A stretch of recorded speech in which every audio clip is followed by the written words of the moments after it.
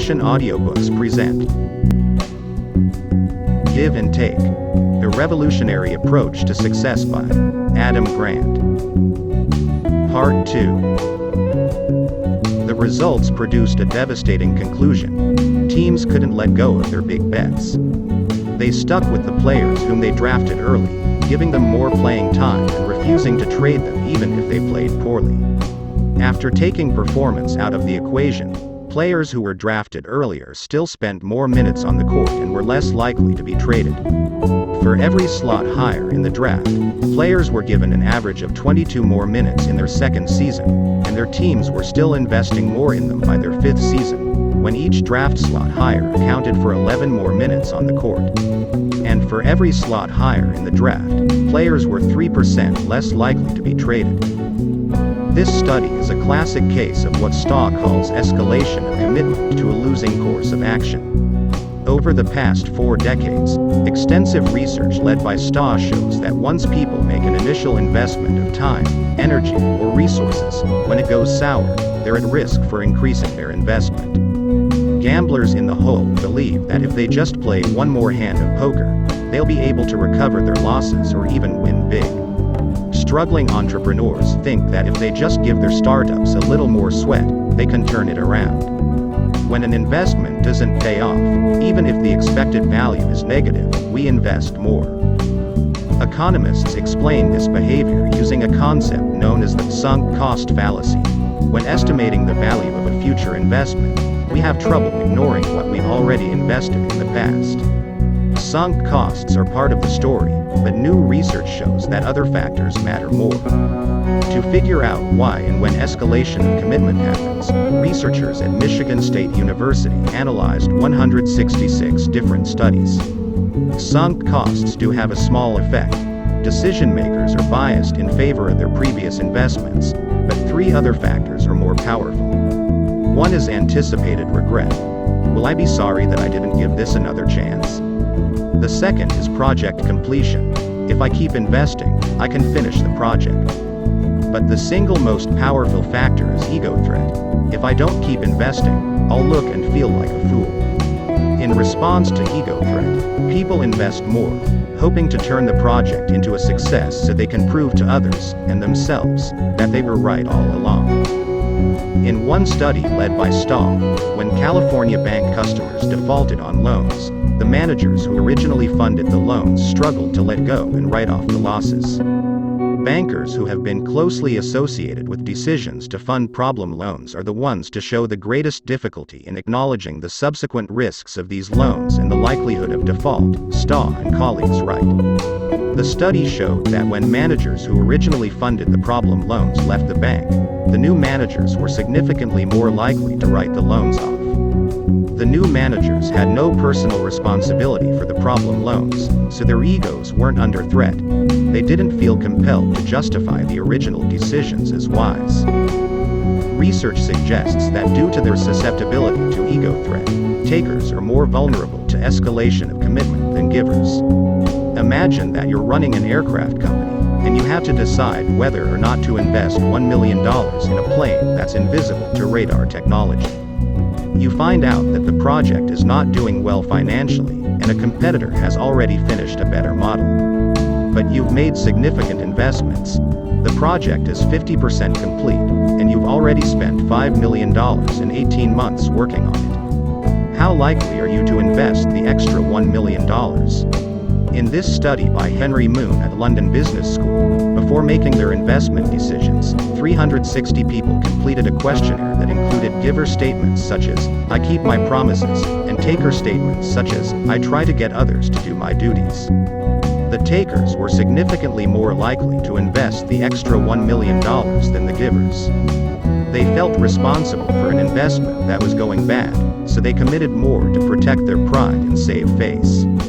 As University of South Carolina management professors Bruce Meglino and Audrey Korsgaard explain, although the organization itself might be better off if the decision were abandoned, such action would cause the decision maker to incur significant personal costs, e.g., loss of career mobility, loss of reputation. Because escalating his or her commitment allows the decision maker to keep the prospect of failure hidden, such behavior is personally rational from the perspective of a taker. The givers, on the other hand, were primarily concerned about protecting other people in the organization, so they were more willing to admit their initial mistakes and to escalate their commitment. Other studies show that people actually make more accurate and creative decisions when they're choosing on behalf of others than themselves. When people make decisions in a self-focused state, they're more likely to be biased by ego threat and often agonize over trying to find a choice that's ideal in all possible dimensions.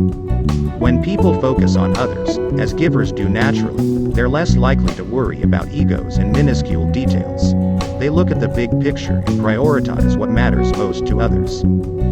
Armed with this understanding, it's worth revisiting the story of Stu Inman. As a giver, although he felt invested in the players he drafted first, he felt a stronger sense of responsibility to the team. Stu was a kind person, considerate of other people's feelings, Wayne Thompson told me. But he never let that influence selections. If he didn't think a guy could play, he put his arm around him and wished him well. Inman wasn't the one responsible for keeping Sam Bowie on board. Inman left the Blazers in 1986, just 2 years after drafting Bowie. A taker might have continued to defend the bad decision, but Inman admitted his error in choosing Bowie over Jordan. All our scouts thought Bowie was the answer to our problems, and I did, too, Inman said, that it was a mistake. Inman didn't escalate his commitment to LaRue Martin either. Although the Blazers kept Martin for 4 seasons, Inman and his colleagues took early action in response to Martin's poor performance. In his rookie season, when there were clear signs that Martin was floundering, a taker might have given him extra playing time in an effort to justify choosing him ahead of Bob McAdoo and Julius Erving. But this wasn't what happened. The Blazers granted the starting center position to the hard-working Lloyd Neal, who was just 6 feet 7 inches, putting Martin at backup. In his rookie season, Martin averaged less than 13 minutes per game on the court, compared with 32 for McAdoo and 42 for Erving. In his second season, Martin continued to underperform, and instead of escalating commitment by giving him more time on the court, the Blazers gave him less, under 11 minutes per game, whereas McAdoo played 43 and Erving played over 40. Inman and his colleagues managed to overcome the temptation to keep betting on Martin. A major reason why givers are less vulnerable than takers to escalation of commitment has to do with responses to feedback, as demonstrated in research by Audrey Korsgaard, Bruce Meglino, and Scott Lester on how givers and takers react to information about their performance. In one study, people filled out a survey indicating whether they were givers or takers and made 10 decisions about how to solve problems. Then, all participants received a performance score and a suggestion to delegate their authority more when making decisions. The score was randomly assigned so that half of the participants learned that their performance was above average, whereas the other half were told that they were below average. Then, all participants made 10 more decisions. Would they use the suggestion to delegate more? When they believed they were above average, the takers followed the suggestion, delegating 30% more often. But when they believed they were below average, the takers only delegated 15% more often. Once they felt criticized, they were less willing to accept the recommendation for improvement. They protected their pride by refusing to believe that they made poor decisions, discounting the negative feedback.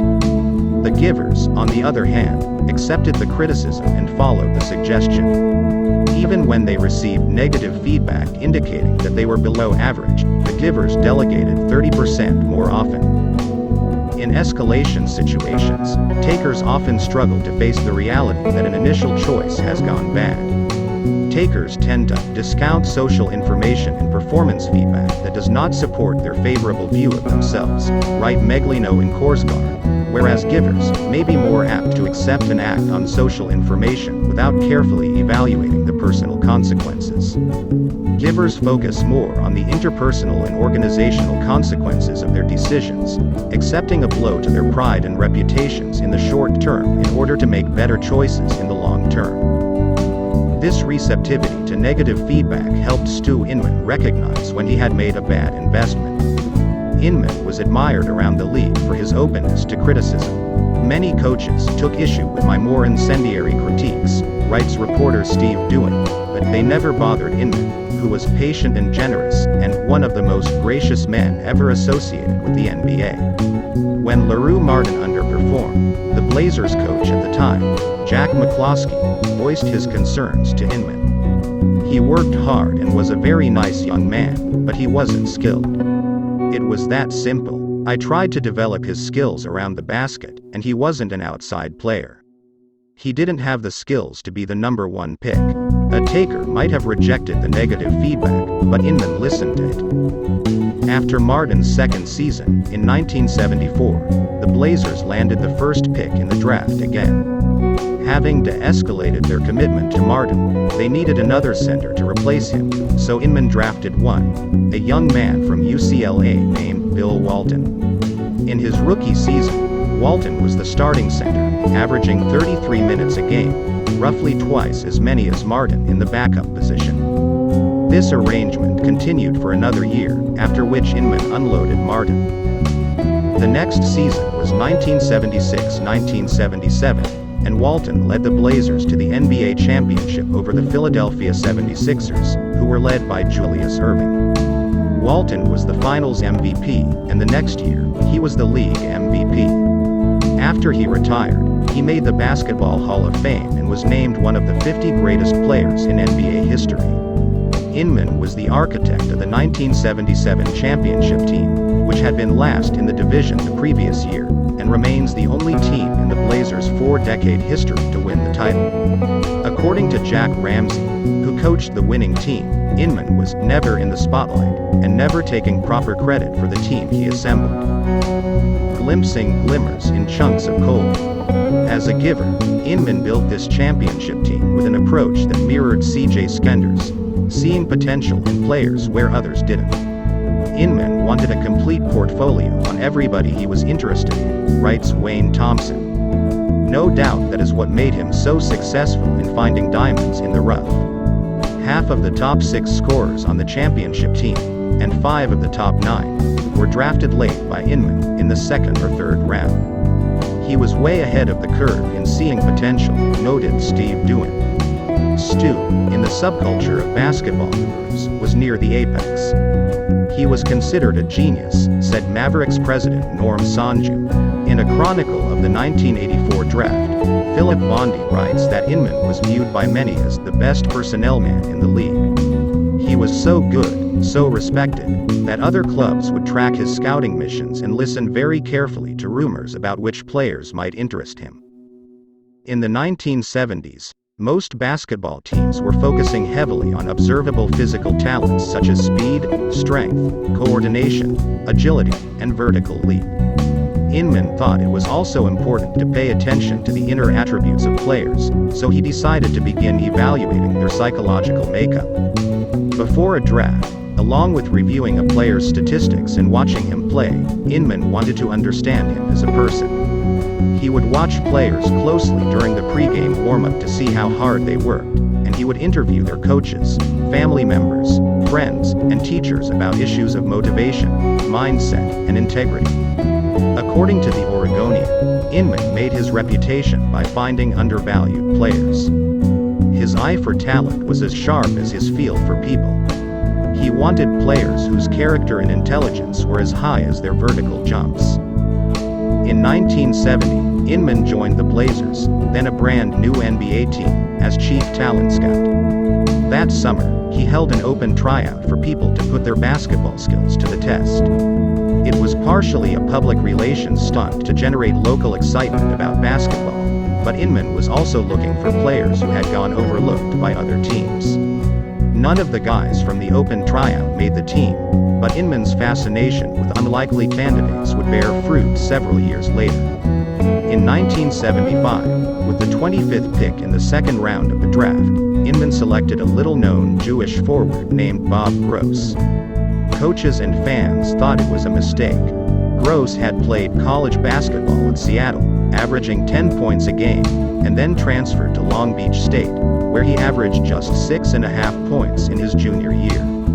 The The story of Bob Gross's collegiate and professional basketball life was that nobody noticed him, wrote Frank Coffey in a book about the Blazers, until they really started looking hard. Inman happened to see a game between Long Beach and Michigan State, and his interest was piqued when Gross hustled to block a shot on what should have been an easy Spartan layup on a fast break. Inman took a closer look and saw more evidence of Gross's work ethic. He more than doubled his scoring average from his junior to senior year, when he put in more than 16 points a game. Inman discovered a jewel, a consistent, hard-working, extraordinarily effective basketball player, Coffey wrote.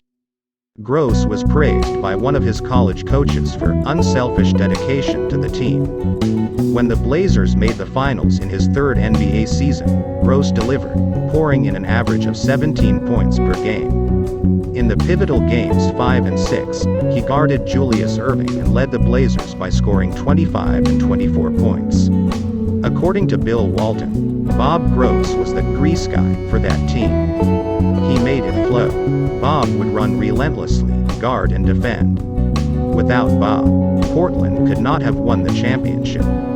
Inman recognized that givers were undervalued by many teams, since they didn't hog the spotlight or use the flashiest of moves. His philosophy was that it's not what a player is, but what he can become. That will allow him to grow. When Inman saw a guy practice with grit and play like a giver, he classified him as a diamond in the rough. In fact, there's a close connection between grit and giving. In my own research, I've found that because of their dedication to others, givers are willing to work harder and longer than takers and matchers. Even when practice is no longer enjoyable, givers continue exerting effort out of a sense of responsibility to their team. This pattern can be seen in many other industries. Consider Russell Simmons, the co-founder of the hip-hop label Def Jam Records, which launched the careers of LL Cool J and the Beastie Boys. Simmons is often called the godfather of hip-hop, and he was giving away music for free as early as 1978, long before most labels started doing that. When I asked him about his success, he attributed it to finding and promoting givers. Good givers are great getters. They make everybody better, Simmons explains. One of his favorite givers is Kevin Liles, who started working for free as an intern and rose all the way up to become president of Def Jam. As an intern, Liles was the first to arrive at work and the last to leave. As a promotion director, Liles was responsible for one region, but he went out of his way to promote other regions too. Everybody started to look at Kevin as a leader, because they all looked to him for direction. He gave until people couldn't live without him. In selecting and promoting talent, Simmons writes, "The most important quality you can show me is a commitment to giving." Stu Inman knew that gritty givers would be willing to put the good of the team above their own personal interests, working hard to fulfill the roles for which they were needed.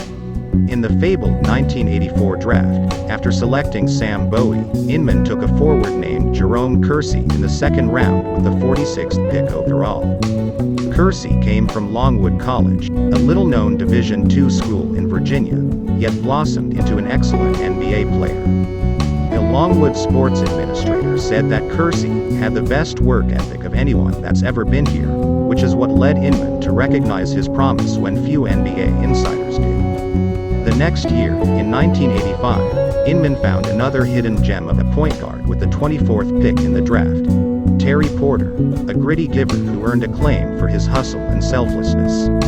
He made 2 All-Star teams with the Blazers and played 17 strong NBA seasons, and in 1993, he won the J. Walter Kennedy Citizenship Award, awarded annually to one player, coach, or trainer who demonstrates outstanding service and dedication to the community. Along with providing tickets for disadvantaged children to attend games and promoting graduation parties free of drugs and alcohol, Porter has given extensively to boys and girls clubs, working in partnership with his former teammate Jerome Kersey. Perhaps Inman's best investment occurred in the 1983 draft, when the Blazers had the 14th pick. Inman selected shooting guard Clyde Drexler, who was passed up by other teams because he wasn't regarded as a very strong shooter. Although he was the 5th shooting guard chosen, Drexler is now widely regarded as the steal of the 1983 draft. He outscored all other players in the draft, averaging more than 20 points a game in his career, and was the only player in that draft to make the All-NBA team, at least one All-Star game. He made 10 of them, the Olympics, and the Basketball Hall of Fame. By the time he retired, Drexler joined legends Oscar Robertson and John Havlicek as the third player in NBA history to rack up more than 20,000 points, 6,000 rebounds, and 3,000 assists. Like Walton, Drexler was designated one of the 50 greatest players of all time. How did Inman know Drexler would be such a star when so many other teams let him slide by? As a giver, Inman was open to outside advice. While at San Jose State, Inman met Bruce Ogilvy, a pioneer in sports psychology who came onto the sports scene when psychologists were referred to as shrinks, and any player going to visit one was seen as a problem. Most general managers and coaches avoided psychologists like Ogilvy, approaching the so-called science skeptically. Some viewed psychological assessment as irrelevant. Others worried that it would threaten their own expertise and standing. Whereas takers often strive to be the smartest people in the room, givers are more receptive to expertise from others, even if it challenges their own beliefs. Inman embraced Ogilvy and his methods with open arms, requiring players to undergo several hours of evaluation before the draft. Inman worked with Ogilvy to assess players on their selflessness, desire to succeed, willingness to persevere, receptivity to being coached, and dedication to the sport. Through these assessments, Inman could develop a deep understanding of a player's tendencies toward grit and giving. Other NBA teams were taking psychological looks at draftable players, but none to the degree that we used it and trusted it, Inman said. You had to like the talent before you would consider it in your evaluation. But it provided a clear barometer as to whether the guy would fulfill his potential. When Ogilvy assessed Drexler, Inman was impressed with his psychological profile. Inman interviewed the coaches who had seen Drexler play at Houston, and there was a consistent theme. Drexler played like a giver. Clyde was the glue on that team. I was taken by the almost unanimous reaction from other coaches in that league, Inman explained. They said he did what he had to do to win a game. His ego never interfered with his will to win. According to Bucky Buckwalter, who was then a scout, there was some reluctance from teams. He was not a great shooter. But Inman and his team decided that Drexler could learn to shoot from the perimeter, or somehow make up for it with his other talents. Inman was right. Drexler turned out to be a more skilled player than I would have expected, Buckwalter said. Even Inman's bad bets on the basketball court have gone on to success elsewhere. The man knew a giver when he saw one. LaRue Martin has worked at UPS for 25 years, most recently as the Community Services Director in Illinois. In 2008, he received a letter out of the blue from former Blazers owner Larry Weinberg. You certainly are a wonderful role model in the work you are doing for UPS. Martin has played basketball with President Obama, and in 2011, he was elected to the board of directors of the Retired Players Association. I would love to be able to give back, Martin said. And remember Terry Murphy, Inman's worst player at San Jose State? Inman gave Murphy a chance but didn't see a future for him in basketball, so he encouraged him to go out for volleyball. Inman was spot on about his work ethic.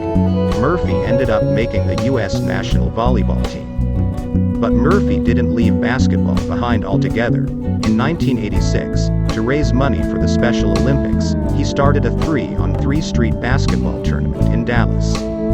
By 1992, Hoop It Up had more than 150,000 players and 1 million fans. 5 years later, there were 302 events in 27 different countries, raising millions of dollars for charity. Perhaps the best testament to Inman's success is that although he missed out on Michael Jordan as a player, he outdid Jordan as a talent evaluator. As a basketball executive, Jordan has developed a reputation that conveys more taker cues than giver. This was foreshadowed on the court, where Jordan was known as self-absorbed and egotistical. As Jordan himself once remarked, to be successful you have to be selfish. Coaches had to walk on eggshells to give him constructive feedback, and in his Hall of Fame speech, Jordan was widely criticized for thanking few people and vilifying those who doubted him. Back in his playing days, he was a vocal advocate for a greater share of team revenues going to players. Now, as an owner, he has pushed for greater revenue to owners, presumably to put more money in his own pockets. When it comes to betting on talent for too long, Jordan's moves as an executive offer a fascinating contrast with Inman's. When Jordan became president of basketball operations for the Washington Wizards, he used the first pick in the 2001 draft to select center Kwame Brown. Brown was straight out of high school, loaded with talent, but seemed to lack grit, and never came anywhere near his potential. Later, he would be called the second biggest NBA draft bust of the decade and one of the 100 worst picks in sports history. After Brown, the second and third picks in the drafts were also centers, and they fared far better.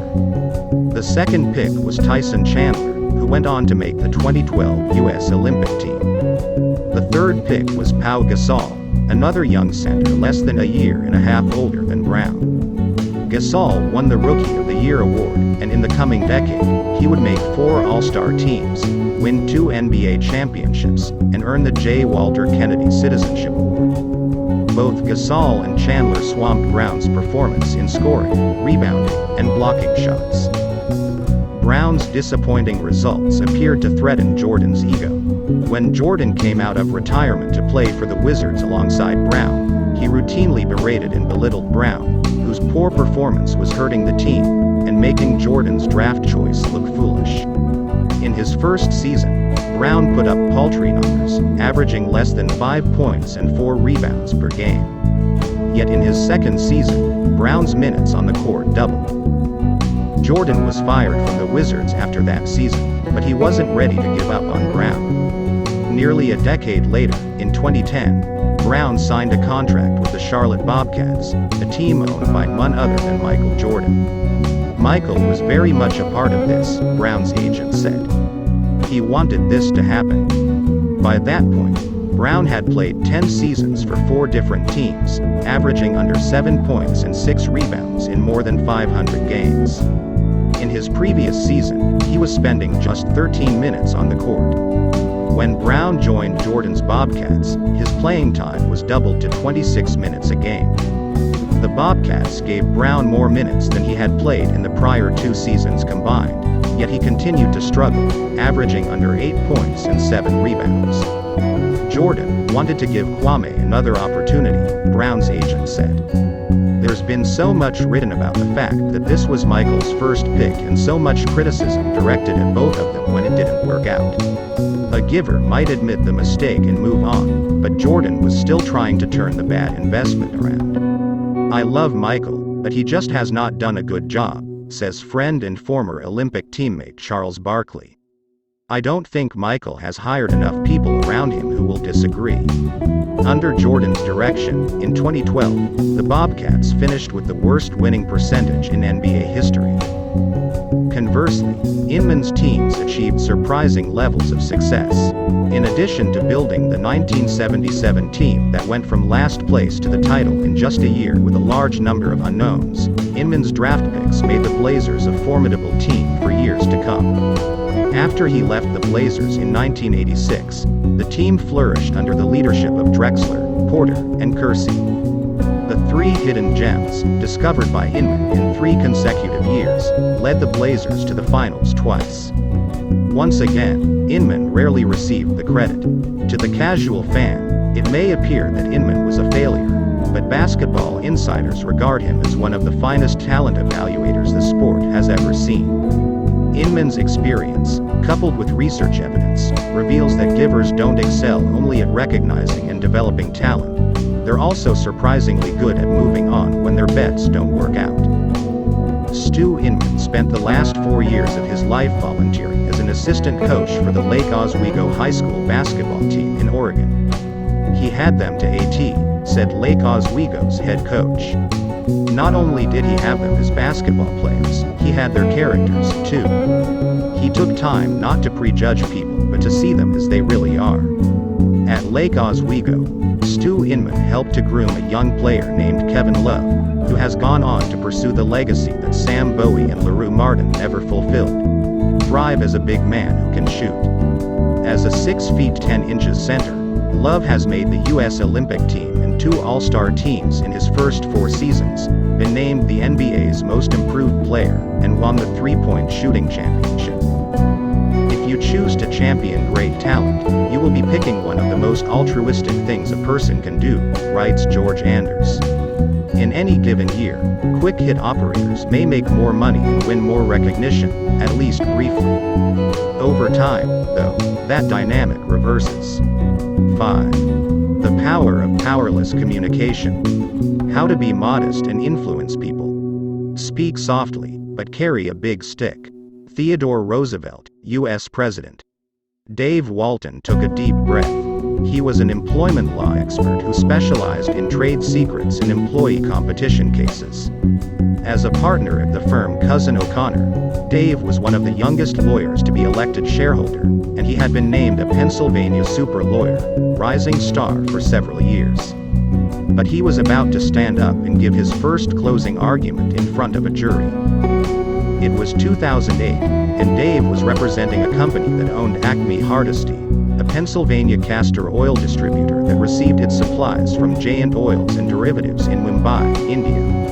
In December 2006, the CEO of Acme's parent company was informed that Giant was setting up a U.S. office and sales organization, and would no longer supply Acme with castor oil. During the following month, Acme executives learned that Giant was planning to sell castor oil products directly to customers in the U.S. market, competing with Acme for business. In the summer of 2006, 2 Acme employees had jumped ship to Giant and helped them set up the competing company. Acme's parent company filed suit against Giant and the 2 employees, accusing them of stealing trade secrets and confidential information. Dave prepared diligently and spoke passionately. He presented evidence that in March 2006, while still working for Acme, the employees agreed to financial terms to help Giant start the competing distributor. In June, each of the 2 received initial payments of $50,000 from Giant for consulting services. The employees gave notice that they were leaving and went straight to India without informing Acme of their new positions. Dave argued that in India, they incorporated knowledge from Acme into Giant's business plan. One employee provided Giant with a list of U.S. customer prospects that he was paid to develop for Acme, Dave claimed, and the Giant president admitted that Acme's documents were used to generate projections for investors. Dave further argued that while the employees were setting up the plan for Giant in India, they used false email aliases that gave them continued access to Acme's orders. The defendants were represented by 3 different prominent law firms, and Dave's opponent in the trial was highly articulate. He had 25 years of experience, a law degree from Columbia and an undergraduate degree from Cornell, and a slew of awards under his belt, including being named one of the top 100 lawyers in Pennsylvania and the Litigator of the Week for the entire country. One source described him as an accomplished, knowledgeable, and sophisticated lawyer who is amazing on his feet in court. The defense attorney was eloquent and polished, telling the jury that Giant engaged in legitimate competition, as it was entitled to do. Acme did lose some customers, the lawyer admitted, but it wasn't because the employees did anything wrong. Acme was the middleman distributing Giant's castor oil products to customers. By cutting out the middleman, Giant was able to sell the products more cheaply, which is precisely the point of fair competition. The employees were being treated poorly at Acme. One described it as a hellhole, the worst job of her life. The defense attorney nailed his key arguments, and he questioned the credibility of Dave's main witnesses. Dave was impressed with the skill that the defense attorney demonstrated. He was really good. He made better arguments than we anticipated. Dave knew the trial could go either way. On the one hand, he had painted a compelling portrait that Giant and the 2 employees were guilty. On the other hand, this was a high-pressure, high-profile case. It was Dave's first time taking the lead in a jury trial. He was by far the youngest lawyer there. During one of his examinations, an old foe reared its head. Dave started stammering. This happened a few more times, and it signaled that he lacked confidence. Dave was particularly concerned about the effect on one particular juror. During the trial, this juror made it clear that he was in favor of the defendants. He felt that Jayant and the employees had done nothing wrong. The juror responded enthusiastically to the defense attorney, nodding appreciatively throughout his arguments and laughing loudly at his jokes. In contrast, when Dave spoke, the juror avoided eye contact, smirked, and made dismissive gestures. Throughout the trial, the juror came to court wearing blue jeans. But on the day of the closing arguments, the juror arrived wearing a suit and tie. When Dave watched the juror waltz in, his heart sank. The juror wanted to be the foreman, and he was obviously vying to turn the jury against Dave's case. Dave finished his closing, and the jury went into deliberation. When they came out, the antagonistic juror walked out first. He had been elected foreman, and he read the verdict. The jury ruled in favor of Dave's client, to the tune of $7 million. Dave's victory set a record for the largest trade secret verdict in Pennsylvania. There's no doubt that Dave presented a brilliant case, speaking with conviction as a true expert in his field. But there was another factor that gave him the slightest edge. There's something that separates Dave Walton from other distinguished lawyers, and it's something that he shares with former GE CEO Jack Welch, Vice President Joe Biden, singer Carly Simon, 2020 anchor John Stossel, actor James Earl Jones, and Bill Walton of the Portland Trail Blazers, who is now a basketball announcer. They all stutter. Stuttering is a speech disorder that affects about 1% of the population. Growing up, Dave Walton was teased and ridiculed for stuttering. When he graduated from college, he applied for a sales job, but was turned down. The interviewer told him he would never make it in sales because of his stutter, his wife Mary says. When Dave decided to apply to law school, many of his friends and family members raised their eyebrows, hoping he wouldn't have to do any public speaking. In law school, it seemed that their fears were prescient. Dave recalls that during his first mock court argument, the judge started crying. She felt bad for me. Most people see stuttering as a disability, and we marvel at people like Jack Welch and James Earl Jones, whose confident demeanors typically bear little trace of their speech difficulties. But the truth is far more interesting and complex. Many people who stutter end up becoming quite successful, and it's not always because they have conquered their stuttering. In the trade secrets trial, when Dave stammered and tripped over a couple of arguments, something strange happened. The jurors liked him. At the end of the trial, several jurors approached him. They told me that they really respected me because they knew that I had a stutter, Dave says. They stressed that my stutter was minor but that they noticed it and that they talked about it. The jurors said they admired my courage in being a trial lawyer. Dave didn't win the trial because of his stutter, but it may have created a stronger connection with the jury, helping to tip the balance in his favor. When the jurors commended him, Dave was surprised and a little embarrassed. My first thought was, I don't remember stuttering that much. As the jurors walked away from me, I realized that I had something that was natural and genuine. It was an epiphany. My stutter could be an advantage. In this chapter, I want to explore how Dave Walton's experience reveals critical but counterintuitive clues about influencing others, and how Dave exemplifies what givers do differently when they seek influence. In To Sell as Human, Daniel Pink argues that our success depends heavily on influence skills. To convince others to buy our products, use our services, accept our ideas, and invest in us, we need to communicate in ways that persuade and motivate. But the best method for influence may not be the one that first comes to mind. Research suggests that there are two fundamental paths to influence: dominance and prestige. When we establish dominance, we gain influence because others see us as strong, powerful, and authoritative. When we earn prestige, we become influential because others respect and admire us. These two paths to influence are closely tied to our reciprocity styles. Takers are attracted to and excel in gaining dominance. In an effort to claim as much value as possible, they strive to be superior to others. To To establish dominance, takers specialize in powerful communication.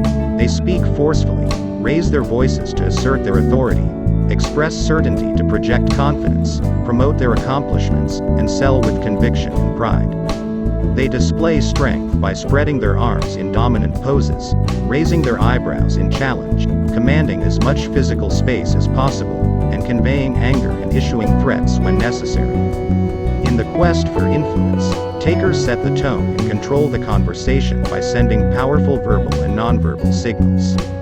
As a result, takers tend to be much more effective than givers in gaining dominance. But is that the most sustainable path to influence? When our audiences are skeptical, the more we try to dominate them, the more they resist. Even with a receptive audience, dominance is a zero-sum game. The more power and authority I have, the less you have. When takers come across someone more dominant, they're at risk of losing their influence. Conversely, prestige isn't zero-sum. There's no limit to the amount of respect and admiration that we can dole out. This means that prestige usually has more lasting value, and it's worth examining how people earn it. The opposite of a taker's powerful communication style is called powerless communication. Powerless communicators tend to speak less assertively, expressing plenty of doubt and relying heavily on advice from others.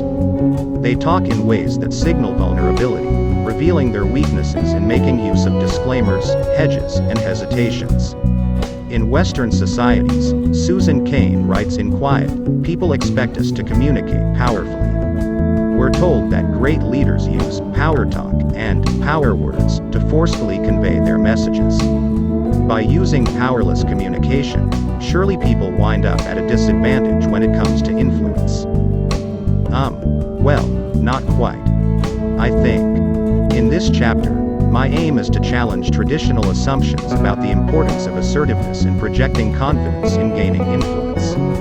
It turns out this style doesn't always serve as well, and givers instinctively adopt a powerless communication style that proves surprisingly effective in building prestige. I want to trace how givers develop prestige in 4 domains of influence: presenting, selling, persuading, and negotiating. Because they value the perspectives and interests of others, givers are more inclined toward asking questions than offering answers, talking tentatively than boldly, admitting their weaknesses than displaying their strengths, and seeking advice than imposing their views on others. Is it possible that these forms of powerless communication can become powerful? Presenting. The value of vulnerability. At age 26, 2 years after finishing my doctorate in organizational psychology, I was asked to teach senior military leaders how to motivate their troops. The military was trying to transition from a command and control model to a more collaborative approach, and I happened to be doing research related to the topic. My first assignment was a 4-hour class for 23 colonels in the U.S. Air Force. They were former fighter pilots, having logged an average of more than 3,500 flight hours and 300 combat hours. Their aircraft of choice, F-16s carrying rockets and precision-guided munitions. And just as Top Gun had taught me, they had badass nicknames. Stryker was in charge of more than 53,000 officers and a $300 million operating budget. Sand Dune was an aerospace engineer who flew combat missions in Operations Desert Storm, Iraqi Freedom, and Enduring Freedom. Boomer was running programs that cost more than $15 billion, including unmanned aircraft that could be flown from New Mexico to Afghanistan by remote control. The colonels were in their 40s and 50s, twice my age. They had spent their careers in an organization that rewarded seniority, and I had none. Although I had some relevant knowledge and a doctorate, I was way out of my league, and it showed. At the end of the day, the colonels completed course feedback forms. 2 comments were particularly revealing. Stealth. More quality information in audience than on podium. Gunner. The instructor was very knowledgeable, but not yet experienced enough. Slightly missed the needs of the audience. The material was very academic. I gained very little from the session. I trust the instructor did gain useful insight. Others were gentler, but the message still came through loud and clear. Bomber said, The professors get younger every year, and Stingray added, I prefer that my professors be older than I am, or I start to believe that I am approaching middle age, and we all know that is not true. Don't we? I had started my presentation to the colonels with powerful communication. I talked confidently about my credentials. This wasn't how I usually opened in the classroom. In my role as a professor, I've always felt a strong sense of responsibility to give to my students, and I tend to be more concerned about connecting with students than establishing my authority. When I teach undergraduates, I open my very first class with a story about my biggest failures. With the Air Force colonels, though, I was worried about credibility, and I only had 4 hours, instead of my usual 4 months, to establish it. Deviating from my typical vulnerable style, I adopted a dominant tone in describing my qualifications. But the more I tried to dominate, the more the colonels resisted. I failed to win their respect, and I felt disappointed and embarrassed. I had another session with Air Force colonels coming up on my schedule, so I decided to try a different opening. Instead of talking confidently about my credentials, I opened with a more powerless, self-deprecating remark. I know what some of you are thinking right now. What can I possibly learn from a professor who's 12 years old? There was a split second of awkward silence, and I held my breath. Then the room erupted with bursts of laughter. A colonel named Hawk piped up. Come on, that's way off base. I'm pretty sure you're 13. From there, I proceeded to deliver a near-carbon copy of my first presentation. After all, the information I had to deliver on motivation hadn't changed. But afterward, when I looked at the feedback, it differed night and day from my previous session. Spoke with personal experience. He was the right age, high energy, clearly successful already. Adam was obviously knowledgeable regarding the topic, and this translated into his passion and interest. This allowed him to be very effective. One word, excellent. Although junior in experience, he dealt with the studies in an interesting way. Good job. Very energetic and dynamic. I can't believe Adam is only 12. He did a great job. Powerless communication had made all the difference. Instead of working to establish my credentials, I made myself vulnerable and called out the elephant in the room. Later, I adopted the same approach when teaching Army generals and Navy flag officers, and it worked just as well. I was using my natural communication style, and it helped me connect with a skeptical audience. Takers tend to worry that revealing weaknesses will compromise their dominance and authority. Givers are much more comfortable expressing vulnerability. They're interested in helping others, not gaining power over them, so they're not afraid of exposing chinks in their armor. By making themselves vulnerable, givers can actually build prestige. But there's a twist. Expressing vulnerability is only effective if the audience receives other signals establishing the speaker's competence. In a classic experiment led by the psychologist Elliot Aronson, students listened to one of 4 tapes of a candidate auditioning for a Quiz Bowl team. Half of the time, the candidate was an expert, getting 92% of questions right. The other half of the time, the candidate had only average knowledge, getting 30% right. As expected, audiences favored the expert. But an interesting wrinkle emerged when the tape included a clumsy behavior by the candidate. Dishes crashed, and the candidate said, "Oh, my goodness, I've spilled coffee all over my new suit." When the average candidate was clumsy, audiences liked him even less. But when the expert was clumsy, audiences liked him even more. Psychologists call this the pratfall effect. Spilling a cup of coffee hurt the image of the average candidate. It was just another reason for the audience to dislike him. But the same blunder helped the expert appear human and approachable, instead of superior and distant. Asterisk, this explains why Dave Walton's stuttering made a positive impression on the jury. The fact that Dave was willing to make himself vulnerable, putting his stutter out for the world to see, earned their respect and admiration. The jurors liked and trusted him, and they listened carefully to him. This set the stage for Dave to convince them with the substance of his arguments. Establishing vulnerability is especially important for a lawyer like Dave Walton. Dave has a giver tendency. He spends a great deal of time mentoring junior associates, and he fights passionately for justice on behalf of his clients. But these aren't the first attributes that a jury sees. His appearance doesn't exactly ooze warmth. "I'm a big guy with a military look," Dave explains. "And I have an intense streak. In the trade secrets trial, I wouldn't say stuttering is why I won, but it helped my credibility. It made me a real person. It gave them an insight into my character that they liked. It humanized me. This is a guy we can pull for. It made me seem less polished and more credible as an advocate. People think you have to be this polished, perfect person. Actually, you don't want a lawyer who is too slick. Good trial lawyers aim to be an expert and a regular guy at the same time." When Dave Walton stands in front of a jury in spite of his stutter, they can see that he cares deeply about his clients. He believes in them enough that he's willing to expose his own vulnerability to support them. This sends a powerful message to his audience that helps win them over by increasing his prestige and softening the dominance in his natural appearance. Selling. Separating the swindlers from the Samaritans. Expressing vulnerability in ways that are unrelated to competence may build prestige, but it's only a starting point for givers to exercise influence. To effectively influence people, we need to convert the respect that we earn into a reason for our audiences to change their attitudes and behaviors. Nowhere is this clearer than in sales, where the entire job depends on getting people to buy and buy more. We often stereotype salespeople as manipulative and Machiavellian, thinking of great sellers as intimidating, confrontational, self-serving, or even sometimes deceitful.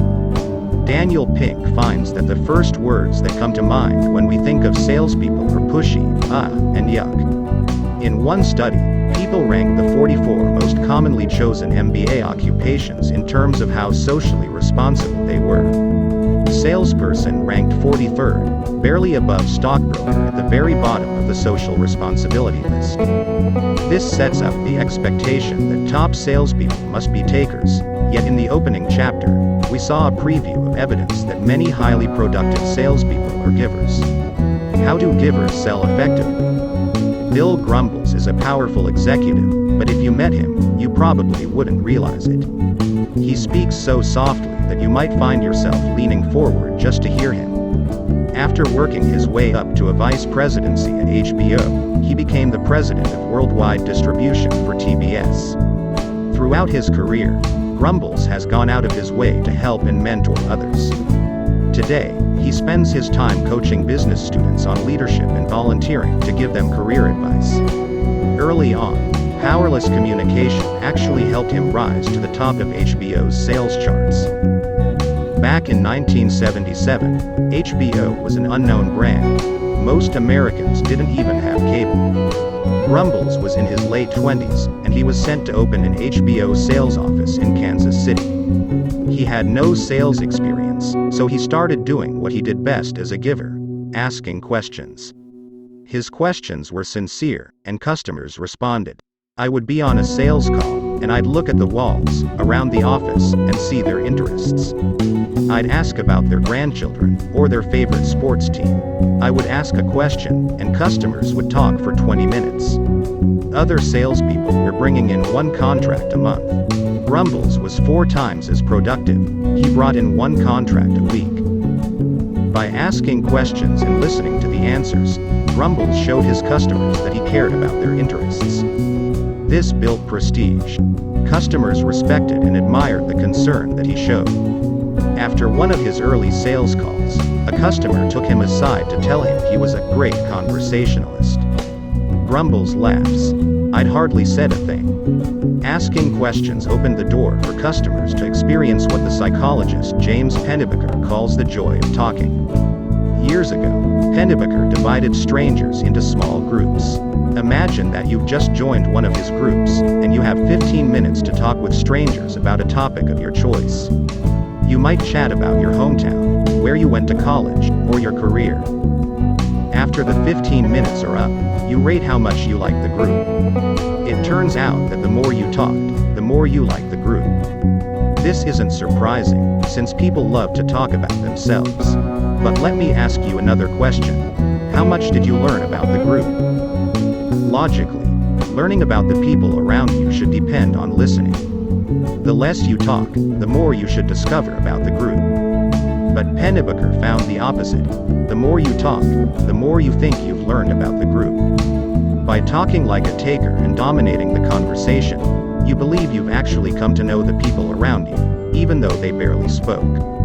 In opening up, Pennebaker muses, most of us find that communicating our thoughts is a supremely enjoyable learning experience. It's the givers, by virtue of their interest in getting to know us, who ask us the questions that enable us to experience the joy of learning from ourselves. And by giving us the floor, givers are actually learning about us and from us, which helps them figure out how to sell us things we already value. To shed further light on how givers sell successfully, I want to take you on a journey to Raleigh, North Carolina, where I'm posing as a mystery shopper. I'm working with an innovative optometry company called Eye Care Associates, with the goal of figuring out what distinguishes star sellers from the rest of the pack. Every employee in the company has filled out a survey about whether they're givers, takers, or matchers, and now it's time for me to see them in action. I enter an eye care office and express an interest in replacing a pair of broken sunglass frames that I purchased at LensCrafters. I walk over to a display case, and I'm approached by my very first salesman. He shows me a snazzy pair of glasses, and swiftly launches into a compelling pitch with powerful communication. The lenses are tailor-made for driving. The contours of the frames accentuate the shape of my face. The color matches my skin tone. I've never been mistaken for cool, but I briefly flirt with the fantasy that these shades could transform me into James Bond, or at least James Woods. When I express concerns about the price, the salesman confidently assures me that they're worth it. They fit me so perfectly, he says, that the designers must have had a winning face like mine in mind when they created these shades. I develop a sneaking suspicion that he's flattering me to make the sale. Taker? At another office, the salesperson offers to do me a favor. He'll replace my frames for free if I switch over to his office for eye exams. Matcher. And I have the survey data to back it up. Who's the more successful seller? The taker or the matcher? Neither. Both are right in the middle of the pack. At a third office in Knightdale, North Carolina, I meet Kildare Escoto. Kildare is an imposing figure, with thick eyebrows and a thin goatee. He's a serious weightlifter, and if you asked him right now, he could drop and do 100 push-ups without breaking a sweat. His parents are from the Dominican Republic, and he grew up in rough and tumble New York City. He has the same title as the two salespeople I met at other offices, but his style couldn't be more different. We're the exact same age, but Kildare calls me sir, and I sense that he means it. He speaks softly and asks me some basic questions before he even pulls out a single tray of sunglasses from the case. Have I ever been here before? Do I have a prescription to fill? What's my lifestyle like? Do I play sports? He listens carefully to my answers and gives me some space to contemplate. I have 20/20 vision, but Kildare is so good that I suddenly feel the urge to buy a pair of shades. I blow my cover. I tell him I'm studying the techniques of outstanding salespeople. Is he willing to discuss his approach? Kildare objects. I don't look at it as selling, he explains. I see myself as an optician. We're in the medical field first, retail second, sales maybe third.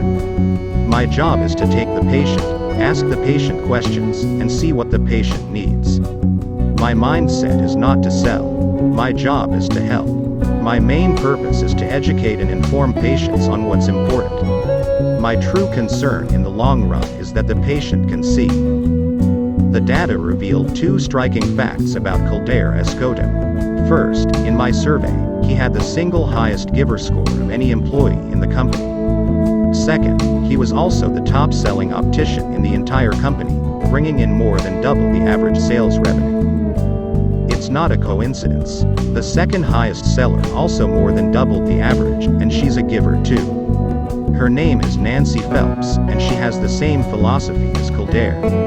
I get involved with patients, ask where they work, what their hobbies are, what they like to do on vacations. It's about the patients and their needs. It's revealing that when patients walk in the door, they ask for Nancy. I'm a real believer in giving patients their new fresh eyes that they're going to see their best in, she says. To see whether Kildare and Nancy are exceptions to the rule, Dane Barnes and I asked hundreds of opticians to complete a survey measuring whether they were takers, matchers, or givers. We also gave them an intelligence test, assessing their ability to solve complex problems. Then we tracked their sales revenue over the course of an entire year. Even after controlling for intelligence, the givers outsold the matchers and takers. The average giver brought in over 30% more annual revenue than matchers and 68% more than takers. Even though matchers and takers together represented over 70% of the sellers, half of the top sellers were givers. If all opticians were givers, the average company's annual revenue would spike from approximately $11.5 million to more than $15.1 million. Givers are the top sellers, and a key reason is powerless communication. Asking questions is a form of powerless communication that givers adopt naturally. Questions work especially well when the audience is already skeptical of your influence, such as when you lack credibility or status, or when you're in a highly competitive negotiation situation. Neil Rackham spent 9 years studying expert and average negotiators. He identified expert negotiators as those who were rated as highly effective by both sides, and had a strong track record of success with few failures. He recorded more than 100 negotiations and combed through them to see how the experts differed from average negotiators. The expert negotiators spent much more time trying to understand the other side's perspective. Questions made up over 21% of the experts' comments but less than 10% of the average negotiator's comments. If Kildare were a taker, he'd be more interested in leading with his own answers than asking questions. But instead of telling patients what they want, he asks them what they want. One day, Mrs. Jones comes out of an eye exam, and Kildare approaches her to find out if she's interested in a new pair of glasses. In one eye, she's nearsighted. In the other eye, she's farsighted. Her doctor has prescribed a multifocal lens, but she's clearly skeptical. She's there to get her eyes examined, and has no intention of making an expensive purchase. She tells Kildare she doesn't want to try the new lens. Instead of delivering an assertive pitch, Kildare starts asking her questions. What kind of work do you do? He learns that she works at a computer, and he notices that when she's trying to read, she turns her head to privilege her nearsighted eye. When she's looking at something in the distance, as when driving, she turns her head the other way to rely on her farsighted eye. Kildare asks why the doctor has prescribed a new lens, and she mentions that she's struggling with distance, computer work, and reading. He sees that she's getting frustrated and reassures her. If you feel you don't need corrective lenses, I'm not going to waste your time. Let me just ask you one more question. When will you wear these glasses? She says they would really only be useful at work, and they're awfully expensive if she can only wear them part of the day. As he listens to her answer, Kildare realizes that his customer has a misconception about how multifocal lenses can be used. He gently explains that she can use multifocal lenses not only at work, but also in the car and at home. She's intrigued, and she tries them on. A few minutes later, she decides to get fitted for her very first pair of multifocal glasses, spending $725. A taker might have lost the sale. By asking questions, Kildare was able to understand her concerns and address them. But maybe we're stacking the deck in favor of givers. After all, opticians are selling in the healthcare industry, where it's easy to believe in the product and care about patients in need. Can givers succeed in sales jobs where customers are more skeptical, like insurance? In one study, managers rated the giving behaviors of more than 1,000 insurance salespeople. Even in insurance, the higher the salesperson's giver score, the greater that salesperson's revenue, policies sold, applications, sales quotas met, and commissions earned. By asking questions and getting to know their customers, givers build trust and gain knowledge about their customers' needs. Over time, this makes them better and better at selling. In one study, Pharmaceutical salespeople were assigned to a new product with no existing client base. Each quarter, even though the salespeople were paid commission, the givers pulled further ahead of the others. Moreover, giving was the only characteristic to predict performance. It didn't matter whether the salespeople were conscientious or carefree, extroverted or introverted, emotionally stable or anxious, and open-minded or traditional. The defining quality of a top pharmaceutical salesperson was being a giver. And powerless communication, marked by questions, is the defining quality of how givers sell.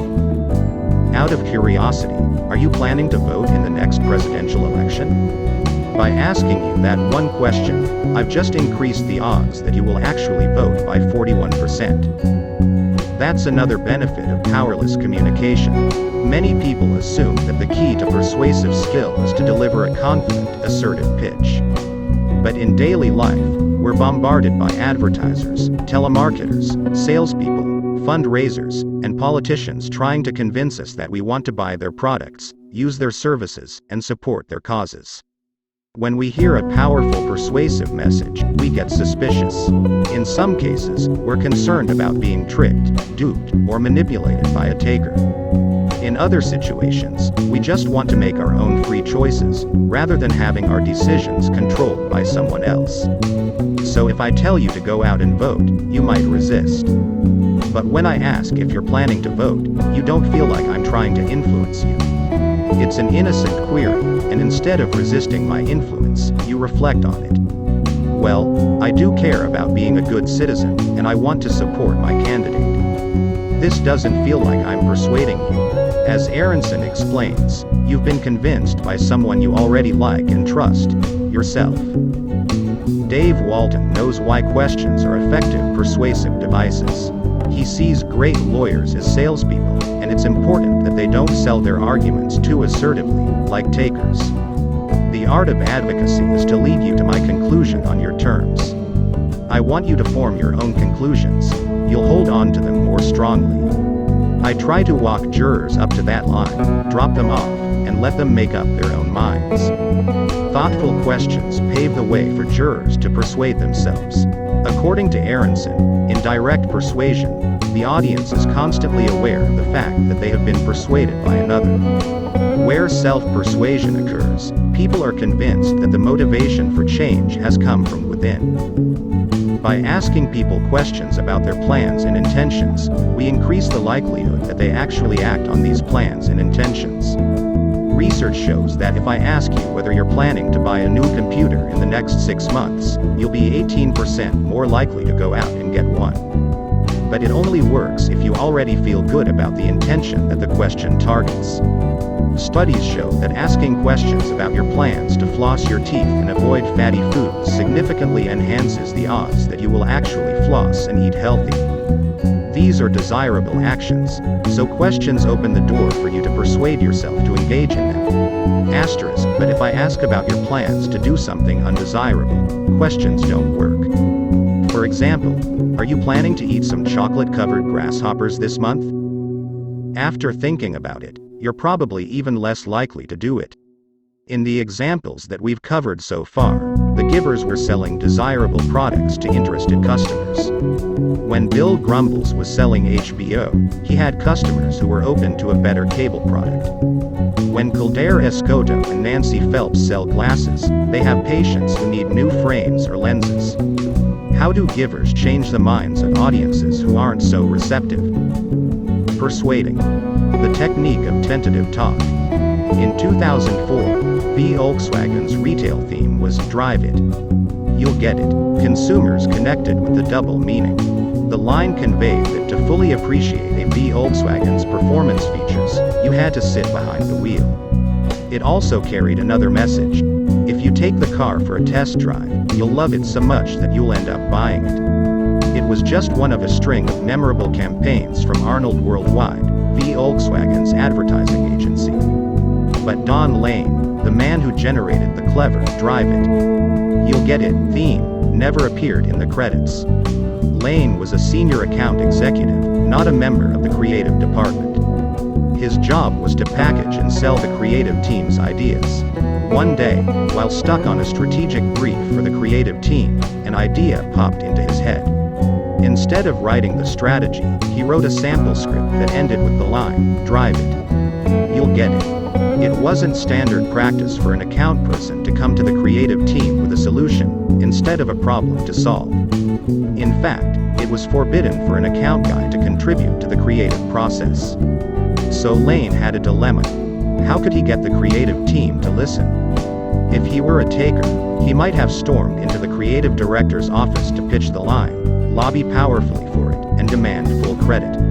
If he were a matcher, he might have offered a favor to the creative team and hoped for reciprocity, or called in a favor owed. But Lane leaned in the giver direction.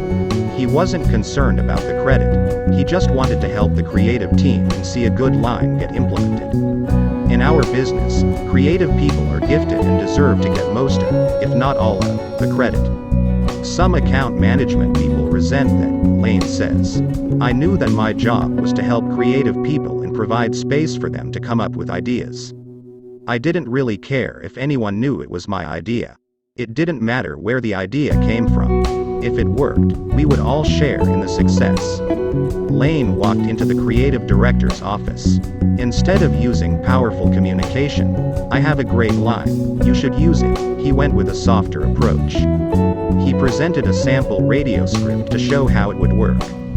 Then he said to the creative director, "I know this is against the rules, but I want to give you a sense of what I'm talking about. What do you think of this line?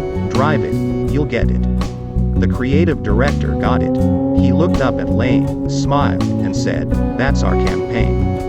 The campaign sold many cars and won several advertising awards. Allison Fragel, a professor at the University of North Carolina, is an expert on the form of powerless communication that Don Lane used effectively. Fragel finds that speech styles send signals about who's a giver and who's a taker. Takers tend to use powerful speech, they're assertive and direct. Givers tend to use more powerless speech, talking with tentative markers like these. Hesitations. Well, you know, hedges. Kinda, sorta, maybe, probably, I think, disclaimers. This may be a bad idea, but. Tag questions. That's interesting, isn't it? Or, that's a good idea, right? Intensifiers. Really, very, quite. These markers send a clear message to the audience. The speaker lacks confidence and authority. Lacking confidence is a bad thing, right? If we break down how Don Lane pitched his idea, we can see two markers of powerless speech, a disclaimer and a tag question. His disclaimer was, "I know this is against the rules, but," and his tag question was, "What do you think?" Fragel shows that when people have to work closely together, such as in teams and service relationships, powerless speech is actually more influential than powerful speech. To illustrate one of her studies, imagine that your plane has just crash-landed in the desert. You're with your coworker, Jamie. You have to prioritize 12 items, including a flashlight and a map, in order of importance for survival. You share your rankings with Jamie, who disagrees. You're not a fan of the flashlight. But Jamie thinks it's critical, and decides to deliver a forceful message. The flashlight needs to be rated higher. It is the only reliable night signaling device. Also, the reflector and lens could be used to start a fire, which is another way to signal for help. Put it higher. Jamie sounds like a taker, and probably is, since takers are inclined to give orders like this. Are you willing to listen to Jamie? If you're like most people, the answer is no. You're supposed to be collaborating, and you don't want to be told what to do, so you resist Jamie's influence. In trying to establish dominance, Jamie has lost prestige. But what if Jamie makes the same suggestion, talking more tentatively, and adding some questions and hedges? Do you think the flashlight should maybe be rated higher? It may be a pretty reliable night signaling device. Also, maybe the reflector and lens could be used to start a fire, which could possibly be another way to signal for help. In Fragali's study, people were much more receptive to this version. Powerless speech signals that Jamie is a giver. By talking tentatively, Jamie shows a willingness to defer to you, or at least take your opinion into consideration. Fragel finds that even when Jamie delivers the exact same message in the exact same tone both times, adding markers of tentative talk such as hedges, tag questions, and intensifiers earns greater respect and influence. This is why the creative director was so open to Don Lane's idea. Lane signaled that he wasn't trying to threaten the director's authority. It was clear to the creative director that Lane was just trying to share a good idea, and the director knew a good idea when he saw it. Over time, talking tentatively paid off for Lane. He brought ideas up gently and didn't ask for credit. Creative people responded to this approach, and it gave me credibility when I had a creative idea worth sharing, Lane explains. Whereas many of his peers had conflicts with creative people, Lane developed a reputation for being a rare account guy with whom creative people enjoyed working. Instead of seeing him as an outsider stepping on their toes, they saw him as a helpful contributor. They frequently requested him on projects, often saying, "He's helping us. He's not a typical account guy. Let's keep him involved and give him more opportunities." Knowing that he was generous and open, creative teams were willing to share ideas with him and welcome his input, rather than guarding their turf more closely. Lane's ability to contribute to creative teams attracted the attention of senior management. At an unusually early stage in his career, Lane was invited to play a key role in the world-renowned Drivers Wanted campaign for Volkswagen. Givers fear that they'll become invisible, Lane says. But I've seen givers thrive because people like working with and trust them. Realizing this was a major turbo boost early in my career, Lane was promoted more quickly than many of his peers, and he is now an executive vice president and executive director at Arnold. In the words of one creative vice president, Don is a complete team player. If I have another opportunity to work with Don, I would jump at the chance. An analysis of tentative talk points to another reason why Dave Walton's stutter might have helped him connect with the jury in the trade secrets trial. Hesitations, hedges, and intensifiers are built-in features of stuttering. When a jury hears Dave Walton stutter, he no longer sounds dominant and imposing. They don't feel that he's trying to convince them, so they lower their resistance. They become just a bit more open to being persuaded by him. When givers use powerless speech, they show us that they have our best interests at heart. But there's one role in which people tend to avoid talking tentatively: leadership. Not long ago, a marketing manager named Barton Hill found out why. He was leading a business unit at a financial services firm, and he was invited to interview for a major promotion to a higher level position, where he would lead multiple business units. The interviewer opened with a softball question. "Tell us about your successes." Hill started talking about his team's accomplishments, which were quite impressive. Although Hill was the front runner for the position, he didn't get it. The interviewer told him he didn't sound like a leader. "I kept using words like we and us," Hill says. "I didn't use enough first-person singular pronouns, like I and me. I found out later that it didn't seem like I was a leader." He thought I didn't drive the team's success, and wanted someone who could. The interviewer expected Hill to speak more assertively, and powerless communication cost him the job. By speaking with greater speed, volume, assertiveness, and certainty, takers convince us that they know what they're talking about. In one study conducted by psychologists in California, takers were judged by group members as more competent, but in reality, they weren't more competent. Takers, the study's authors report, attain influence because they behave in ways that make them appear competent, even when they actually lack competence. By failing to use powerful speech in his interview, Barton Hill failed to create the impression of dominance. Yet the same powerless communication that cost him the promotion ended up earning prestige, making his team successful. Whereas powerful communication might be effective in a one-shot job interview, in a team or a service relationship, it loses the respect and admiration of others. Psychologists in Amsterdam have shown that although group members perceive takers as highly effective leaders, takers actually undermine group performance. Speaking dominantly convinces group members that takers are powerful, but it stifles information sharing, preventing members from communicating good ideas. Teams love it when their leader presents a work product as a collaborative effort. That's what inspires them to contribute, Hill reflects. The paradox comes from people thinking an inclusive leader isn't strong enough to lead a team, when in fact that leader is stronger, because he engenders the support of the team. People bond to givers, like electromagnetism. Eventually, Hill left for another company, and 3 of his former employees approached him about joining his team. This type of loyalty has paid off in the long run. Hill's teams have been wildly successful. He is now a managing director and global head of marketing at Citi Transaction Services, a division of more than 20,000 people.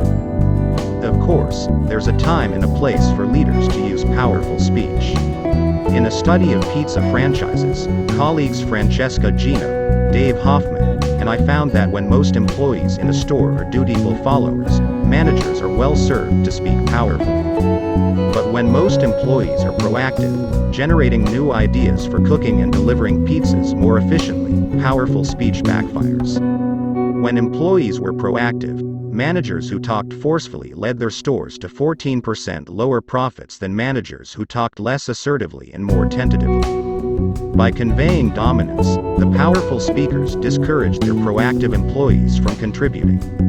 When people use powerful communication, others perceive them as preferring and pursuing individual accomplishments, Fragel writes, at the expense of group accomplishments. Through talking tentatively, the powerless speakers earned prestige. They showed openness to proactive ideas that would benefit the group. To see if this effect would hold up in a more controlled setting, my colleagues and I brought teams of people together to fold t-shirts. We instructed half of the team leaders to talk forcefully, and asked the other half to talk more tentatively. Once again, when team members were passive followers, the powerful speakers did just fine. But when team members were highly proactive, taking initiative to come up with a faster way to fold t-shirts, the powerless speakers were much more effective. Proactive teams had 22% higher average output under leaders who spoke powerlessly than powerfully. Team members saw the powerful speakers as threatened by ideas, viewing the powerless speakers as more receptive to suggestions. Talking tentatively didn't establish dominance, but it earned plenty of prestige. Team members worked more productively when the tentative talkers showed that they were open to advice. To a taker, this receptivity to advice may sound like a weakness. By listening to other people's suggestions, givers might end up being unduly influenced by their colleagues. But what if seeking advice is actually a strategy for influencing other people? When givers sit down at the bargaining table, they benefit from advice in unexpected ways. Negotiating. Seeking advice in the shadow of a doubt. In 2007, a Fortune 500 company closed a plant in the Midwest United States. One of the people to lose her position was an effervescent research scientist named Annie. The company offered Annie a transfer to the East Coast, but it would require her to give up on her education. While working full-time, Annie was enrolled in a nighttime MBA program. She couldn't afford to quit her job, and if she did, the company would no longer pay for her degree. Yet if she accepted the transfer, she wouldn't be able to continue studying. She was in a bind, with little time and few options. 2 weeks later, something extraordinary happened. She was offered a seat on the company's private jet, which was normally available only to top executives, with unlimited access until she finished her MBA. She accepted the transfer and spent the next 9 months riding the corporate jet back and forth, twice a week, until she finished her degree. The company also paid for her rental car every week and commercial plane tickets when the corporate jet wasn't running. How did she get the company to make such a big investment in her? Annie landed all of these perks without ever negotiating. Instead, she used a form of powerless communication that's quite familiar to givers.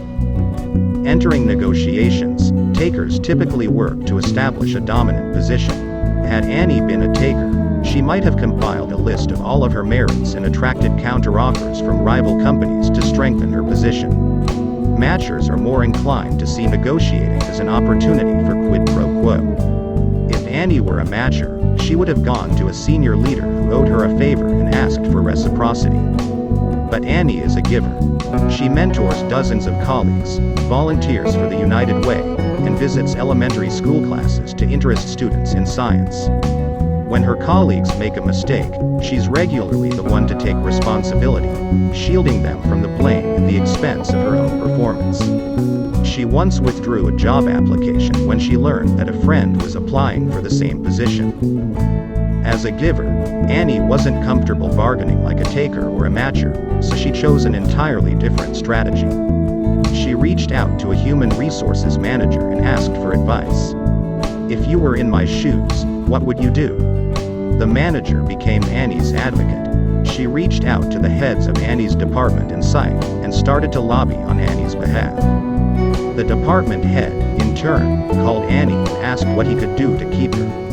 Annie mentioned that she wanted to finish her MBA, but couldn't afford to fly back and forth. In response, the department head offered her a seat on the jet.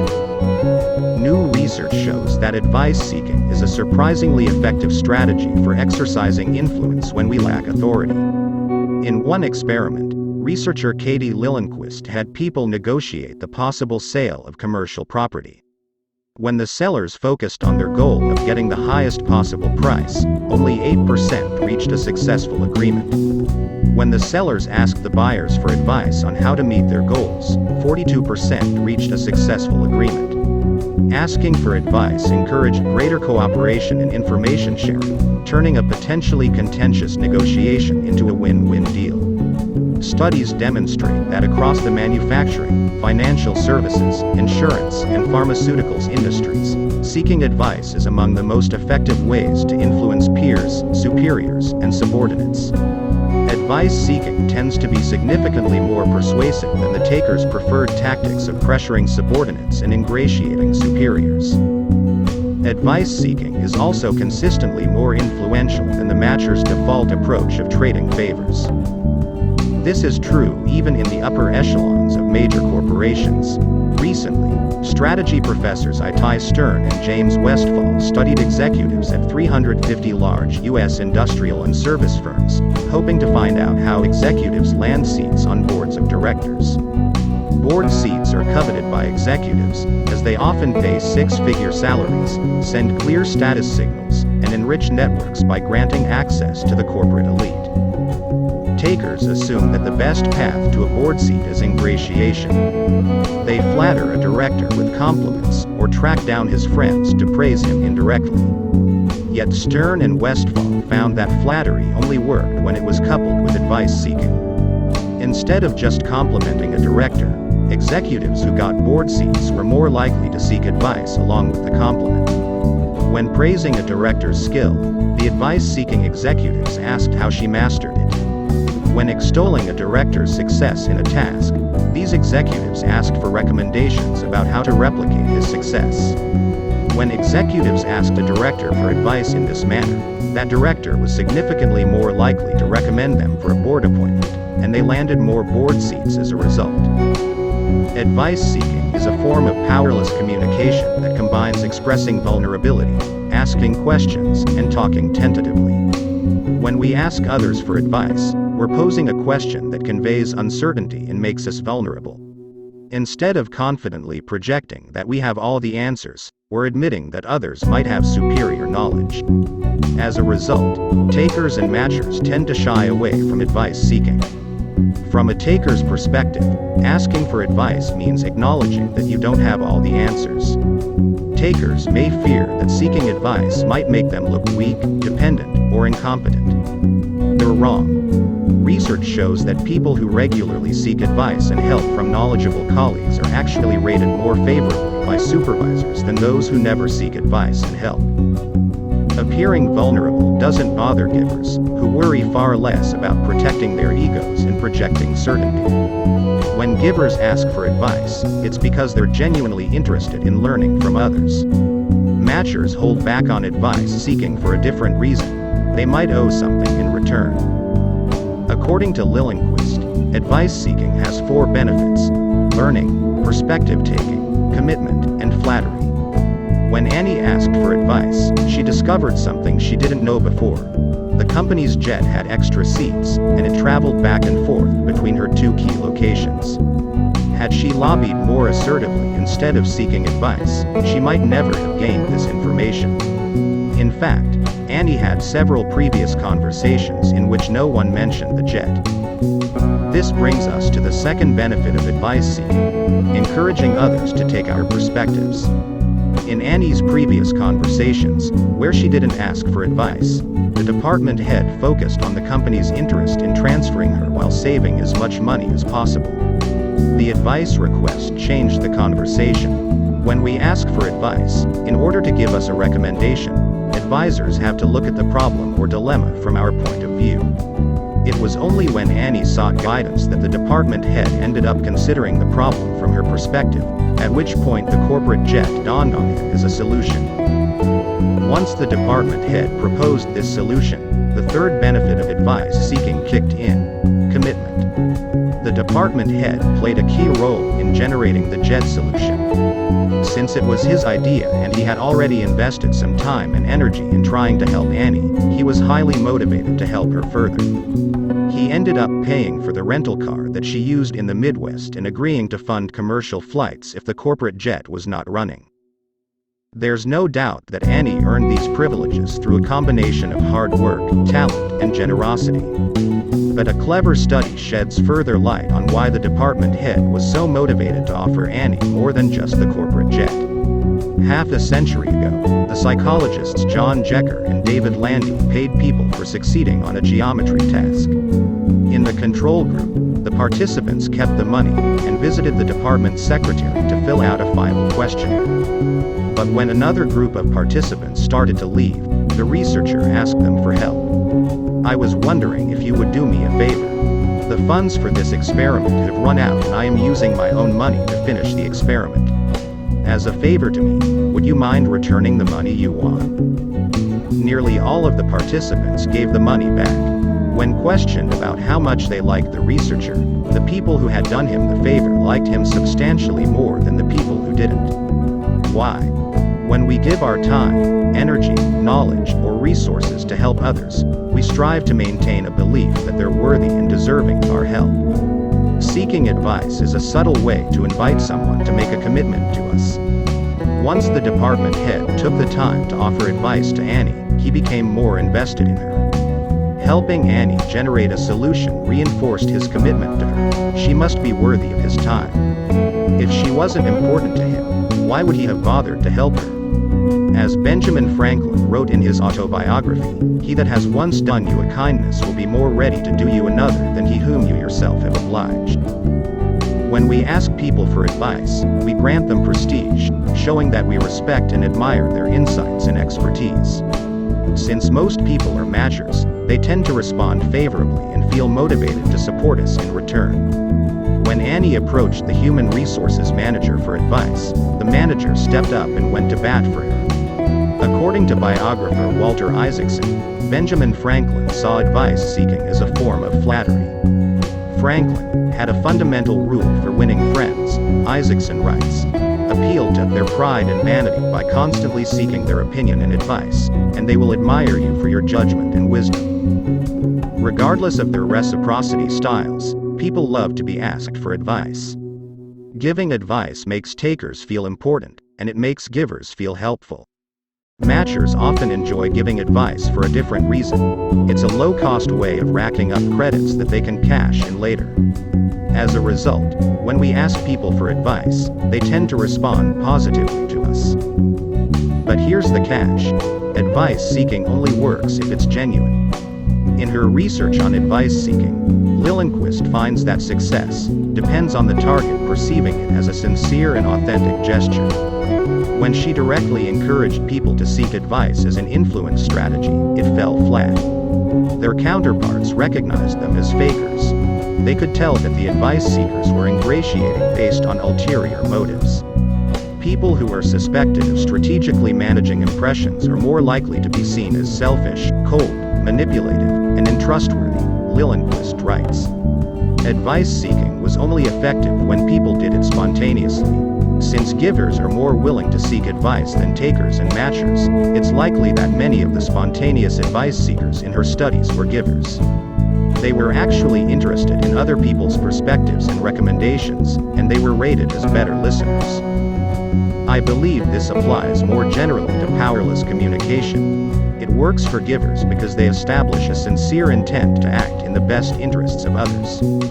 When presenting, givers make it clear that they're expressing vulnerability not only to earn prestige but also to make a genuine connection with the audience. When selling, givers ask questions in a way that conveys the desire to help customers, not take advantage of them. When persuading and negotiating, givers speak tentatively and seek advice because they truly value the ideas and viewpoints of others. Powerless communication is the natural language of many givers, and one of the great engines behind their success. Expressing vulnerability, asking questions, talking tentatively, and seeking advice can open doors to gaining influence, but the way we direct that influence will reverberate throughout our work lives, including some we've already discussed, like building networks and collaborating with colleagues. As you'll see later, not every giver uses powerless communication, but those who do often find that it's useful in situations where we need to build rapport and trust. It can't easily be faked, but if you fake it long enough, it might become more real than you expected. And as Dave Walton discovered, powerless communication can be far more powerful and effective than meets the ear. 6. The art of motivation maintenance. Why some givers burn out but others are on fire. The intelligent altruists, though less altruistic than the unintelligent altruists, will be fitter than both. Unintelligent altruists and selfish individuals. Herbert Simon, Nobel Prize winner in economics. Up to this point, we've been focusing on how givers climb to the top of the success ladder through the unique ways that they build networks, collaborate, communicate, influence, and help others achieve their potential. But as you saw in the opening chapter, givers are also more likely to end up at the bottom of the success ladder. Success involves more than just capitalizing on the strengths of giving. It also requires avoiding the pitfalls. If people give too much time, they end up making sacrifices for their collaborators and network ties, at the expense of their own energy. If people give away too much credit and engage in too much powerless communication, it's all too easy for them to become pushovers and doormats, failing to advance their own interests. The consequence: givers end up exhausted and unproductive.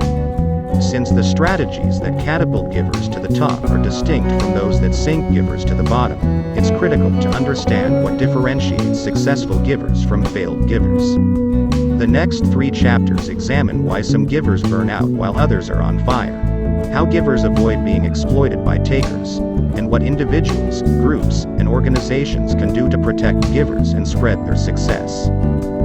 Recently, the Canadian psychologists Jeremy Frimer and Larry Walker led an ambitious effort to figure out what motivates highly successful givers.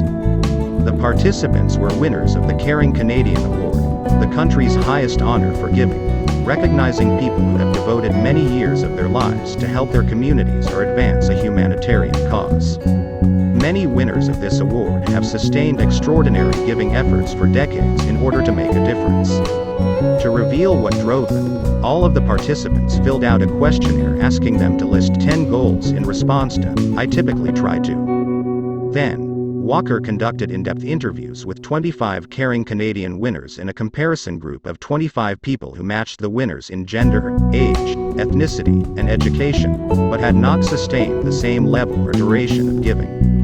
Walker spent 100 hours interviewing all 50 people about their lives, covering key periods and critical events in childhood, adolescence, and adulthood. From there, independent raters read the goal lists, listened to the interview tapes, and rated the degree to which the participants expressed 2 key motivations: self-interest and other interest. Self-interest involved pursuing power and achievement, whereas other interest focused on being generous and helpful. On which set of motivations did the Caring Canadian winners score higher than the comparison group? The intuitive answer is other interest, and it's correct. In their life stories, the Caring Canadians mentioned giving and helping more than 3 times as often as the comparison group. When they listed their goals, the caring Canadians listed nearly twice as many goals related to other interests as the comparison group. The caring Canadians highlighted goals like serve as a positive role model to young people and advocate for women from a low-income bracket. The comparison participants were more likely to mention goals like get my golf handicap to a single digit, be attractive to others, and hunt the biggest deer and catch big fish. But here's the surprise. The caring Canadians also scored higher on self-interest. In their life stories, these highly successful givers mentioned a quest for power and achievement almost twice as often as the comparison group. In their goals, the caring Canadians had roughly 20% more objectives related to gaining influence, earning recognition, and attaining individual excellence. The successful givers weren't just more other-oriented than their peers, they were also more self-interested. Successful givers, it turns out, are just as ambitious as takers and matchers. These results have fascinating implications for our understanding of why some givers succeed but others fail. Up until this point, we've looked at reciprocity styles on a continuum from taking to giving.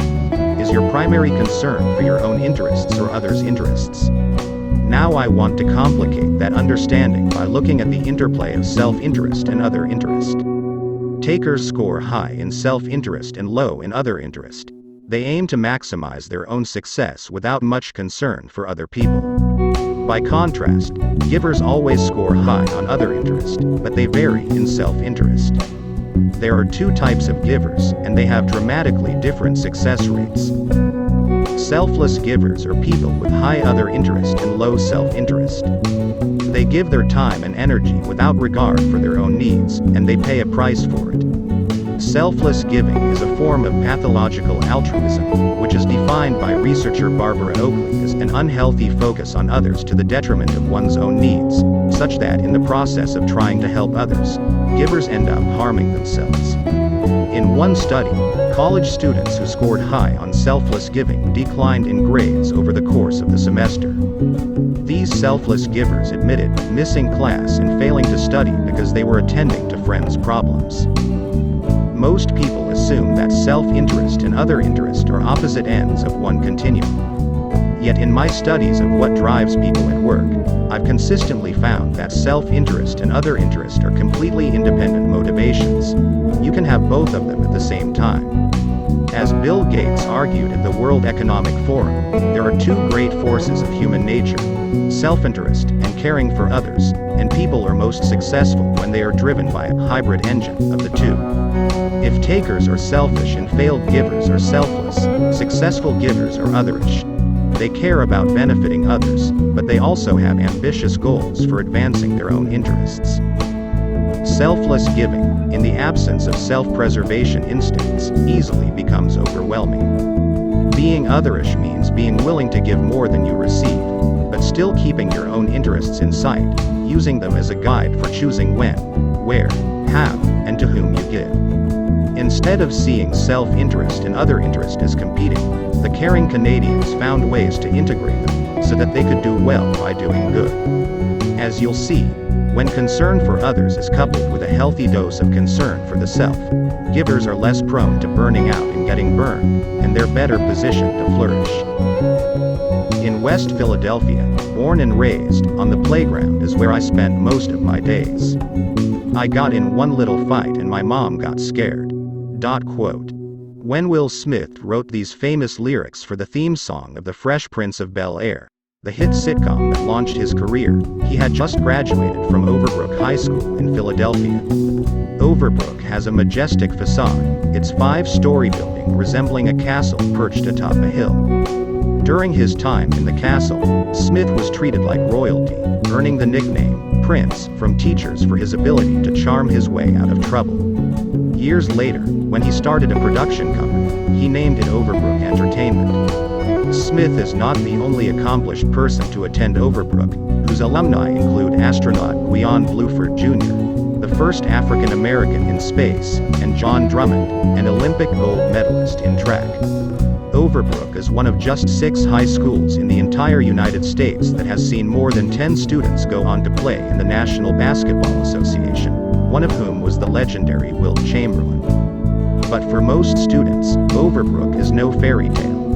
Located at the corner of 59th and Lancaster in the heart of West Philadelphia, Overbrook is just a few blocks from one of the top 10 drug corners in the country. Take a stroll past the school, and it's not uncommon to see the drivers of passing cars rolling up their windows and locking their doors. In 2006, Overbrook was one of 28 schools in the United States that was identified as persistently dangerous based on crime statistics. As of 2011, there were roughly 1,200 students enrolled at Overbrook, and nearly 500 were suspended at some point during the school year, racking up nearly 50 assaults and 20 weapons or drugs charges. The educational prospects for students are similarly dismal. On the SAT, Overbrook's average hovers more than 300 points below the national average, with more than 3/4 of students in the bottom 25% in the country.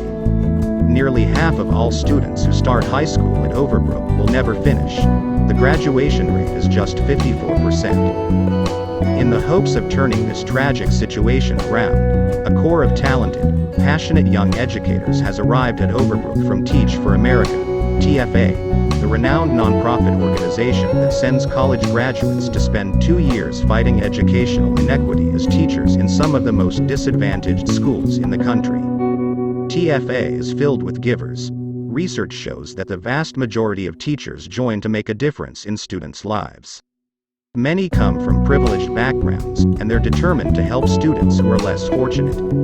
As one anonymous teacher put it, "I knew throughout my life that I wanted to do something where I help."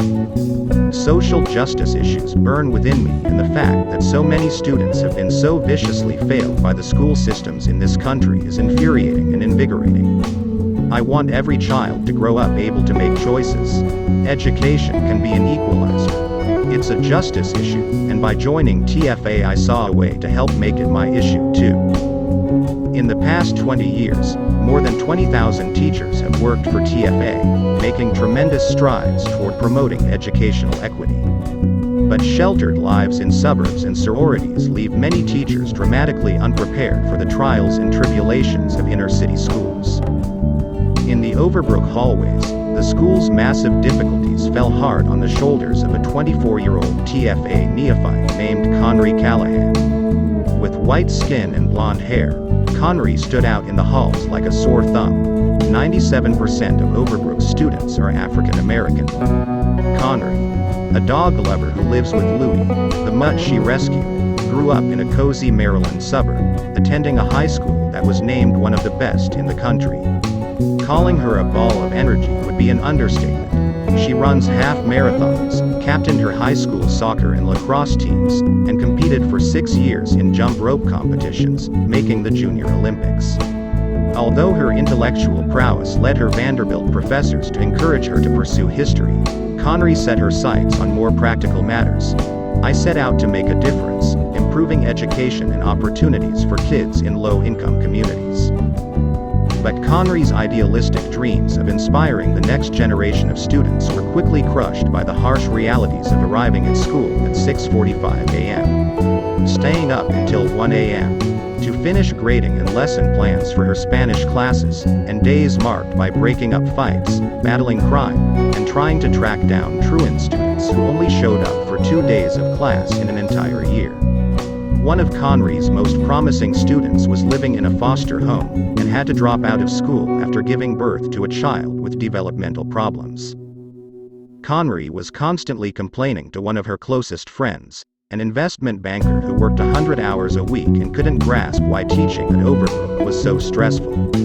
In an act of desperation, Conry invited the friend to join her on a school field trip.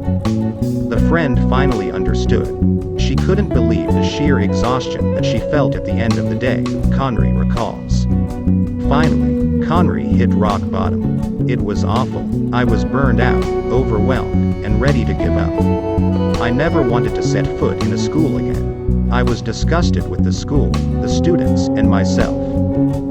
Conry was displaying the classic symptoms of burnout, and she wasn't alone. Berkeley psychologist Christina Maslick, the pioneer of research on job burnout, reported reports that across occupational sectors, teaching has the highest rates of emotional exhaustion. One TFA teacher admires the organization but says it is focused on hard work and dedication almost to a fault.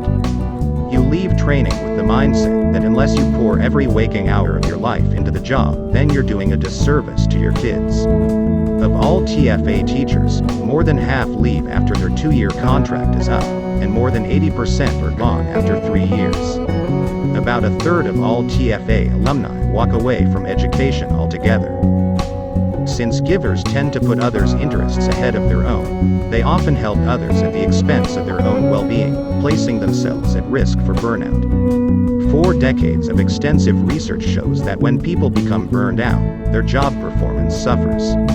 Exhausted employees struggle to focus their attention and lack the energy to work their hardest, longest, and smartest, so the quality and quantity of their work takes a nosedive. They also suffer from poorer emotional and physical health. Strong evidence reveals that burned-out employees are at heightened risk for depression, physical fatigue, sleep disruptions, impaired immune systems, alcohol abuse, and even cardiovascular disease. When Conry hit rock bottom at Overbrook High School, she felt that she was giving too much. She was arriving at work early, staying up late, and working weekends, and she could hardly keep up. In this situation, it seems that the natural way to recover and recharge would be to reduce her giving. But that wasn't what she did. Instead, Conry gave more. While maintaining her overwhelming teaching workload, Conry began volunteering her time as a TFA alumni mentor.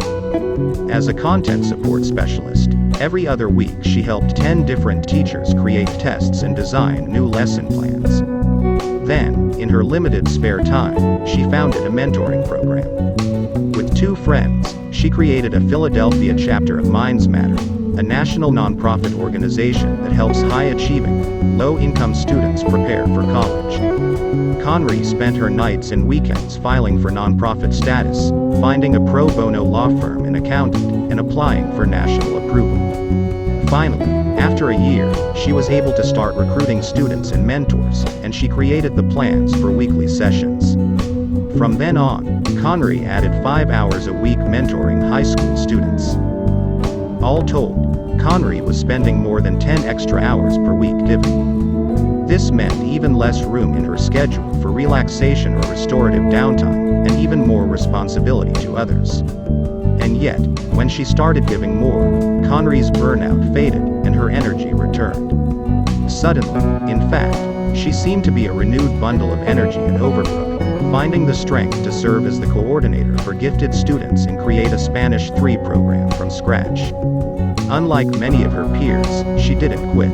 Of the 5 teachers who joined Overbrook from TFA with her, Conry was the only one still teaching there after 4 years. Of the dozen teachers who arrived in the same 3-year window as her, Conry was one of just 2 left. She became one of the rare TFA teachers who continued teaching for at least 4 years, and she was nominated for a National Teaching Award. How is it possible that giving more revitalized her, instead of draining her? The impact vacuum. Givers without a cause. A decade ago, Howard Heavner, a dynamic director of a university call center, invited me to help him figure out how to maintain the motivation of his callers. The callers were charged with contacting university alumni and asking them to donate money. They were required to ask for donations 3 times before hanging up, and still faced a rejection rate exceeding 90%. Even the most seasoned and successful callers were burning out. As one experienced caller put it, "I found the calls I was making to be extremely difficult. Many of the prospects cut me off in my first couple of sentences and told me they were not interested in giving. I assumed that the takers were dropping like flies. They wouldn't be as committed as the givers. So during training, I measured whether each caller was a giver, matcher, or taker. In their first month on the job, the takers were bringing in an average of more than 30 donations a week. Contrary to my expectation, the givers were much less productive. They were struggling to maintain their motivation, making fewer calls and bringing in under 10 donations a week. I was mystified. Why were the callers who wanted to make a difference actually making the least difference? I got my answer one day when I paid a visit to the call center, and noticed a sign one of the callers had posted above his desk. Doing a good job here is like wetting your pants in a dark suit. You get a warm feeling, but no one else notices. According to my data, the caller who proudly displayed this sign was a strong giver. Why would a giver feel unappreciated? In reflecting on this sign, I began to think that my initial assumption was correct after all. Based on the motivational structure of the job, the givers should be outpacing the takers. The problem was that the givers were being deprived of the rewards they find most energizing. The takers were motivated by the fact that they were working at the highest paying job on campus. But the givers lacked the rewards that mattered most to them. Whereas takers tend to care most about benefiting personally from their jobs, givers care deeply about doing jobs that benefit other people.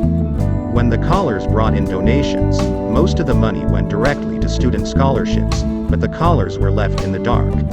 They had no idea who was receiving the money, and how it affected their lives. At the next training session, I invited new callers to read letters from students whose scholarships had been funded by the caller's work. One scholarship student named Will wrote, "When it came down to making the decision, I discovered that the out-of-state tuition was quite expensive. But this university is in my blood.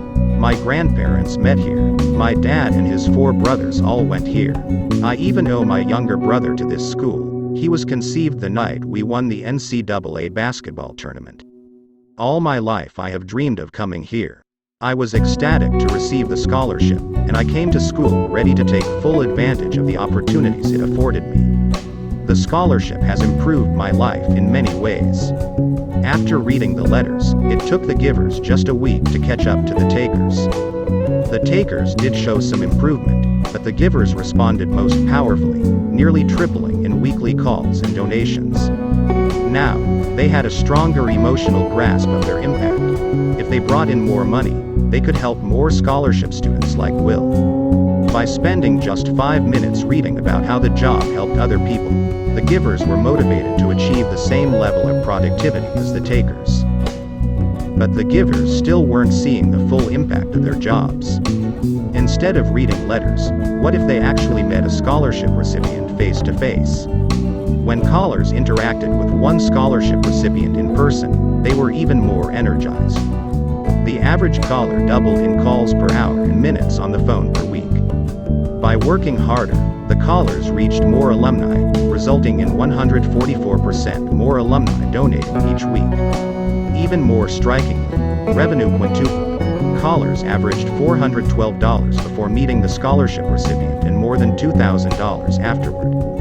One caller soared from averages of 5 calls and $100 per shift to 19 calls and $2,615 per shift.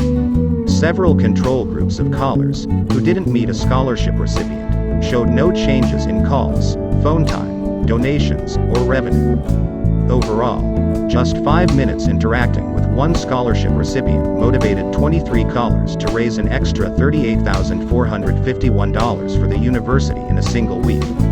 Asterisk, although the givers, takers, and matchers were all motivated by meeting the scholarship recipient, the gains in effort and revenue were especially pronounced among the givers.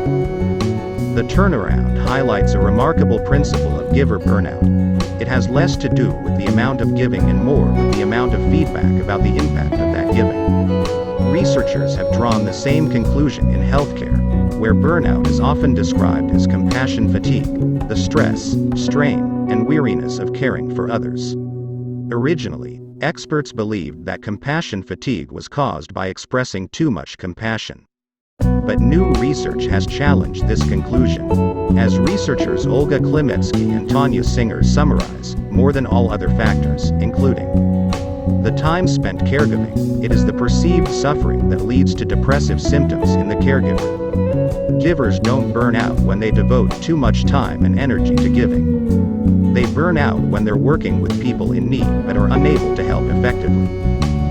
Teachers are vulnerable to giver burnout because of the unique temporal experience that defines education. Even though teachers interact with their students on a daily basis, it can take many years for their impact to sink in. By then, students have moved on, and teachers are left wondering, did my work actually matter? With no clear affirmation of the benefits of their giving, the effort becomes more exhausting and harder to sustain. These challenges are pervasive in a setting like Overbrook, where teachers must fight many distractions and disadvantages to stimulate the attention, let alone attendance, of students. When Conry Callahan was emotionally exhausted, it wasn't because she was giving too much.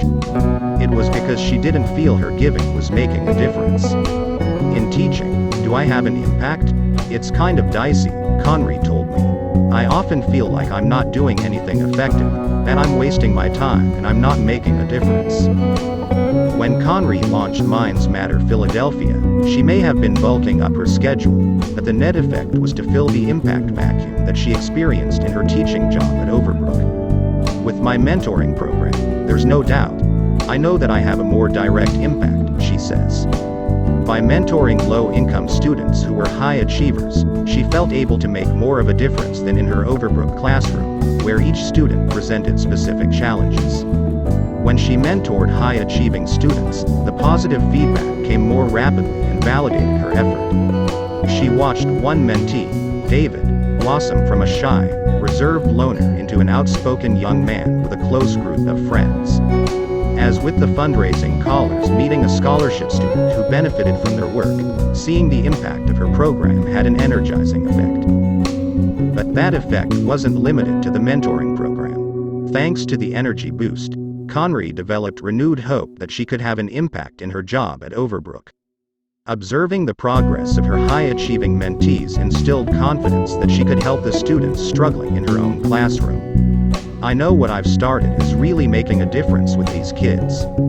What I've seen in 3 months is a big change for them, and they make me realize how great kids can be. As she spent more time mentoring students at Minds Matter, she walked into her Overbrook classroom with greater enthusiasm, fueled by a revitalized sense of purpose. In research with 2 colleagues, I've discovered that the perception of impact serves as a buffer against stress, enabling employees to avoid burnout and maintain their motivation and performance. In one study, a student and I found that high school teachers who perceived their jobs as stressful and demanding reported significantly greater burnout. But upon closer inspection, job stress was only linked to higher burnout for teachers who felt they didn't make a difference. A sense of lasting impact protected against stress, preventing exhaustion. In the classroom, it sometimes takes years for a teacher's lesson to hit home with students. By that time, many teachers have lost contact with their students.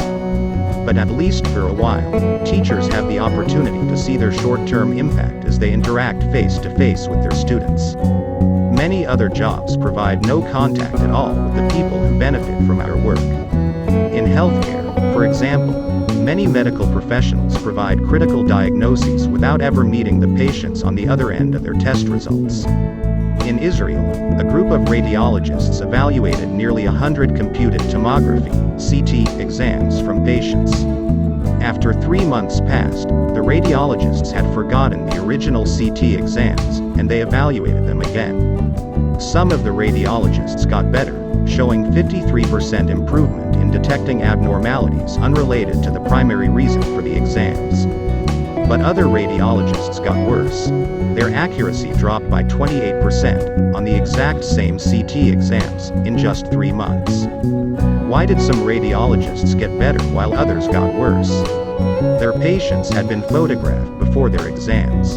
Half of the radiologists completed their first CT exams without a patient's photo. When they did their second CT exams 3 months later, they saw the photo. These were the radiologists who improved by 53%. The other half of the radiologists saw the patient photo in their first CT exams, and then completed their second CT exams 3 months later with no photo. These were the radiologists who deteriorated by 28%. Attaching a single patient's photo to a CT exam increased diagnostic accuracy by 46%. And roughly 80% of the key diagnostic findings came only when the radiologist saw the patient's photo. The radiologists missed these important findings when the photo was absent, even if they caught them 3 months earlier. When the radiologists saw the patient's photo, they felt more empathy. By encouraging empathy, the photos motivated the radiologists to conduct their diagnoses more carefully. Their reports were 29% longer when the CT exams included patient photos. When the radiologists saw a photo of a patient, they felt a stronger connection to the human impact of their work. A patient photo makes each CT scan unique, said one radiologist. In a recent study, researcher Nicola Belle found similar patterns in a study of 90 Italian nurses who were invited to assemble surgical kits. After being randomly assigned to meet healthcare practitioners who would use the kits, nurses were significantly more productive and more accurate. This effect was particularly pronounced among nurses who had reported strong giver tendencies in a survey. Interestingly, a week after meeting the healthcare practitioners who benefited from the surgical kits, all of the nurses actually felt more inclined toward giving. Along with reducing burnout among givers, a first-hand connection to impact can tilt people of all reciprocity styles in the giver direction. When people know how their work makes a difference, they feel energized to contribute more. Building on this idea that seeing impact can reduce the burnout of givers and motivate others to give, some organizations have designed initiatives to connect employees to the impact of their products and services. At Wells Fargo, a vice president named Ben Socorsi created videos of customers talking about how the company's low-interest loans help them reduce and eliminate their unwanted debt. In many cases, customers felt like they had a massive weight lifted off their shoulders. They now had a plan for paying down their debt, Socorsi says. When bankers watched the videos, it was like a light switch turned on. Bankers realized the impact their work could have, that this loan can really make a difference in customers' lives. It was a really compelling motivator. At Medtronic, employees across the company, from engineers to salespeople, pay visits to hospitals to see their medical technologies benefiting patients. When they're exhausted, former Medtronic CEO Bill George told me, it's very important that they get out there and see procedures. They can see their impact on patients, which reminds them that they're here to restore people to full life and health. Medtronic also holds an annual party for the entire company, more than 30,000 employees, at which 6 patients are invited to share their stories about how the company's products have changed their lives. When they see for the first time how much their work can matter, many employees break down into tears. Having a greater impact is one of the reasons why, counterintuitive as it might seem, giving more can actually help givers avoid burnout. But it's not the whole story. There's a second reason why Conry's extra giving was energizing, and it has to do with where and to whom she gave. Nearly a century ago, the psychologist Anitra Karsten invited people to work on repetitive tasks for as long as they enjoyed them, but to stop when they were tired. For long periods of time, the participants toiled away at tasks like drawing pictures and reading poems aloud, until they couldn't handle it any longer. One man's task was to write Audiobooks over and over. As the Harvard psychologist Ellen Langer retells it, he went on until he was mentally and physically exhausted. His hand felt numb, as though it couldn't move to make even one more mark. At that moment, the investigator asked him to sign his name and address for a different purpose. He did so quite easily. The same strange thing happened to other participants. One woman said she was so drained that she couldn't lift her arm to make another mark. But she then lifted her arm to adjust her hair, apparently without any difficulty or discomfort. And when participants read poems aloud until their voices were hoarse, they had no trouble complaining about the task, and when they complained, they didn't sound hoarse anymore. According to Langer, they weren't faking it. Rather, the change of context brought renewed energy. When Conry volunteered as a mentor to TFA teachers, it created a change of context that made giving feel fresh. Working with adults, doing something that is kind of teaching, that doesn't burn me out. That invigorates me, Conry says. Giving more can be exhausting if it's in the same domain. Instead of giving more in the same way, over and over, she expanded her contributions to a different group of people. The same thing happened when she started mentoring high school students at Minds Matter. She had a new setting and a new group of people to help. Instead of teaching them Spanish, she was getting them ready for college. By shifting her giving to a novel domain, she was able to recharge her energy. Otherish choices. Chunking, sprinkling, and the 100-hour rule of volunteering. We discussed otherish behavior at the beginning of this chapter, and in both Conry's example and that of the fundraising callers, the distinction between selfless givers and otherish givers begins to come into play. In these contexts, decisions about how, where, and how much to give clearly make a difference when it comes to burning out or firing up. It might seem that by giving more, Conry was being selfless. But what she actually did was create an opportunity for giving that was also personally rewarding, drawing energy from the visible impact of her contributions. To be more selfless, in this case, would have meant giving even more at school, where endless help was needed, but where she felt limited in her ability to make a difference. Instead, Conry thought more about her own well-being and found a way to improve it by giving in a new way. That choice has real consequences for givers. In numerous studies, Carnegie Mellon psychologist Vicki Helgeson has found that when people give continually without concern for their own well-being, they're at risk for poor mental and physical health. Yet when they give in a more otherish fashion, demonstrating substantial concern for themselves as well as others, they no longer experience health costs. In one study, people who maintained equilibrium between benefiting themselves and others even achieved significant increases in happiness and life satisfaction over a 6-month period. To gain a deeper understanding of otherish and selfless givers, it's worth looking more closely at the decisions they make about when and how much to give. It turns out that Conry's giving helped her avoid burnout not only due to the variety but also because of how she planned it. Imagine that you're going to perform 5 random acts of kindness this week. You'll be doing things like helping a friend with a project, writing a thank you note to a former teacher, donating blood, and visiting an elderly relative. You can choose one of 2 different ways to organize your giving, chunking or sprinkling. If you're a chunker, you'll pack all 5 acts of giving into a single day each week.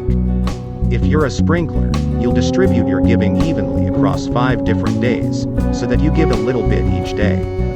Which do you think would make you happier, chunking or sprinkling?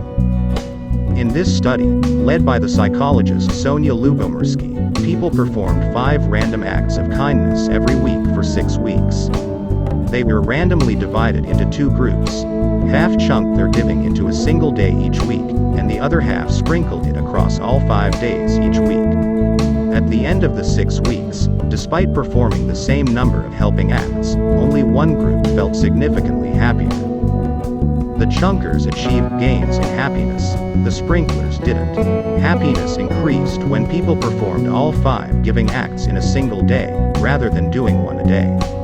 Lubomirsky and colleagues speculate that spreading them over the course of a week might have diminished their salience and power or made them less distinguishable from participants' habitual kind behavior. Like the participants who became happier, Conry was a chunker. At Minds Matter, Conry packed her volunteering into 1 day a week, giving all 5 weekly hours of mentoring high school students on Saturdays. By chunking her giving into weekly blocks, she was able to experience her impact more vividly, leading her efforts to feel like more than a drop in the bucket. Chunking giving is an otherish strategy. Instead of mentoring students after school, when she was already exhausted, Conry reserved it for the weekend, when her energy was recharged and it was more convenient in her schedule. In contrast, selfless givers are more inclined to sprinkle their giving throughout their days, helping whenever people need them. This can become highly distracting and exhausting, robbing selfless givers of the attention and energy necessary to complete their own work. One September, 17 software engineers at a Fortune 500 company were charged with developing code for a major new product. It was a color laser printer that would sell for 10% of the cost of other products on the market. If it succeeded, the company would be a dominant player in the market and could release an entire family of products to follow the printer. The division was losing money rapidly, and if the printer wasn't ready on time, the division would fold. To finish the project, the engineers were working nights and weekends, but they were still behind schedule. The odds were against them. Only once in the division's history had a product been launched on time. They were stressed and exhausted, writes Harvard professor Leslie Perlow, with insufficient time to meet all the demands on them. The engineers had fallen into a pattern of selfless giving. They were constantly helping their colleagues solve problems. One engineer reported that the biggest frustration of my job is always having to help others and not getting my own work done. Another lamented that the problem with my work style is that responsiveness breeds more need for responsiveness, and I am so busy responding, I cannot get my own work done. On a typical day, an engineer named Andy worked from 8 a.m. until 8:15 p.m.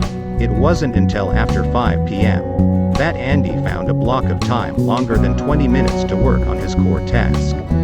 In the hopes of carving out time to get their own work done, engineers like Andy began arriving at work early in the morning and staying late at night. This was a short-lived solution. As more engineers burned the midnight oil, the interruptions occurred around the clock. The engineers were giving more time without making more progress, and it was exhausting. Perlow had an idea for turning these selfless givers into otherish givers. She proposed that instead of sprinkling their giving, they could chunk it. She worked with the engineers to create dedicated windows for quiet time and interaction time.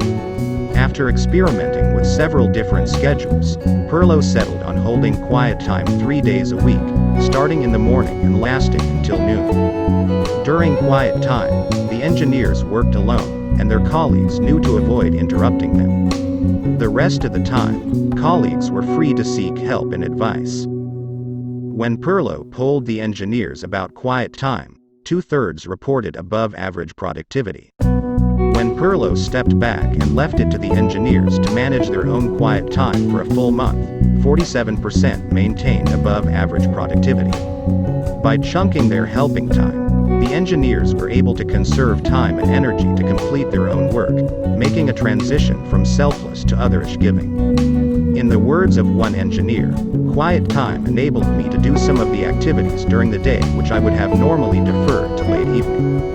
After 3 months, the engineers launched the laser printer on time, for only the second time in division history.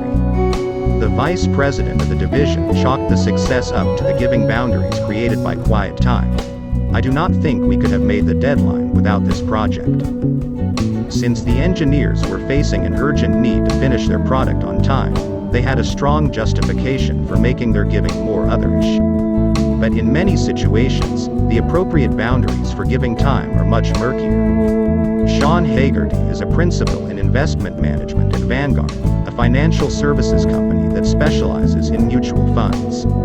Sean is a dedicated mentor with a long-standing passion for education, and he has made a habit of volunteering his time at least a week each year to teach employees at Vanguard's corporate university. When Vanguard's chief learning officer counted his hours, she noticed that Sean was spending a large amount of time in the classroom. She was worried that he would burn out, and Sean recognized that he might be at risk. It's a pretty significant commitment given that I have a day job. But instead of scaling back his hours, Sean asked for more. It's among the most valuable things that I do. The more hours he volunteered teaching, the more energized he felt, until he approached 2 weeks and cleared 100 hours of annual volunteering on educational initiatives. 100 seems to be a magic number when it comes to giving. In a study of more than 2,000 Australian adults in their mid-60s, those who volunteered between 100 and 800 hours per year were happier and more satisfied with their lives than those who volunteered fewer than 100 or more than 800 hours annually. In another study, American adults who volunteered at least 100 hours in 1998 were more likely to be alive in 2000. There were no benefits of volunteering more than 100 hours. This is the 100-hour rule of volunteering. It appears to be the range where giving is maximally energizing and minimally draining. 100 hours a year breaks down to just 2 hours a week. Research shows that if people start volunteering 2 hours a week, their happiness, satisfaction, and self-esteem go up a year later. 2 hours a week in a fresh domain appears to be the sweet spot where people make a meaningful difference without being overwhelmed or sacrificing other priorities. It's also the range in which volunteering is most likely to strike a healthy balance, offering benefits to the volunteer as well as the recipients.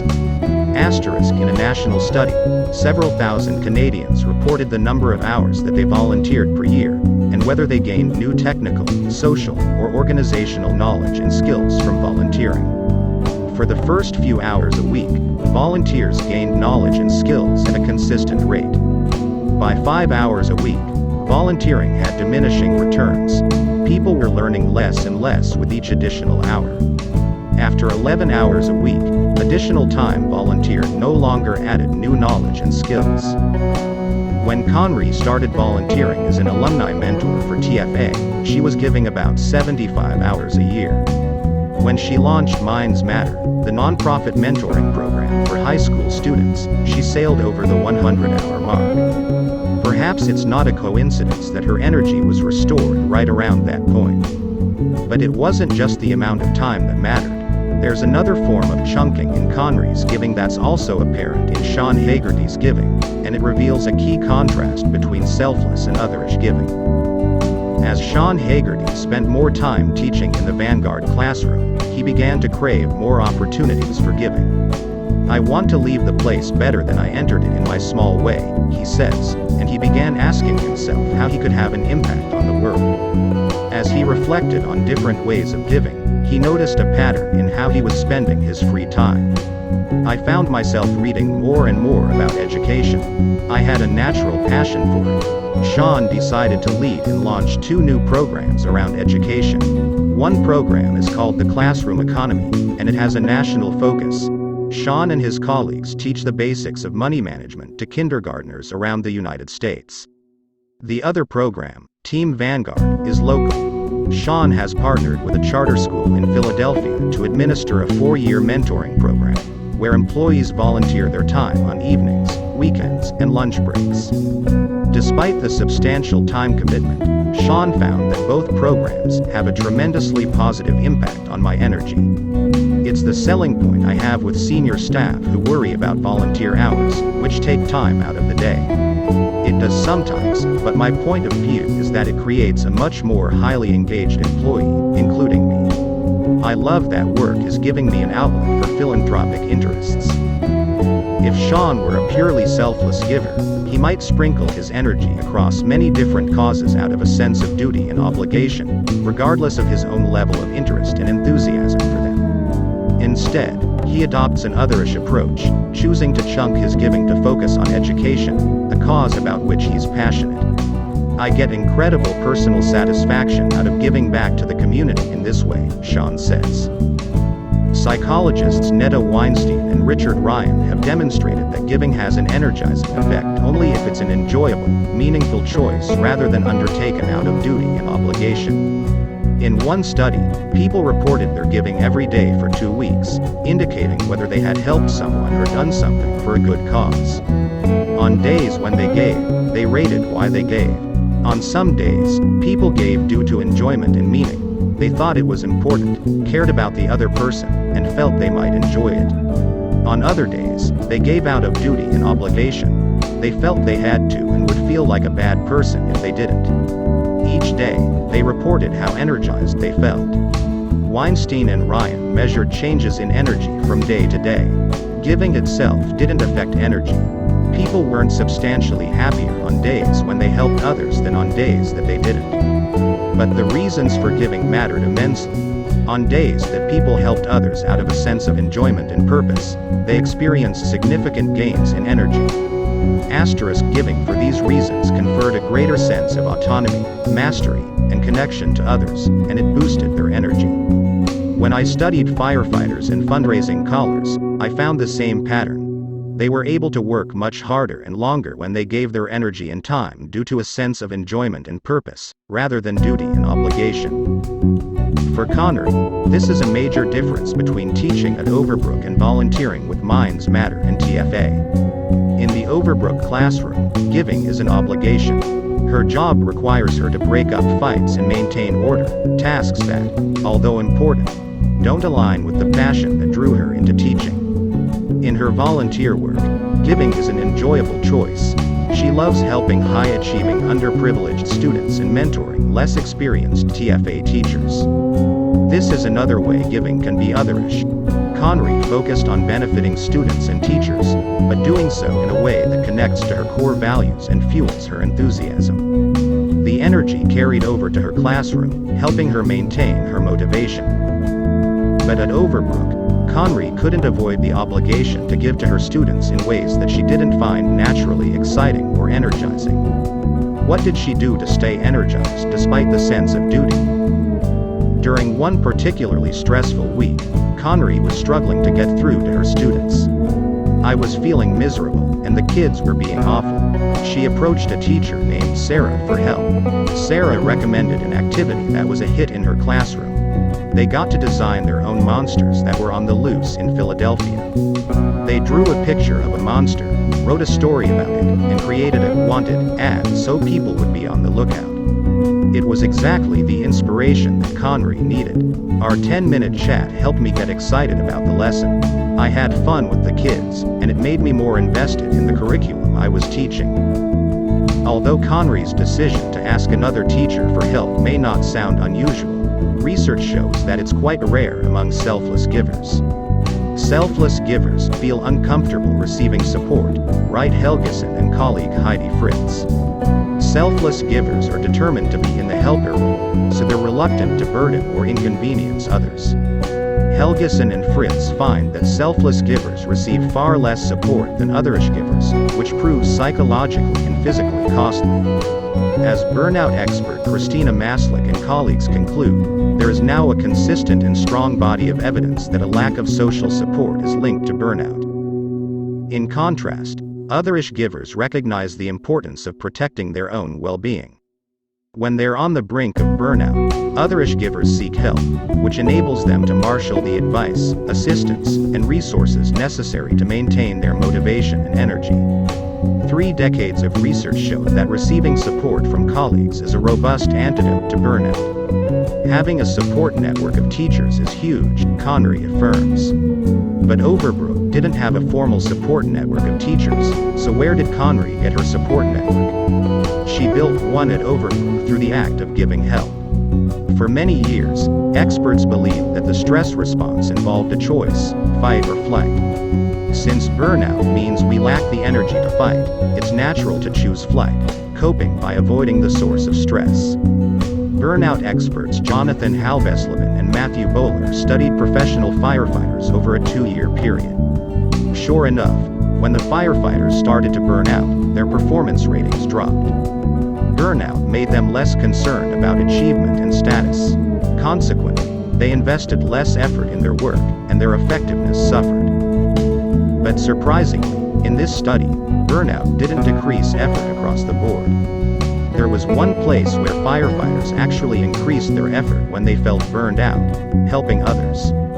When the firefighters experienced signs of burnout, they were more likely to go out of their way to help colleagues with heavy workloads, share new knowledge with supervisors, give advice to newer colleagues, and even listen to colleagues' problems. Why would burnout increase their giving? UCLA psychologist Shelley Taylor has discovered a stress response that differs from fight or flight. She calls it tend and befriend. One of the most striking aspects of the human stress response is the tendency to affiliate, that is, to come together in groups to provide and receive joint protection in threatening times. Taylor's neuroscience research reveals that when we feel stressed, the brain's natural response is to release chemicals that drive us to bond. This is what the firefighters did. When they started to feel exhausted, they invested their limited energy in helping their colleagues. Intuitively, they recognized that giving would strengthen their relationships and build support, at least from matchers and givers. Although most givers are aware of this opportunity, it appears that only otherish givers actually take advantage of it. Conry Callahan built her support network by tending and befriending under stress. When she was at the pinnacle of exhaustion, she started mentoring TFA teachers and several of the younger teachers in her own school. One of the teachers Conry mentored was Sarah. In the course of mentoring, one of the exercises that Conry taught Sarah was the monster activity. Conry had forgotten about it, and when she reached out for help, Sarah reminded her about it. The advice itself was helpful, but it also strengthened Conry's sense of impact. She had given Sarah an activity that was a big hit with her own students.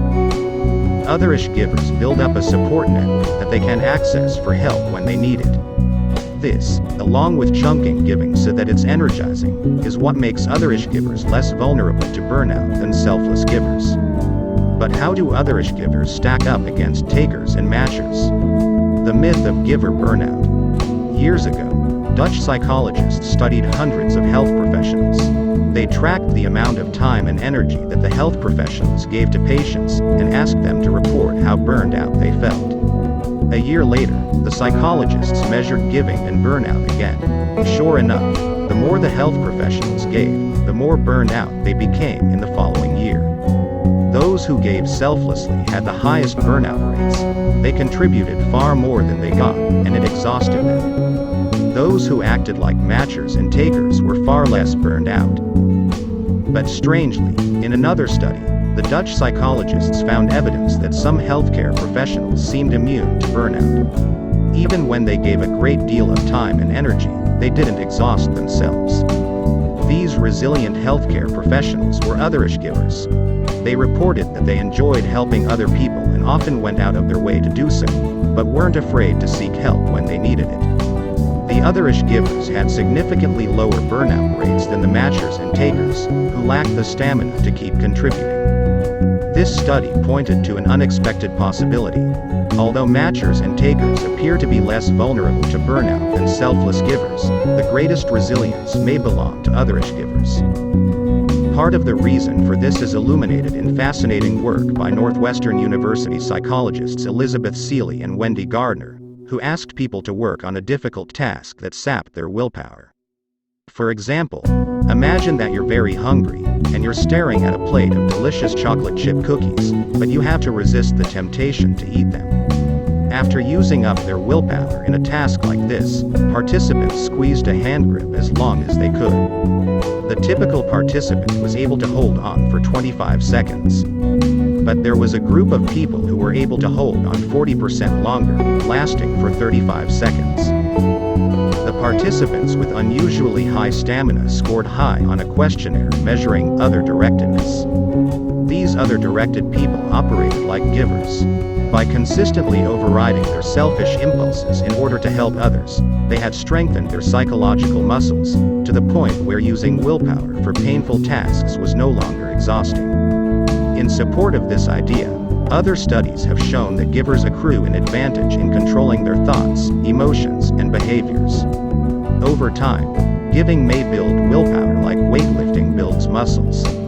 Of course, we all know that when muscles are overused, they fatigue and sometimes even tear. This is what happens to selfless givers. In Utah, a 75-year-old man understands the resilience of otherish givers. His name is John Huntsman Sr., and his tiny photo from his company's annual report appeared in Chapter 2, in juxtaposition with the full-size photo of Kenneth Lay. You might also recognize him as the father of former Utah Governor and 2012 Republican presidential candidate John Huntsman Jr.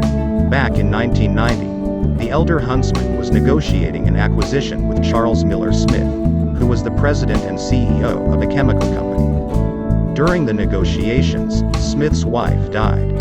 Huntsman empathized with Smith, so he decided not to push any further. I decided the fine points of the last 20% of the deal would stand as they were proposed. I probably could have clawed another $200 million out of the deal, but it would have come at the expense of Charles's emotional state.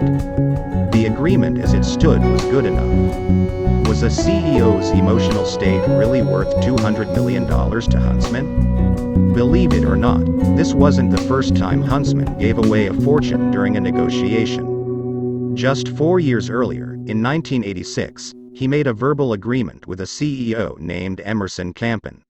Huntsman would sell 40% of a division of his company to Campens for $54 million.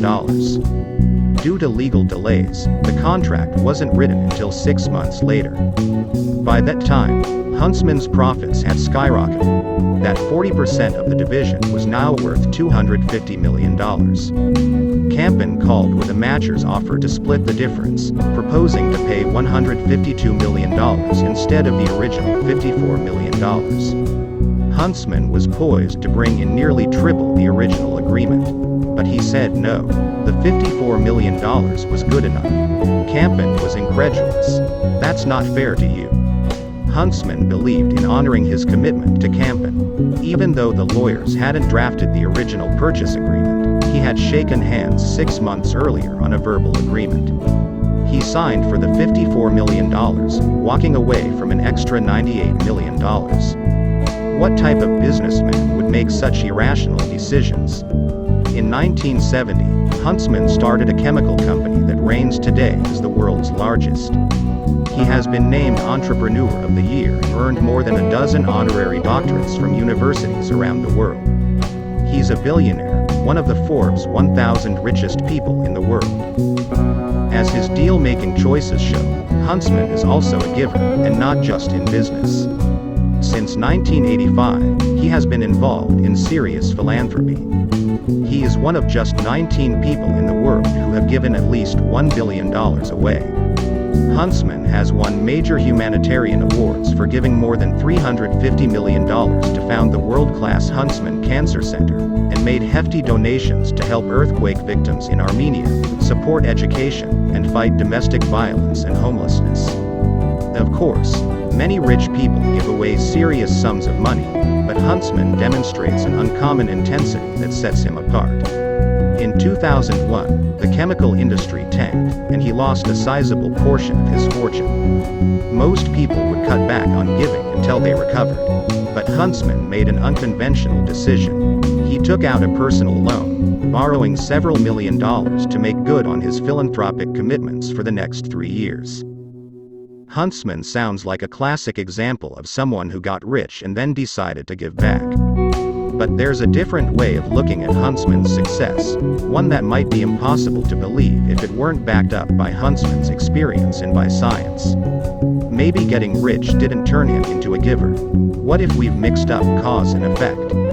Huntsman believes that being a giver actually made him rich. In his giving pledge, Huntsman writes, "It has been clear to me since my earliest childhood memories that my reason for being was to help others." The desire to give back was the impetus for pursuing an education in business, for applying that education to founding what became a successful container company, and for using that experience to grow our differentiated chemicals corporation. As early as 1962, Huntsman told his wife that he wanted to start his own business so he could make a difference for people with cancer. Huntsman lost both of his parents to cancer, and had survived 3 bouts of cancer himself. Curing cancer is so deeply ingrained in Huntsman's fiber that he has even prioritized it above his political ideology. Although he worked in the Nixon White House and has been a longtime supporter of the Republican Party, Huntsman has been known to favor Democratic candidates if they demonstrate a stronger commitment to curing cancer. There's little doubt that Huntsman is a skilled businessman, but the very act of giving money away might have contributed to his fortune. In Winners Never Cheat, he writes, "Monetarily, the most satisfying moments in my life have not been the excitement of closing a great deal or the reaping of profits from it. They have been when I was able to help others in need. There's no denying that I am a deal junkie, but I also have developed an addiction for giving. The more one gives, the better one feels, and the better one feels about it, the easier it becomes to give." This is an extension of the idea that otherish givers build willpower muscles, making it easy to give more.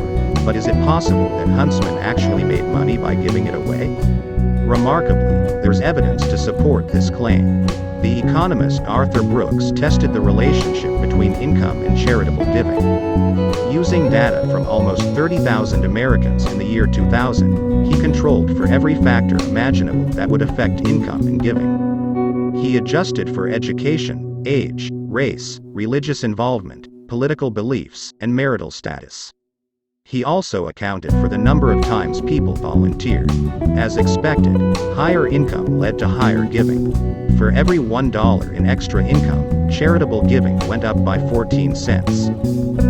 But something much more interesting happened.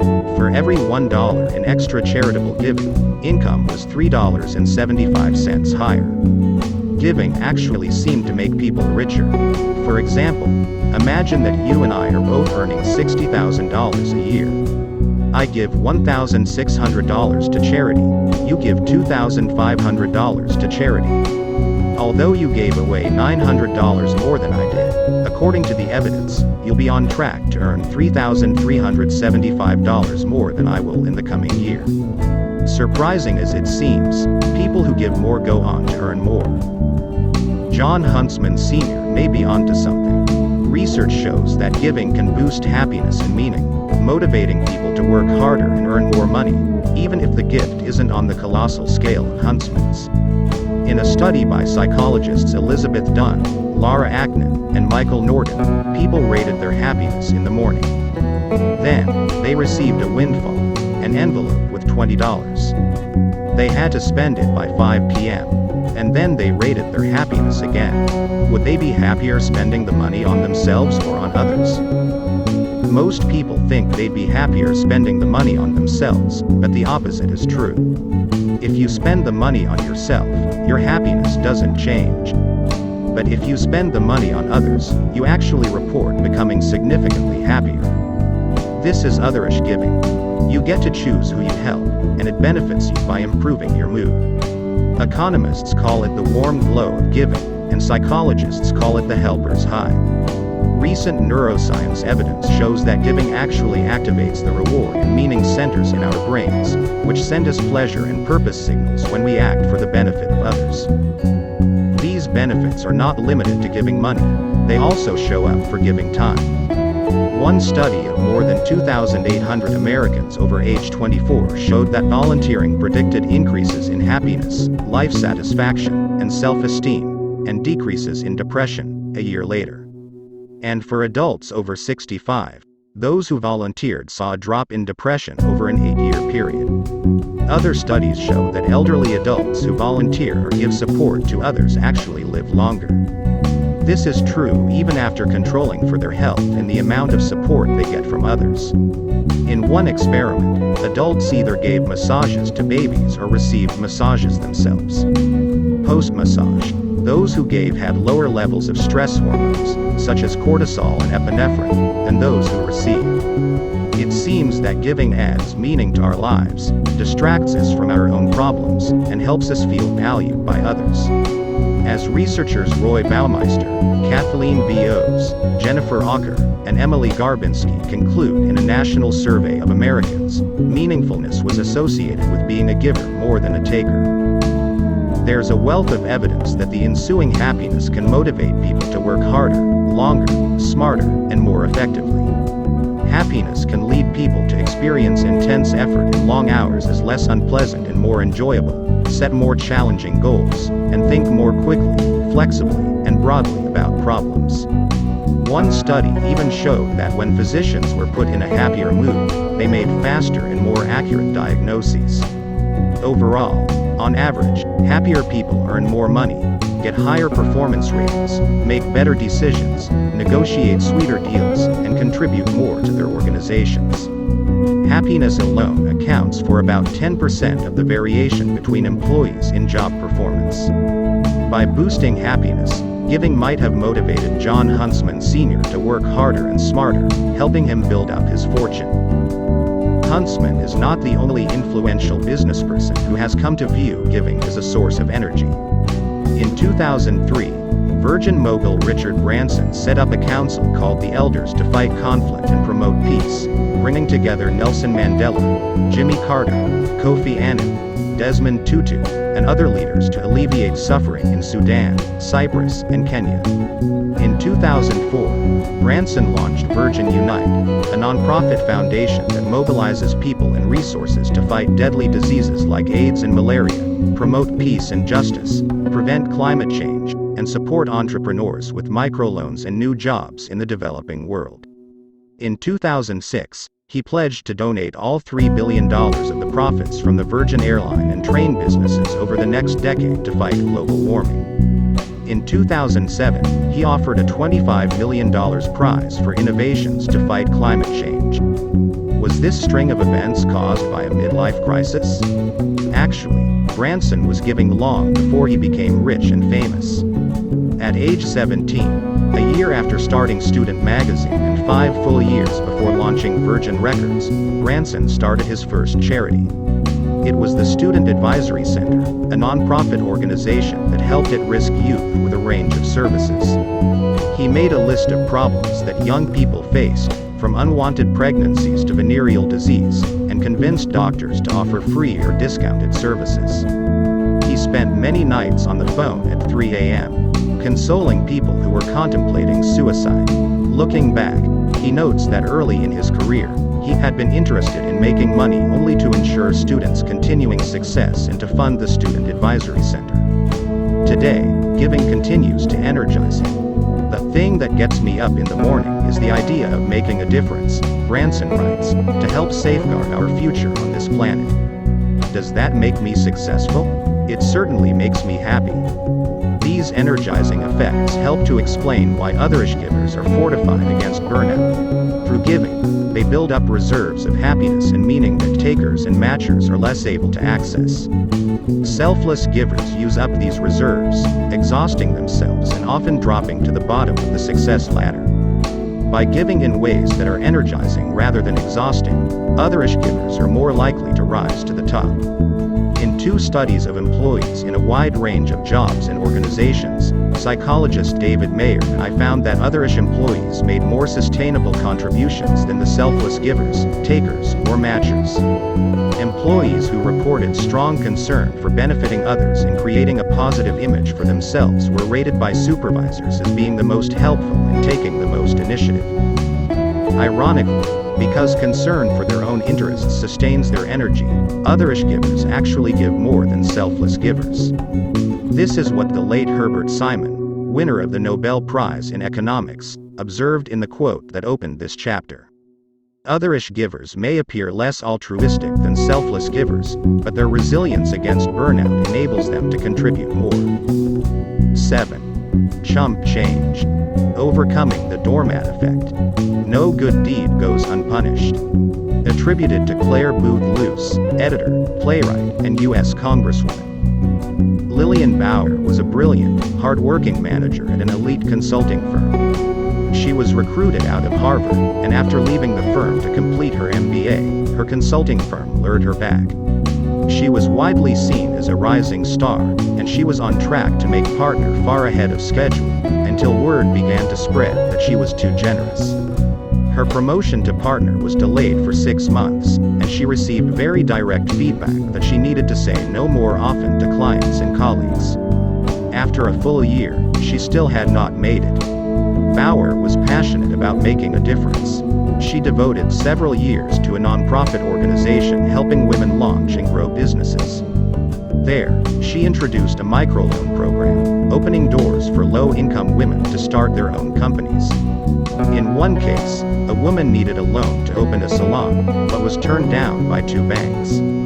Bauer worked with her to strengthen her business plan and financial statements, and both banks ended up offering her loans at highly competitive rates.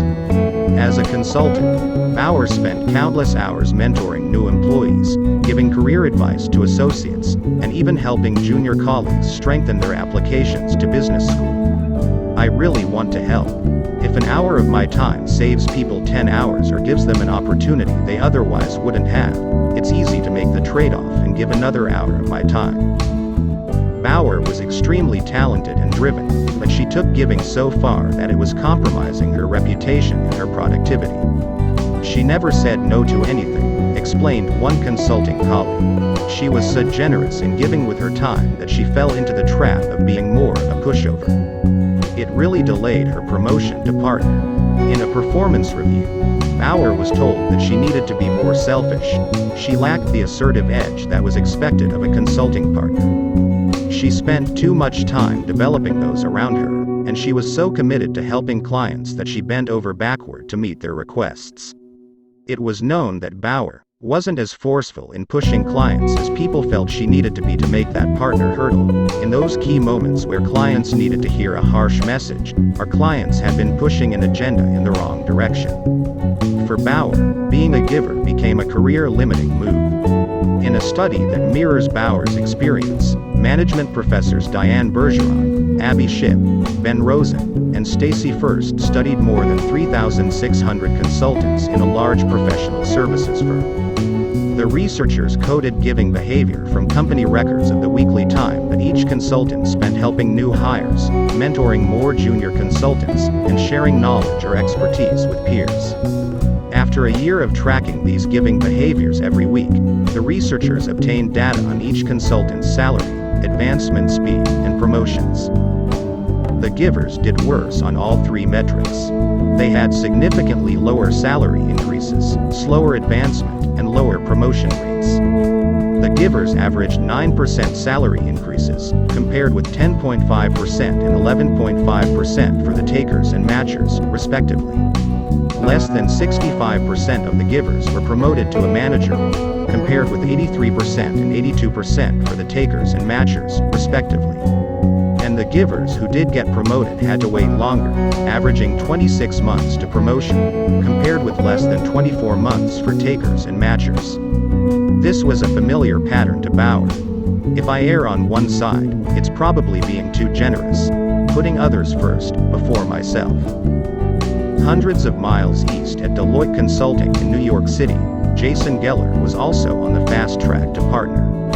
When he first started in consulting, Deloitte was just moving to email and did not have a formalized knowledge management process. There was no system for storing and retrieving information that consultants gathered on specific industries and clients.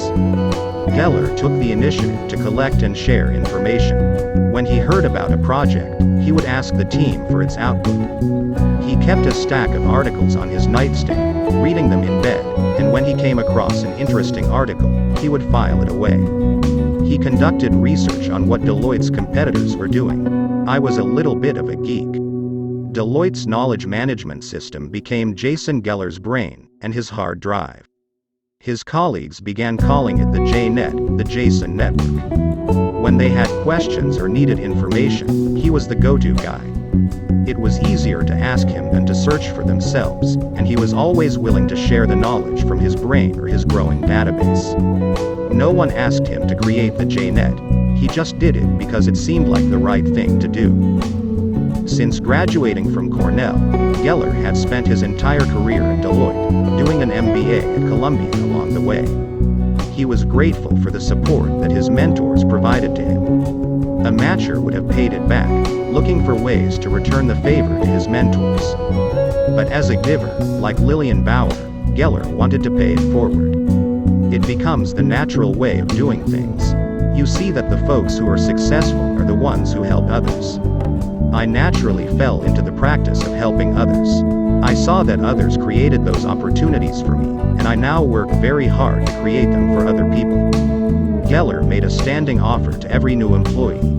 He would help and mentor them in any way that he could. The typical path to partner at Deloitte takes between 12 and 15 years. Geller made it far ahead of schedule, in just 9 years. At just 30 years old, he became one of the youngest partners in Deloitte history. Today, Geller is a partner in Deloitte's human capital consulting practice, where the business he leads globally and in the United States has been ranked number 1 in the marketplace. Yet a colleague describes him as a guy who frequently shuns the spotlight in favor of his colleagues. As Deloitte's global and US HR transformation practice leader, Geller has taken the JNet to a new level and is a strong advocate for Deloitte's formal global knowledge management processes and technologies. With a mix of admiration and incredulity, one analyst notes that, although he is incredibly busy, he holds regular meetings with analysts so he can help them through any issues they may be facing at the time. Geller is reluctant to take credit for his accomplishments, but after some prodding, acknowledges that being generous is what has made me successful here. Although Lillian Bauer and Jason Geller are both givers, they found themselves on very different trajectories. Why did giving stall her career, while accelerating his? The intuitive answer has to do with gender, but that's not the key differentiator, at least not in the conventional sense. Lillian Bauer fell into three major traps that plague many givers, male and female, in their dealings with other people: being too trusting, too empathetic, and too timid. In this chapter, my goal is to show you how successful givers like Jason Geller avoid these risks, and how givers like Lillian learn to overcome them by acting less selfless and more otherish. Becoming a doormat is the giver's worst nightmare, and I'll make the case that an otherish approach enables givers to escape the trap of being too trusting by becoming highly flexible and adaptable in their reciprocity styles.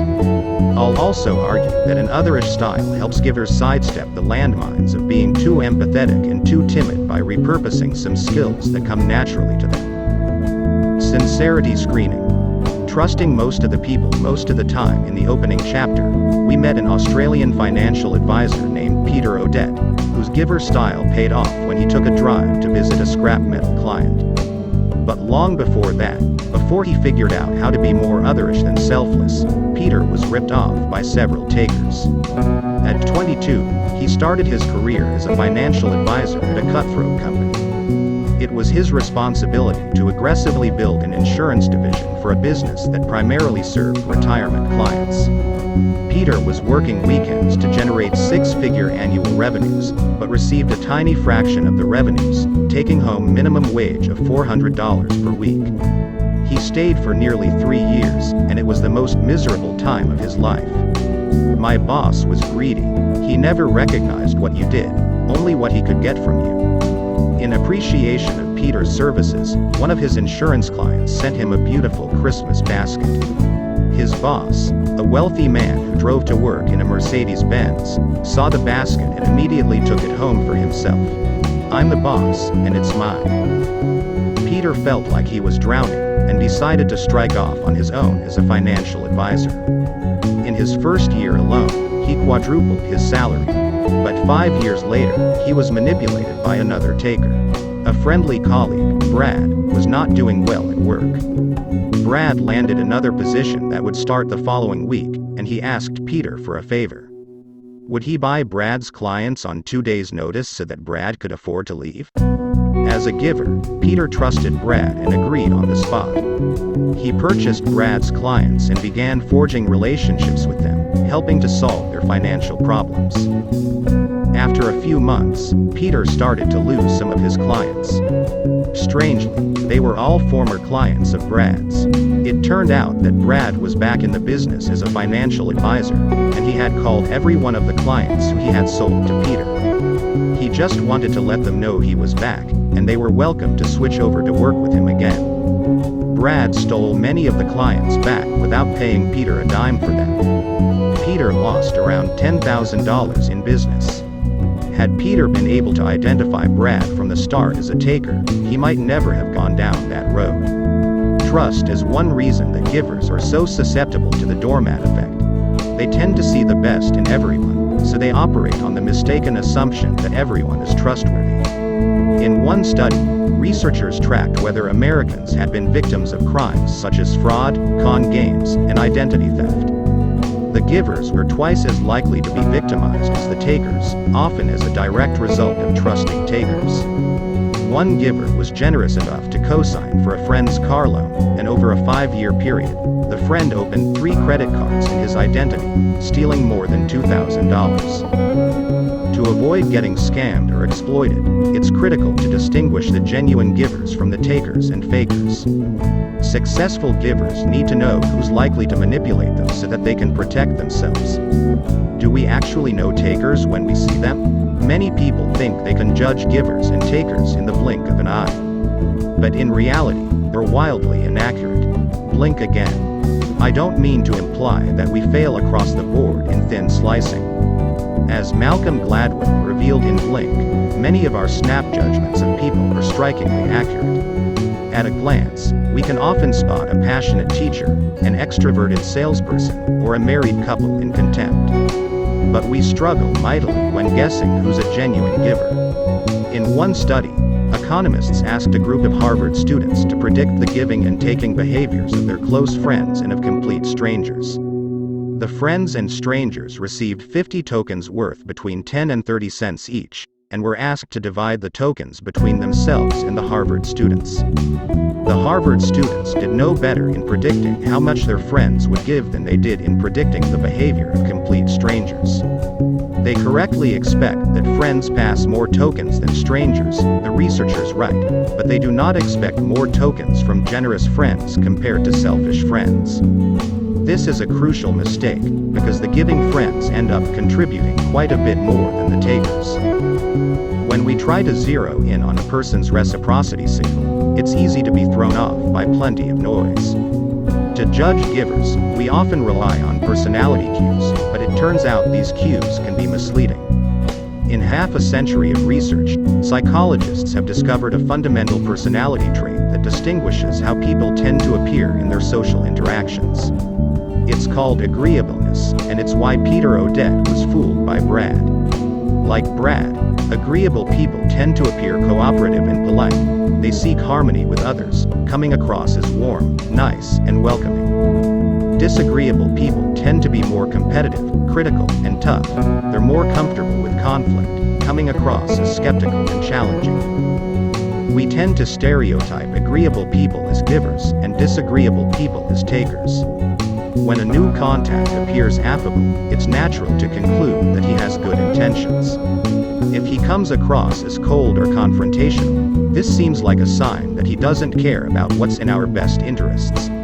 But in making these judgments, we're paying too much attention to the shell of a person's demeanor, overlooking the pearl, or clam, inside the shell. Giving and taking are based on our motives and values, and they're choices that we make regardless of whether our personalities trend agreeable or disagreeable. As Danny Shader, the serial entrepreneur from the opening chapter who initially walked away from David Hornick's term sheet, explains, whether you're nice or not nice is separate from whether you're self-focused or other-focused. They're independent, not opposites. When you combine outer appearances and inner intentions, agreeable givers and disagreeable takers are only two of the four combinations that exist in the world. We often overlook that there are disagreeable givers, people who are rough and tough in demeanor, but ultimately generous with their time, expertise, and connections. As an example, Shader mentions the late Mike Homer, who ran marketing at Netscape. He could be crusty as hell on the outside, but on the inside he was pure gold. When push came to shove, he always did the right thing, and he was incredibly loyal. Greg Sands, a Homer disciple and the managing director of a private equity firm, agrees. Your fundamental concern is whether people are givers or takers, but you've got this other axis, which is, are they nice about it? Is their fundamental demeanor welcoming? Homer had a hard edge. When he was locked onto a path, something that got in the way of that objective would just get swept away. But he had a big heart, and he wanted to be helpful. He was definitely off the charts on both giving and disagreeableness. Another one of Homer's former employees said that Homer seemed like a taker, because he had incredibly high expectations and demands. But at the end of the day, he really cared about the people. One minute, he was giving me a tough time because his expectations weren't being met. The next day, he was helping me figure out what I wanted to do next in my career, what was the right next job for me. The other counterintuitive combination of appearances and motives is the agreeable taker, otherwise known as a faker. Like Ken Lay at Enron, these people come across as pleasant and charming, but they're often aiming to get much more than they give. The ability to recognize agreeable takers as fakers is what protects givers against being exploited. Although they don't always put their skills to good use, givers have an instinctive advantage in sincerity screening. Research suggests that in general, givers are more accurate judges of others than matchers and takers. Givers are more attentive to others' behaviors and more attuned to their thoughts and feelings, which makes it possible to pick up more clues, such as describing successes with first-person singular pronouns, like I and me instead of us and we. Givers also gain a sincerity screening advantage from habitually trusting others, which creates opportunities to see the wide range of behaviors of which other people are capable. Sometimes, givers get burned by takers. In other situations, givers find that their generosity is reciprocated or even exceeded. Over time, givers become sensitive to individual differences and shades of gray between the black and white boxes of agreeable and disagreeable. But givers become doormats when they fail to use this fine-tuned knowledge of differences between veneers and motives. The inclination to give first and ask questions later often comes at the expense of sincerity screening. In consulting, Lillian Bauer made a habit of clearing her schedule for virtually anyone who asked, regardless of who they were. When a client asked for a supplementary analysis, even if it wasn't technically part of the project, she would do it, wanting to please the client. When a junior analyst needed advice, she would immediately open up time in her calendar, sacrificing her personal time. At Deloitte, Jason Geller intuitively adopted an approach that closely resembles sincerity screening. Geller starts by offering help to every new hire, but in his initial conversations with them, he pays attention to who seems to be a giver versus a taker. I can't proactively go and spend time with every single person in the practice globally, so I try to sense who's genuine and who's not. Some folks approach the conversation in terms of learning. Others come in and say, I want to get promoted to senior consultant. What should I do? Geller assumes these consultants are takers.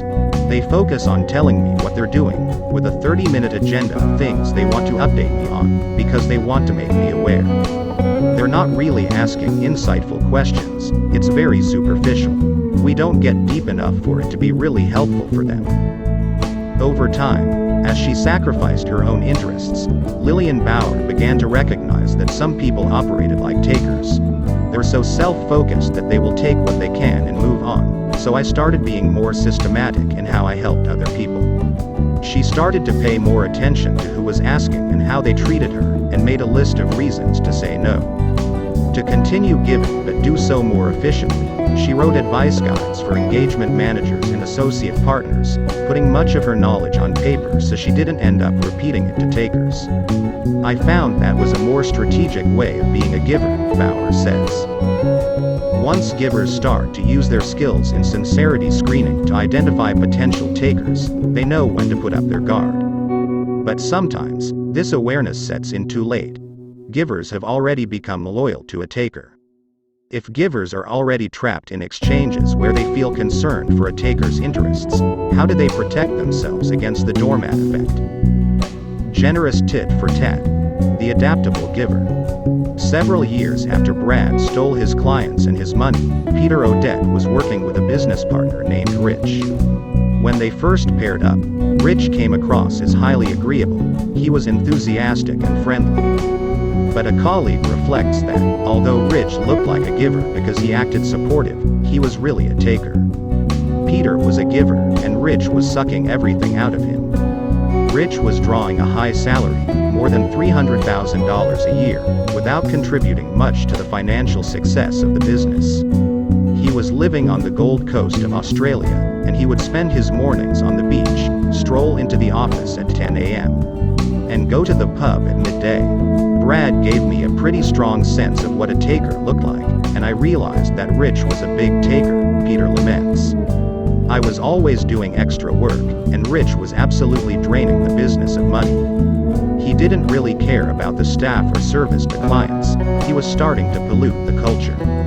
He was taking advantage of me, trading off the back of my loyalty to him because we had built the business up from nothing. Peter stayed timid until one Monday, when Rich announced that he had bought a multi-million-dollar house on the Gold Coast. He needed $100,000, and he took it right out of the company account. At a board meeting that day, Rich left early to meet friends at the pub. This was the last straw for Peter. He knew Rich could no longer be trusted, so he promised the board that he would hold Rich accountable. But he had yet to formulate a plan, and he felt guilty and uncomfortable. Rich was like my big brother. A colleague said, "It would have been hard for anybody, but I think it was harder because Peter is a giver." He knew what was at the other side of it for Rich, and he wanted to save him from it. Peter was a victim of empathy, the powerful emotion that we experience when we imagine another person's distress. Empathy is a pervasive force behind giving behaviors, but it's also a major source of vulnerability. When Brad wasn't doing well and accepted a new job, Peter felt his pain and bought his clients without hesitation. When he considered how Rich would feel about being ousted, Peter felt sorry for him and didn't want to cut him out. Peter was falling into an empathy trap that's visible in a classic negotiation study. Researchers brought people together in pairs to negotiate the purchase of electronics products such as TVs. Half of the negotiating pairs were strangers, the other half were dating couples. In each pair, one negotiator was the seller, and the other was the buyer. On average, who do you think would achieve more joint profits, the strangers or the dating couples? I assumed that the dating couples would do better, because they would trust each other more, share more information, and discover opportunities for mutual gains. But the dating couples did substantially worse than the strangers, achieving lower joint profits. Before the negotiation, the researchers asked the dating couples how in love they were. The stronger their feelings of love, the worse they did. The dating couples, especially the ones in love, operated like selfless givers. Their default approach was to empathize with their partner's needs and give in right away, regardless of their own interests. Concern for their partners had the effect of short-circuiting efforts to discover integrative solutions in favor of more accessible but less mutually satisfactory outcomes, the researchers write, leading to a kid gloves approach to problem solving. When researchers studied selfless givers at the bargaining table, the same pattern surfaced. People who agreed with statements like, "I always place the needs of others above my own," were anxious about putting strain on the relationship, so they accommodated their counterparts by giving away value. As with the dating couples in love, empathy had turned Peter into a doormat, until he discovered an alternative to empathy that's equally aligned with his natural strengths as a giver. Instead of contemplating Rich's feelings, Peter considered what Rich was thinking. This led to a powerful insight. Rich seemed interested in working on a new challenge, so Peter could appeal to Rich's self-interest. "You're clearly not enjoying running the business day to day," Peter told Rich, "so why don't you let me handle it? I think I'm old enough now that I'm ready for the heavy lifting." Rich agreed, expressing a desire to work on special projects in the entrepreneurial space to generate new revenue for the business. Peter supported the decision and started running board meetings. Peter accomplished this maneuver by getting inside Rich's head, rather than his heart. Studies led by Columbia psychologist Adam Galinsky showed that when we empathize at the bargaining table, focusing on our counterpart's emotions and feelings puts us at risk of giving away too much. But when we engage in perspective taking, considering our counterpart's thoughts and interests, we're more likely to find ways to make deals that satisfy our counterparts without sacrificing our own interests.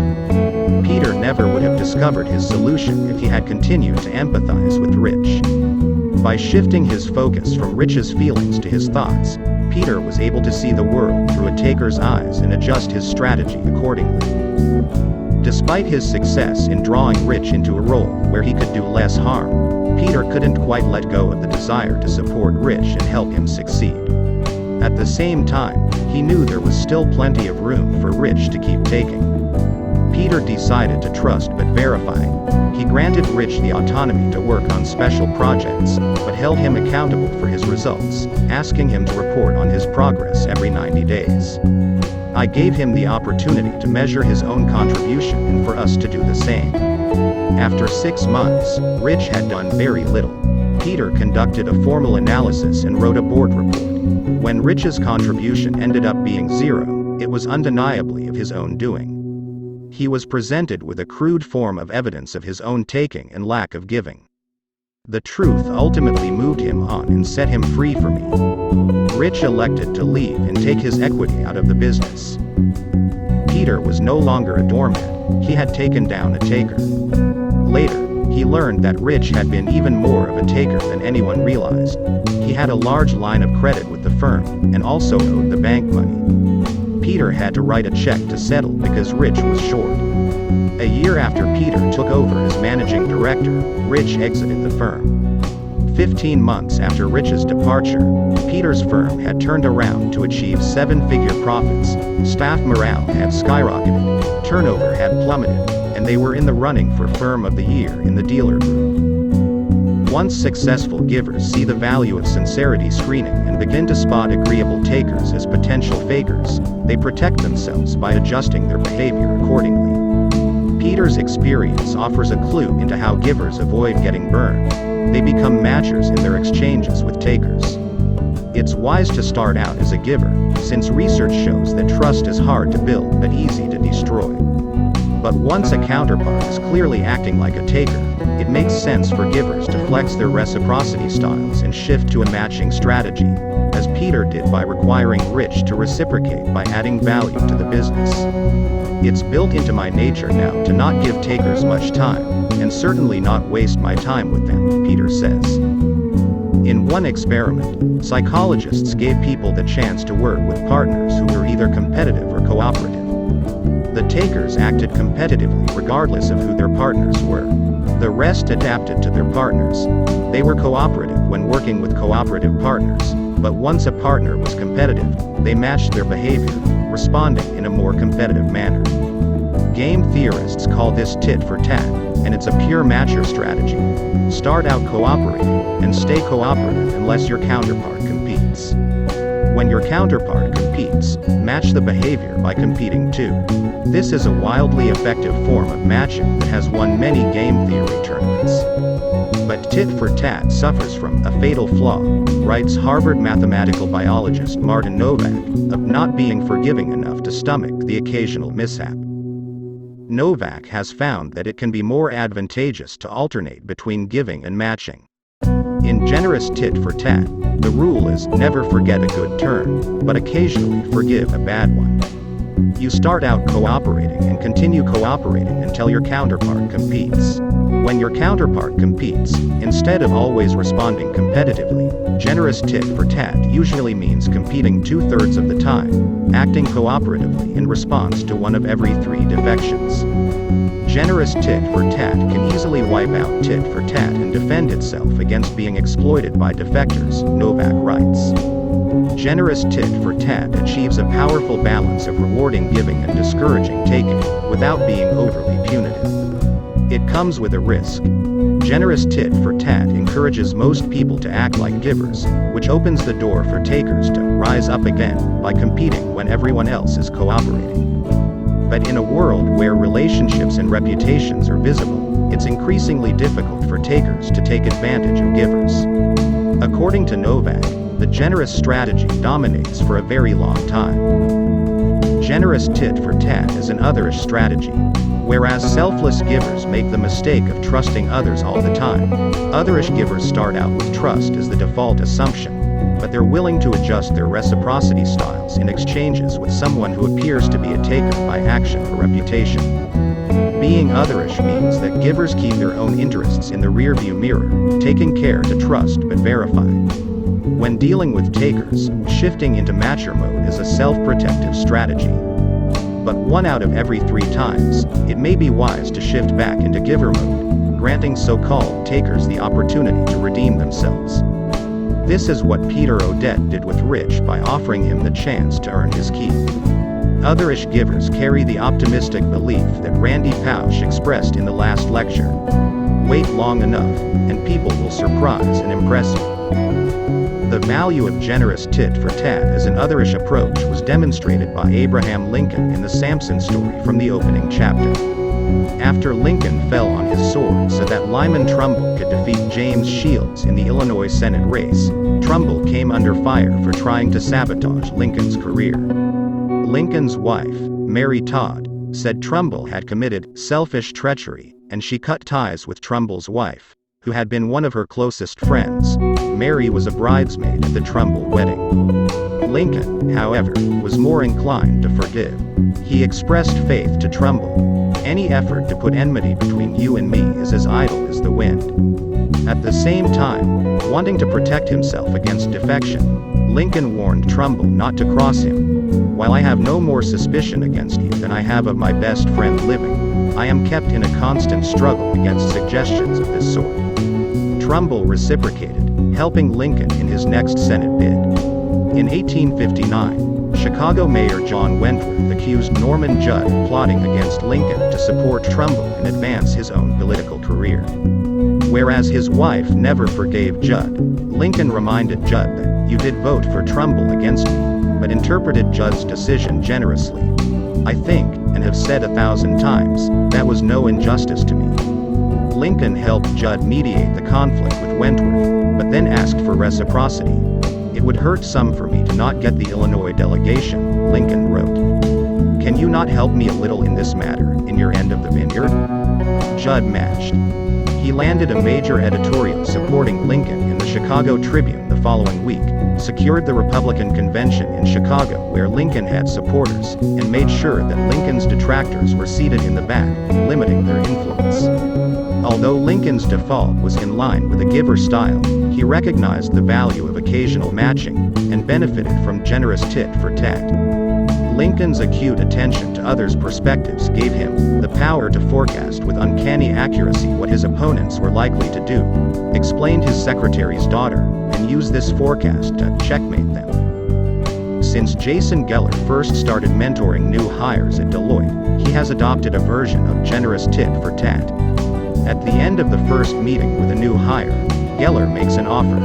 "If this conversation was helpful, I'm happy to do it on a monthly basis." If the person agrees, Geller sets up a recurring monthly meeting in his calendar, with no end date. In addition to creating opportunities for Geller to give, the monthly meetings offer the side benefit of helping him understand who might be a taker. Part of the value of the ongoing dialogue is you can tell pretty quickly who's faking it, because the good conversations and relationships build upon each other, Geller explains. "It's easy to fake it every 6 months, but not on a regular basis. That's part of why I encourage people to schedule that time. It's part of how you sort out who's genuine while making the biggest impact." Once Geller identifies a colleague as a taker, he keeps giving, but becomes more cautious in his approach. "I don't help them less, but the help starts to look different. I'll listen and engage, but we're not having a dialogue. There's not as much mentoring and coaching. It's not that I will consciously be less available to support them, but human nature leads you to invest your time where there is the biggest return, for both of us." Initially, Lillian Bauer didn't vary her investment as a function of the requester's reciprocity style. Before she began sincerity screening, she was generous with every audience. That changed after she helped a family friend who sought her advice about landing a position at a top-tier consulting firm. Bauer responded in a characteristically generous fashion. She spent more than 50 hours coaching the candidate on nights and weekends and made connections for her at her own firm and several competing firms. The candidate ended up receiving offers from Bauer's firm and a competitor, and joined Bauer's firm. But then, despite the fact that Bauer and her colleagues had expended a great deal of time and energy recruiting her, the candidate requested a transfer to another office in a different country, in direct violation of the firm's recruiting guidelines. Bauer had been duped by an agreeable taker. The discussions were very much around what was best for her and her only. The way she was talking about the decision made it clear this was all about her. She was obviously going to help herself. Having been taken advantage of, Bauer learned to be more cautious in dealing with takers. After that point, it just completely changed the way I felt about her, and I wasn't willing to be as generous. Through a combination of sincerity screening and generous tit-for-tat, Bauer was able to avoid becoming a doormat in advising and mentoring takers. But she hadn't overcome the obstacle of learning to challenge clients and say no to some of their requests, instead of being a pushover. I was still saying yes to the client too much, instead of pushing back. What does it take for givers to become more assertive? Assertiveness and the advocacy paradox.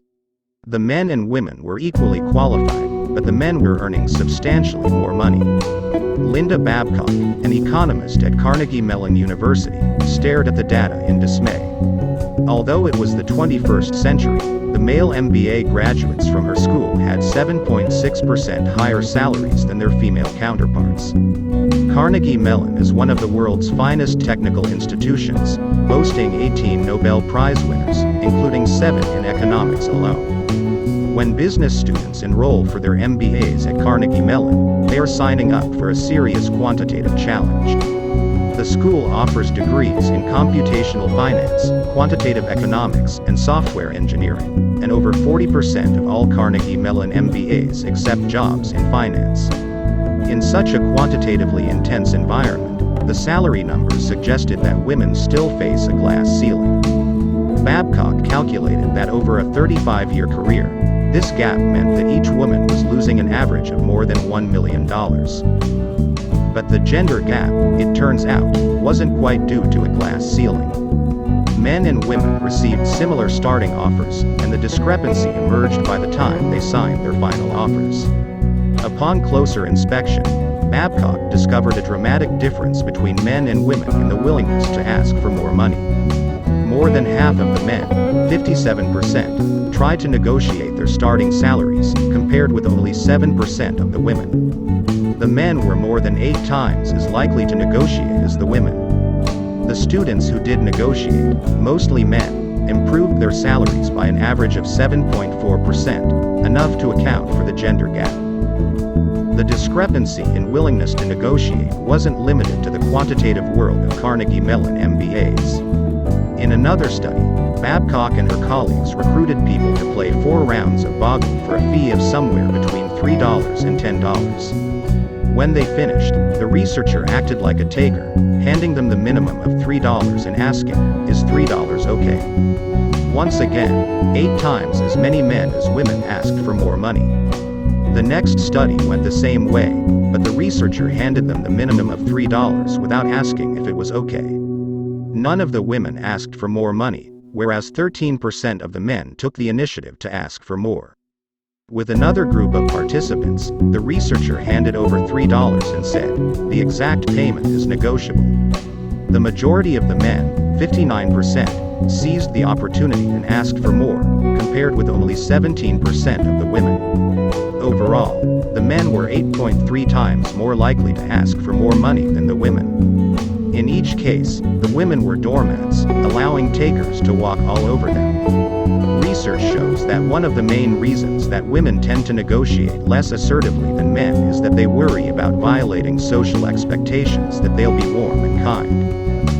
Yet women aren't the only ones who become pushovers at the bargaining table. The doormat effect is a curse that afflicts givers of both genders. In several experiments, male and female givers were willing to make large concessions just to reach an agreement that would make their counterparts happy, even if they had better options available. And in a series of studies led by Notre Dame professor Timothy Judge, nearly 4,000 Americans filled out a survey on whether they were givers, indicating the degree to which they tended to be helpful, caring, and trusting. On average, the givers earned 14% lower income than their less giving counterparts, taking an annual pay hit of nearly $7,000. When the data were split by gender, the income penalty was 3 times greater for giver men than giver women. The female givers earned an average of 5.47% less money than their peers, for a difference of $1,828. The male givers earned an average of 18.31% less money than their peers, for a difference of $9,772. As we saw earlier in the chapter on powerless communication, givers tend to be humble and uncomfortable asserting themselves directly. Studies in more controlled settings have shown that in zero-sum situations, givers frequently shy away from advocating for their own interests. When negotiating their salaries, they make more modest requests than matchers and takers, and end up accepting less favorable outcomes. This reluctance to be assertive is especially likely to afflict agreeable givers, who pay a price in their pocketbooks. At a professional services firm, a man who I'll call Samir Jain was a giver who consistently fell victim to the doormat effect. Samir was ranked at the top of his class in the top 10% of all employees in the Northeast United States at his firm, and dedicated much of his time to helping colleagues and mentoring junior employees. Despite being a star performer, he watched his friends at other firms get promoted faster and earn more income, and he never negotiated his salary or asked for a raise. On several occasions, he watched assertive peers who were no better performers negotiate raises and promotions, sailing past him in the corporate hierarchy. I did not push hard enough to make that happen for myself. I didn't want to make others uncomfortable or overstep my bounds. Growing up in India, Samir was a pushover, which made him the butt of jokes in his family. His father came from a background in poverty, and learned to be a hard-nosed negotiator who bargained for everything, clawing his family up to the middle class. Samir grew up shielded, protected from having to assert himself. His submissiveness bothered his wife, who was a tough negotiator. When they first started dating, Samir was about to sign a lease on an apartment. His wife intervened, negotiated on his behalf, and reduced the rent by $600 a year. He was impressed, but also embarrassed. Since then, whenever they make a purchase, he has turned to his wife to negotiate, knowing that he would be a doormat. To be honest, I've been ashamed of this for a long time, he admits. After he left the professional services firm, Samir completed an MBA and received a job offer from a Fortune 500 medical technology company, his ideal employer. He wasn't entirely satisfied with the terms of the offer, but as usual, he was reluctant to negotiate. I felt awkward. I like my boss, and I didn't want to make him uncomfortable. Weakening Samir's position further, the economy had just crashed, and his peers were all signing without negotiating. But something was different this time.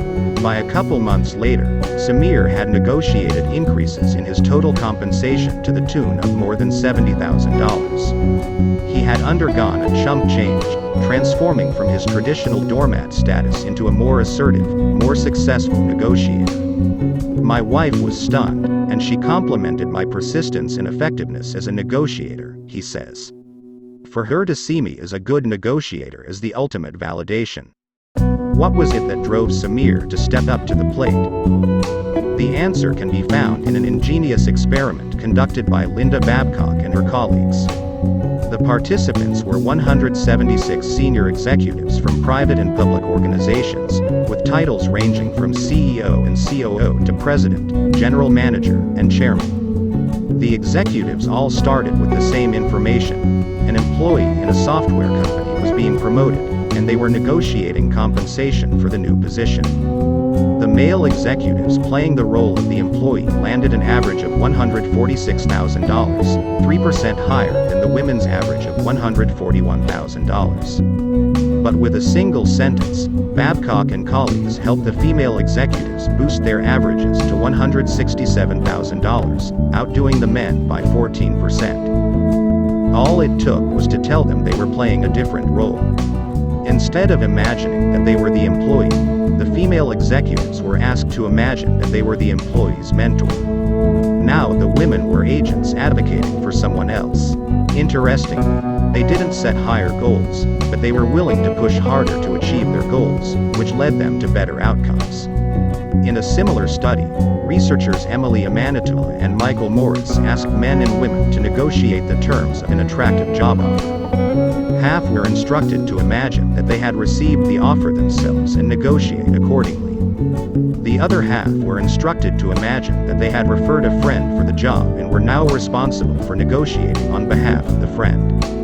Once again, all of the participants set similar goals, irrespective of whether they were male or female, or negotiating for themselves or a friend. But their actual behavior in the negotiations varied strikingly. Regardless of whether they were negotiating for themselves or others, the men requested starting salaries averaging $49,000. The women followed a different path. When they were negotiating for themselves, they requested starting salaries averaging only $42,000 to 16.7% lower than the men.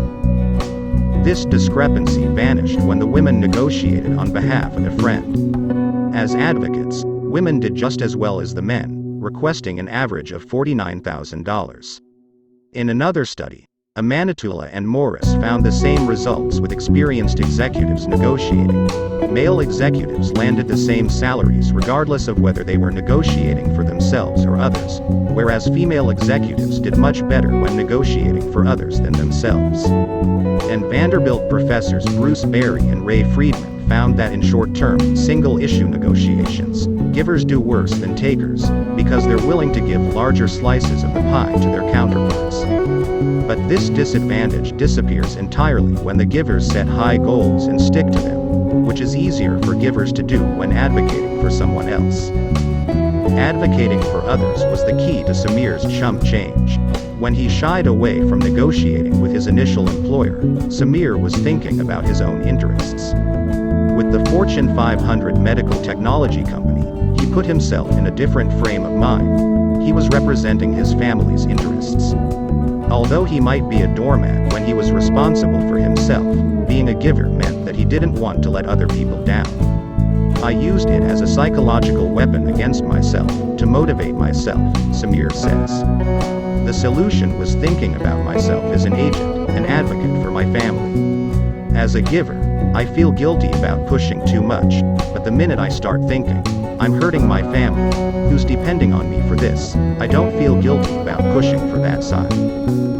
By thinking of himself as an agent representing his family, Samir summoned the resolve to make an initial request for a higher salary and tuition reimbursement. This was an otherish strategy.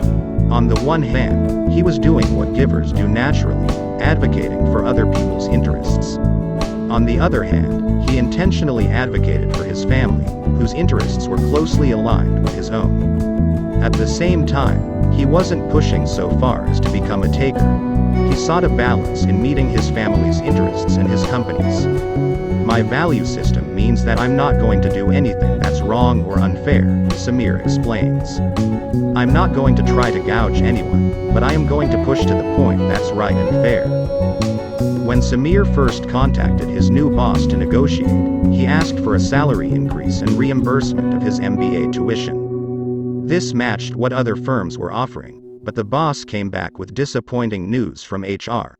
They weren't able to grant either request. At that point, Samir felt the urge to back down. He wanted to be a giver toward his boss, and he was worried that getting more money would harm his boss's performance or compromise his budget. But Samir had massive debt from student loans, and he felt responsible for his family first. He asked again, convincing his boss to lobby HR for the bump in his salary and signing bonus. He ended up getting a $5,000 salary increase and a $5,000 signing bonus increase. By that time, his $10,000 signing bonus had expired. Samir asked for that too, and got it. His boss assured him that this was the best he could do. Samir was already up $20,000 in the first year alone, not to mention the dividends that the base salary increase would accrue, but he wasn't done yet. He still wasn't receiving tuition reimbursement, so he was determined to find another way to support his family. He had plenty of free time during his last semester of school, so he negotiated a consulting arrangement to work for the company part-time. The company agreed to pay him $135 per hour, which would net Samir another $50,000 in the span of a few months. At that point, he signed the contract, having upped his total compensation by more than $70,000. Being able to keep pushing, a large part of that was being an agent, Samir says. If I don't push now, what's going to happen when I get another promotion? I'm going to be that guy who has 3 kids and gets pushed around. Thinking of myself as an agent motivated me to keep going. It gave me some extra cojones. Although advocating for his family helped him succeed, Samir was still concerned about how it would affect his reputation at the firm and his relationship with his boss. When the negotiation was finished, his boss shared a surprising sentiment. He admired Samir's assertiveness. It was part of why my boss wanted me, Samir says. He respected that I wasn't going to be pushed around anymore. Givers, particularly agreeable ones, often overestimate the degree to which assertiveness might be off-putting to others. But Samir didn't just earn respect by virtue of negotiating. His boss was impressed with how he negotiated. When HR initially rejected Samir's request, he explained his family's circumstances.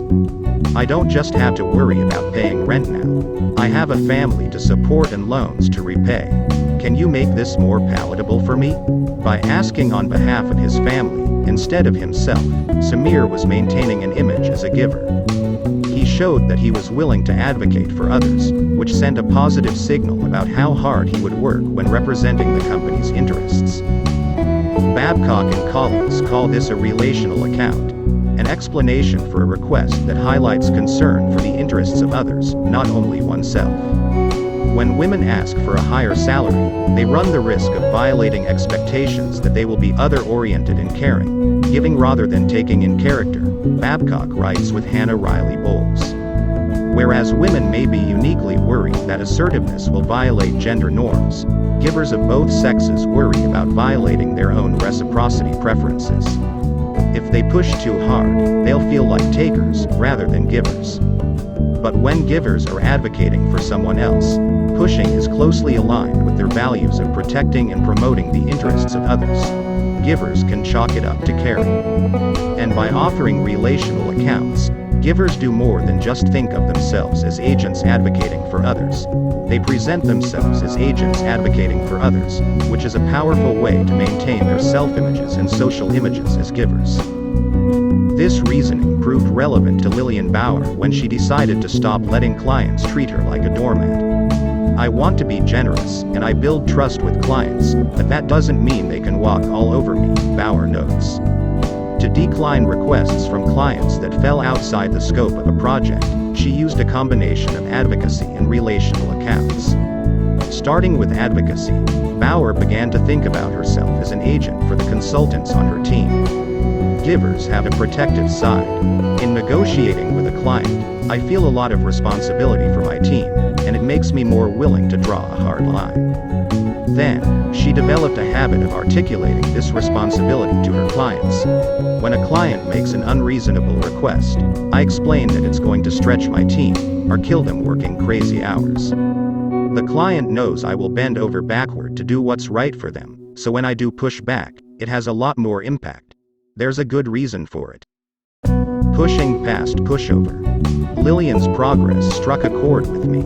As a freshman in college, I accepted a job selling advertisements for the Let's Go travel guides. Written and produced entirely by Harvard students, the Let's Go guides were billed as the Bible of the budget traveler, rivaling Lonely Planet, Frommer's, and Rick Steves as the go-to resource for getting around a foreign country on the cheap. On my first day, my manager handed me a list of clients and said, "These people spent about $300,000 last year on ads in the Let's Go books. Just call them up and convince them to advertise again." Then she turned around and walked away. As I realized that I wouldn't get any training, I began to panic. I had no product knowledge and no relevant experience, and I had never left North America. I was only 18 years old, and I had no business making sales pitches to senior vice presidents at major international companies. I mustered up the courage to call one of Let's Go's longtime advertisers, a man named Steven who ran a travel agency. The moment he started talking, it was clear he was furious. At first, I was glad to see that my agency was written up in the books, separate from my ad, he snarled, until I saw that outdated contact information was listed. "So your readers can reach me. I've had to pay hundreds of dollars to maintain old postal addresses and email accounts." I gently explained that advertising and editorial are separate departments. I could ensure the accuracy of his ads, but I had no influence over the content of the books themselves. Steven didn't care. He demanded an advertising discount to make up for the editorial error and threatened not to renew his ad if I didn't comply. Feeling bad for him, I granted him a 10% discount. This violated a Let's Go policy that appeared in my contract, prohibiting all discounts that didn't appear in our media kit, and it was a preview of more mistakes to come. After contacting several dozen clients, I had given 3 more discounts and signed very few contracts, which became mortifying when I learned that Let's Go had a 95% client renewal rate. Along with bringing in no revenue, when a client demanded a refund on the previous year's ad, I caved. becoming the first employee to give away money that was already on the books. In empathizing with clients and trying to meet their needs in any way possible, I was helping them at my own expense, not to mention my company's. I was a disaster, and I was ready to quit. It wasn't the first time I had been a giver to a fault. When I was 14, I decided to become a springboard diver. I was determined to master the art of hurling myself into the air, doing somersaults and twists, and entering the water gracefully without a splash. Never mind that I could hardly jump, flip, or twist. I was terrified to try new dives, and my teammates called out my lack of flexibility by nicknaming me Frankenstein. One day, my coach brought a metronome to practice in the hopes of improving my timing. After several hours of effort, he declared me incapable of rhythm. For the next 4 years, I trained 6 hours a day. Eventually, I became a 2-time state finalist, a 2-time Junior Olympic national qualifier, and an All-American diver. I would go on to compete at the NCAA varsity level at Harvard. But along the way, I sacrificed my own success. Several months before the biggest meet of my life, I volunteered to coach 2 of my competitors. I taught them new dives, critiqued their form, and revealed the secret of the rip entry, showing them how to disappear into the water at the end of a dive. They returned the favor by beating me at the state championships by just a handful of points. At Let's Go, I was once again benefiting others at a personal cost. Although I was helping my clients save money, I was a pushover, losing revenues for the company and sacrificing my own commission. But the following week, I happened to meet a new assistant manager at Let's Go whose position was created as a result of the advertising revenue that my predecessor generated. The job made it possible for her to pay for school. It was the inspiration that I needed. I realized that my colleagues were depending on me. As a student, I didn't have a wife and children yet, but I could see myself as an agent on behalf of college students in search of jobs that would defray the cost of tuition and provide meaningful work experiences. I might be a doormat when lobbying solely for my own interests, but when I was representing the interests of students, I was willing to fight to protect them. Before a heated negotiation with a merciless French hotelier who demanded a discount, I thought about how the revenue could support job creation, which gave me the resolve to dig in my heels. I added a relational account. If I gave him a discount, it would only be fair to offer the same to our other clients, and I had a responsibility to be consistent. He ended up paying the full price.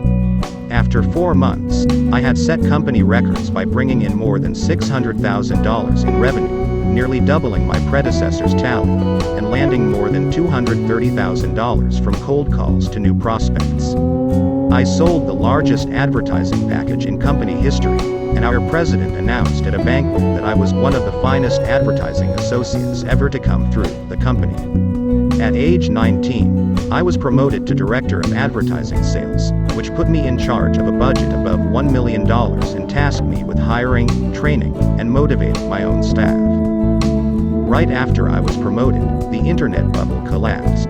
More than a dozen clients went out of business before our advertising season even started, and 6 of our 10 biggest clients informed me that their advertising budgets had been slashed, so they wouldn't be able to renew.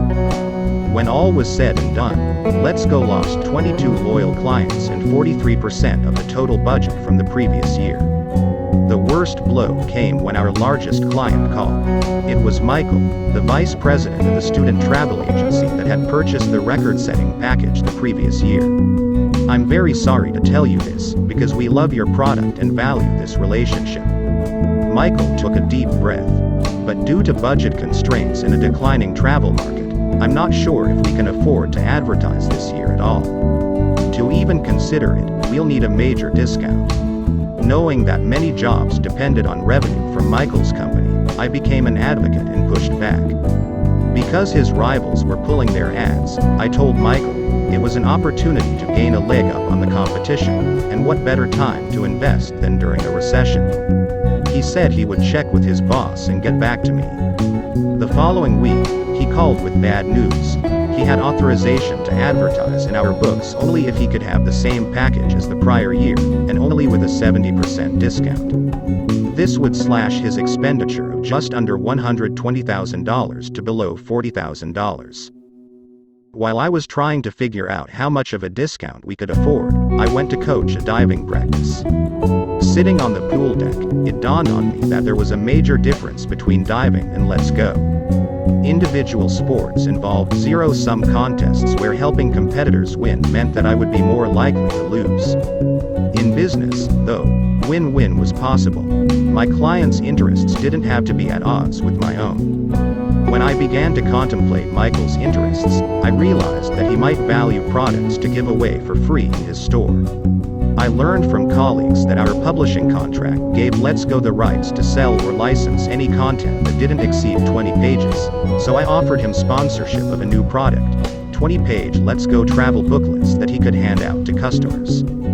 Customers would appreciate the free travel tips and might stay longer in the store or be more likely to return. Since the funds would come from his distribution budget rather than his advertising budget, he was able to consider the possibility. When I gave further thought to Michael's interests, I realized that the booklets would be more valuable to him if he could sponsor them exclusively, rather than featuring other companies' ads. We agreed on a mutually beneficial deal for exclusive sponsorship, and he ended up spending more than $140,000, topping my own previous record for the largest ad package in company history. Whereas advocacy and relational accounts enabled me to become more assertive in win-lose negotiations, it was perspective taking that helped me expand the pie and succeed in win-win negotiations. Ultimately, despite the dot-com bust, this approach led more than half of our renewal clients to increase their ad packages. Our team brought in more than $550,000 in profits, making it possible to increase the size of our staff and introduce new marketing initiatives. After months of hounding delinquent clients to send their payments, I became the only manager in recent history to bring in 100% of accounts receivable, leaving no bad debt. I was elected to the company's board of directors and earned the Manager of the Year award for leadership, commitment, and business acumen.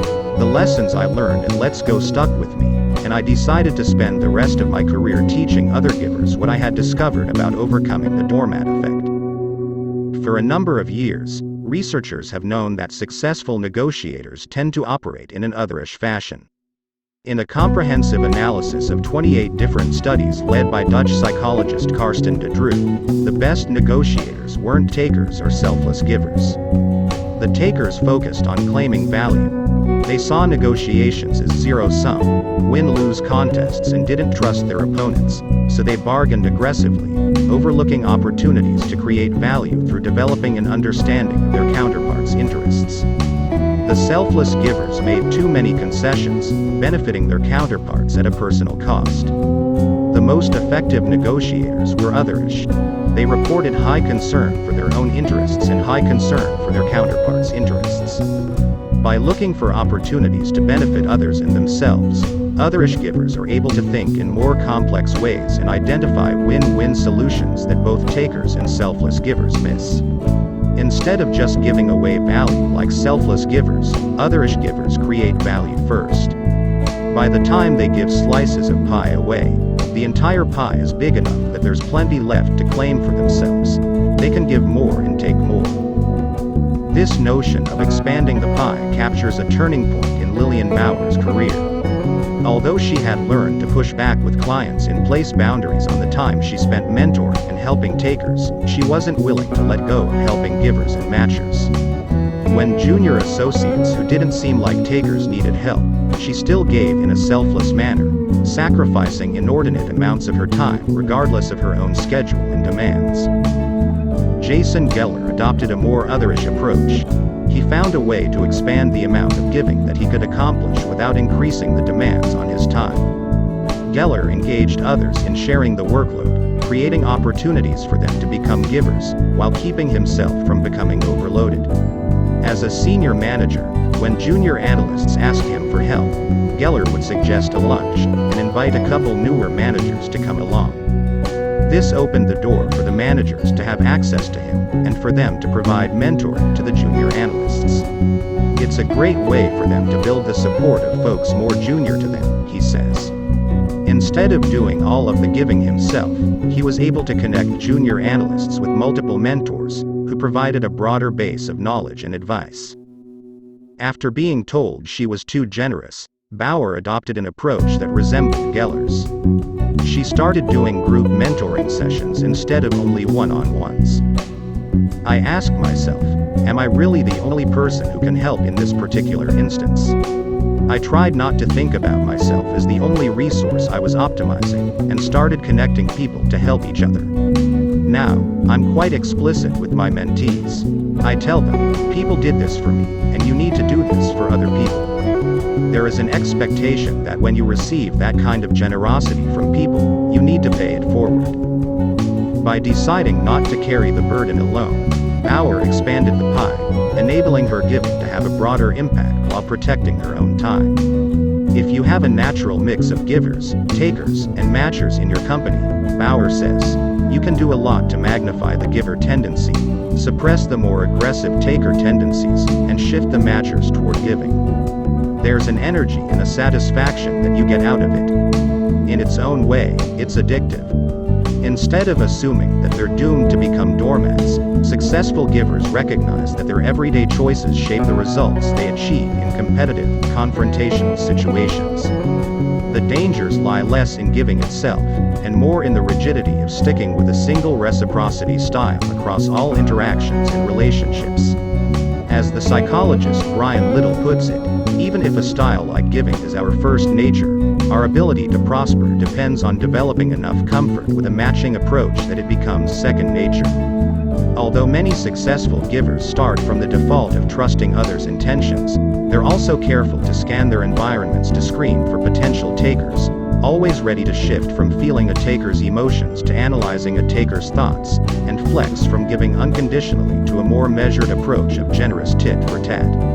And when they feel inclined to back down, successful givers are prepared to draw reserves of assertiveness from their commitments to the people who matter to them. For Lillian Bauer, these shifts in strategy catalyzed a chump change.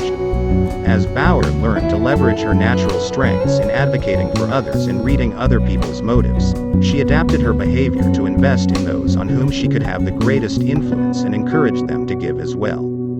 The cumulative effect was that she transformed from a doormat into a successful giver. Even though her generosity initially slowed her rise to partner, she ended up getting there ahead of schedule. Lillian Bauer was one of the first members of her consulting class to make partner. 8. The Scrooge Shift. Why a soccer team, a fingerprint, and a name can tilt us in the other direction. How selfish soever man may be supposed, there are evidently some principles in his nature which interest him in the fortunes of others, and render their happiness necessary to him, although he derives nothing from it except the pleasure of seeing it. Adam Smith, father of economics. In 1993, a man named Craig Newmark left IBM after 17 years to take a computer security position at Charles Schwab in San Francisco. As a single guy new to the Bay Area, he was looking for ways to spice up his social life. In early 1995, he started emailing friends to share information about local arts and technology events. Word of mouth spread, and people began to expand the postings beyond events to feature job openings, apartments, and miscellaneous items for sale. By June, the email list had grown to 240 people. It was too large for direct email, so Craig moved it to a listserv. In 1996, a website was born, and it was called Craigslist. By the end of 2011, there were Craigslist sites in more than 700 locations around the world. In the United States alone, roughly 50 million people visit Craigslist each month, making Craigslist one of the 10 most popular websites in the country, and one of the 40 most visited in the world. Craigslist flourished by appealing to our basic matcher instincts. It facilitates transactions in which buyers and sellers can agree on a fair price, exchanging goods and services for what they're worth. Fundamentally, Craigslist is about trading value in direct exchanges between people, creating a matcher's preferred even balance of give and take. We're not altruistic, Newmark writes. From one perspective, we're like a flea market. Could a system like this function based entirely on giving, instead of matching? In 2003, an Ohio native by the name of Darren Beal decided to find out. Just like Craig Newmark, Beal was in a new city where he lacked information, so he started an email list of friends. Following the lead from Craigslist, Beal was aiming to create internet-based local communities of exchange for anyone to access, connecting people who wanted goods with people who were ready to part with them. But in a radical departure from the typical Craigslist exchange, Beal set an unusual ground rule: no currency or trading allowed. The network was called FreeCycle, and all goods had to be given away for free. The idea for FreeCycle was sparked when Beal developed and ran a recycling program for businesses at a nonprofit organization called Rise in Tucson, Arizona. Local businesses began to give Beal used items that were still in good condition but weren't recyclable, like computers and desks. In the hopes of giving the items away to people who needed them, Beal spent hours on the phone offering them to charities, but made little progress. At the same time, he had a bed that he wanted to give away, but thrift shops wouldn't accept it.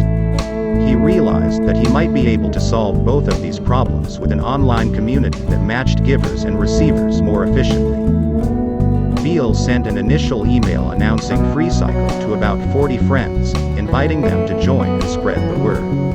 When some of the earliest FreeCycle members started posting items to give away, Beal was caught off guard. One woman offered to give away a partially used bottle of hair dye, which would expire in a matter of hours. "It needs to be used really soon," she wrote, "so if anyone has an urge to go darker, tonight is the night." A Texas man posted a more desirable item, fishing tackle, but had a string attached. He would only give it away to someone from whom fishing tackle had been stolen. "As a kid 34 years ago, I stole a tackle box. There's no way I can find the person and make it right, so I'm trying to do the next best thing." With some people finding matcher loopholes in the system, and others trying to give away junk, FreeCycle seemed like a lost cause. But Beal believed that one person's trash really is another's treasure. And some people gave away actual treasure on FreeCycle that they could have easily sold on Craigslist. One person donated a camera in excellent condition worth at least $200. Others gave away good computers, flat-screen TVs, baby car seats, pianos, vacuum cleaners, and exercise equipment. When FreeCycle started in May 2003, there were 30 members. Within a year, FreeCycle had grown at an astonishing rate. There were more than 100,000 members in 360 cities worldwide. By March 2005, FreeCycle had increased tenfold in membership, reaching 1 million members. Recently, social scientists Rob Willer, Frank Flynn, and Sonia Zack decided to study what drives people to participate in exchange systems. They were striving to get to the bottom of a vigorous debate among social scientists, many of whom believed that the types of direct exchanges that take place on Craigslist were the optimal way of exchanging resources.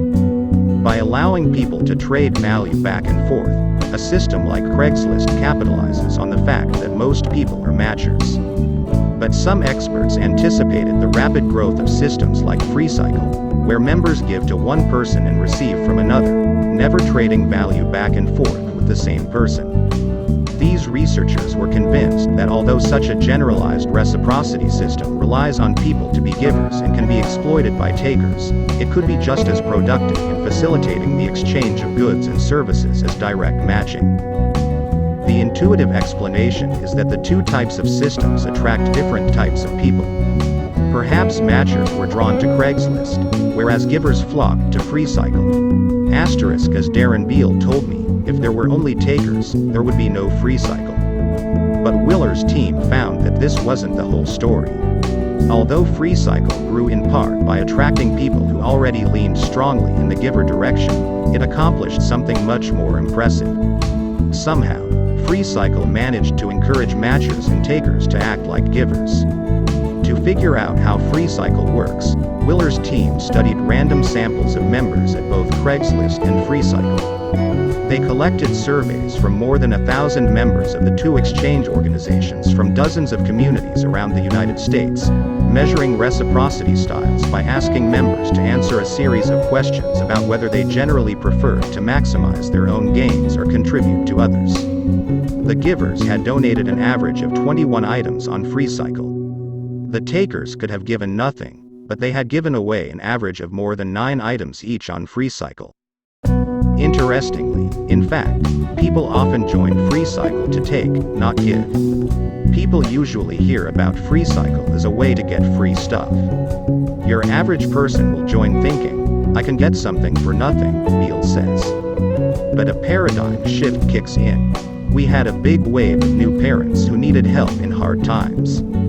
They received strollers, car seats, cribs, and high chairs. Later, instead of selling them on Craigslist, they started giving them away. What drives people to join a group with the intention of taking, but then end up giving? The answer to this question opens up another way that givers avoid the bottom of the success ladder. When dealing with individuals, it's sensible for givers to protect themselves by engaging in sincerity screening and acting primarily like matchers in exchanges with takers. But in group settings, there's a different way for givers to make sure that they're not being exploited. Get everyone in the group to act more like givers. The strategy was foreshadowed by Jason Geller and Lillian Bauer, who directly asked their mentees to pay it forward in mentoring groups of more junior colleagues. Earlier, Adam Rifkin, the Silicon Valley giver who was named Fortune's best networker, did the same thing in his entire network. He invited the people who benefited from his giving to help other people in his web of relationships, and a giving norm evolved. As I noted in the opening chapter, people rarely have a single reciprocity style that they apply uniformly to every domain of their lives. If a group develops a norm of giving, members will uphold the norm and give, even if they're more inclined to be takers or matchers elsewhere. This reduces the risks of giving. When everyone contributes, the pie is larger, and givers are no longer stuck contributing far more than they get. What is it about groups that can tilt members in the giver direction? At the end of this chapter, they'll introduce you to a powerful activity that some of the world's leading companies and business schools have started using to motivate giving among takers and matchers, as well as givers. But first, by unpacking FreeCycle's success in motivating matchers and takers to give, we can gain a deeper understanding of what individuals and organizations can do to foster greater levels of giving. The starting point is to ask why people give in the first place. The altruism debate. For nearly 40 years, two of the world's most distinguished psychologists have locked horns over whether the decision to give can be purely altruistic, or whether it's always ultimately selfish.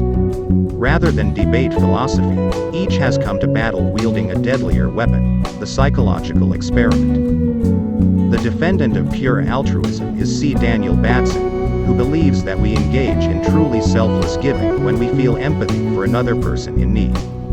The greater the need, and the stronger our attachment to the person experiencing it, the more we empathize. When we empathize with a person, we focus our energy and attention on helping him or her, not because it will make us feel good, but because we genuinely care. Batson believes that although some people feel empathy more intensely and frequently than others, virtually all humans have the capacity for empathy, even the most disagreeable of takers. As Adam Smith put it centuries ago, the emotion which we feel for the misery of others is by no means confined to the virtuous and humane, though they perhaps may feel it with the most exquisite sensibility. The greatest ruffian, the most hardened violator of the laws of society, is not altogether without it. The devil's advocate is Robert Cialdini, who argues that there's no such thing as pure altruism. He believes that human beings are frequently generous, giving, and caring. But he doesn't think these behaviors are entirely altruistic in origin. He believes that when others hurt, we hurt, and this motivates us to help. Cialdini's first challenge to Batson's claims was that when empathy leads us to help, it's not because our ultimate goal is to benefit the other person. He proposed that when others are in need, we feel distressed, sad, or guilty. To reduce our own negative feelings, we help. Cialdini accumulated an impressive body of studies suggesting that when people feel distressed, guilty, or sad toward another person in need, they help. Batson's rebuttal. It's true that people sometimes help to reduce negative feelings, but this isn't the only reason. And negative feelings don't always lead to helping. When we feel distressed, sad, or guilty, our ultimate goal is to reduce these negative feelings. In some cases, helping is the strategy that we choose. But in many cases, we can reduce our negative feelings in other ways, such as distracting ourselves or escaping the situation altogether.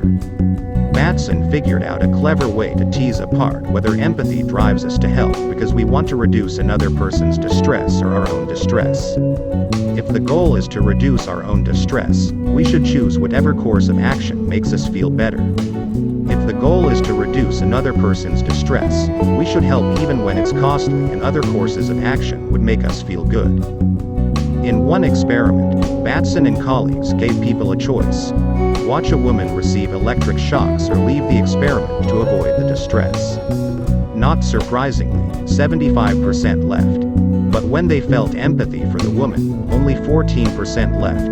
The other 86% stayed and offered to take the shocks in her place. And of the people who stayed to help, the ones who empathized the most strongly were willing to endure 4 times as many shocks as those who felt less empathy. Batson and colleagues demonstrated this pattern in more than half a dozen experiments. Even when people can reduce their negative feelings by escaping the situation, if they're feeling empathy, they stay and help anyway, at a personal cost of time and pain. On the basis of this evidence, Batson concluded that reducing bad feelings is not the only reason people help, and a comprehensive analysis of 85 different studies backed him up. But Cialdini, one of the greatest social thinkers of our time, wasn't done yet. He acknowledged that empathy can drive helping. Feelings of concern and compassion certainly motivate us to act for the benefit of others at a personal cost. But he wasn't convinced that this reflects pure altruism. He argued that when we empathize with a victim in need, we become so emotionally attached that we experience a sense of oneness with the victim. We merge the victim into our sense of self. We see more of ourselves in the victim. And this is why we help. We're really helping ourselves.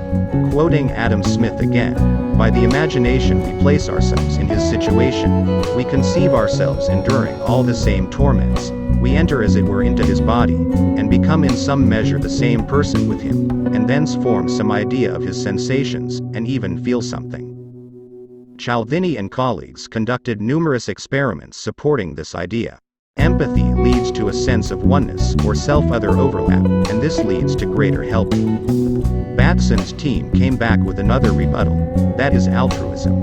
If we empathize with other people to the point of merging our own identities with theirs, we care about them as much as we care about ourselves. Because we no longer place our interests above theirs, helping them is purely altruistic. Stalemate. Both camps agree that empathy leads to helping. Both camps agree that a sense of oneness is a key reason why. But they fundamentally differ about whether oneness is selfish or altruistic.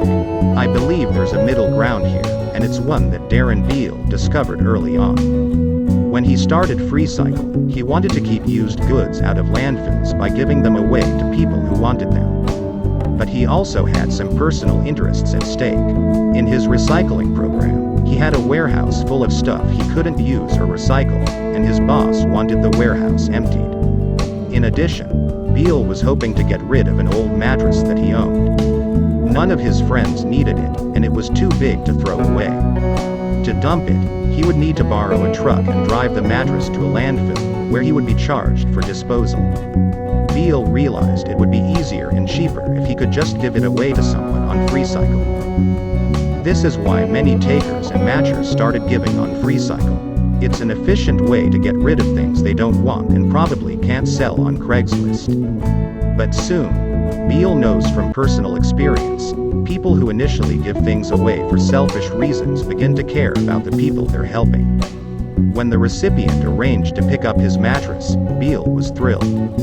"I thought I was getting away with giving a mattress away, that I was the one benefiting," he says.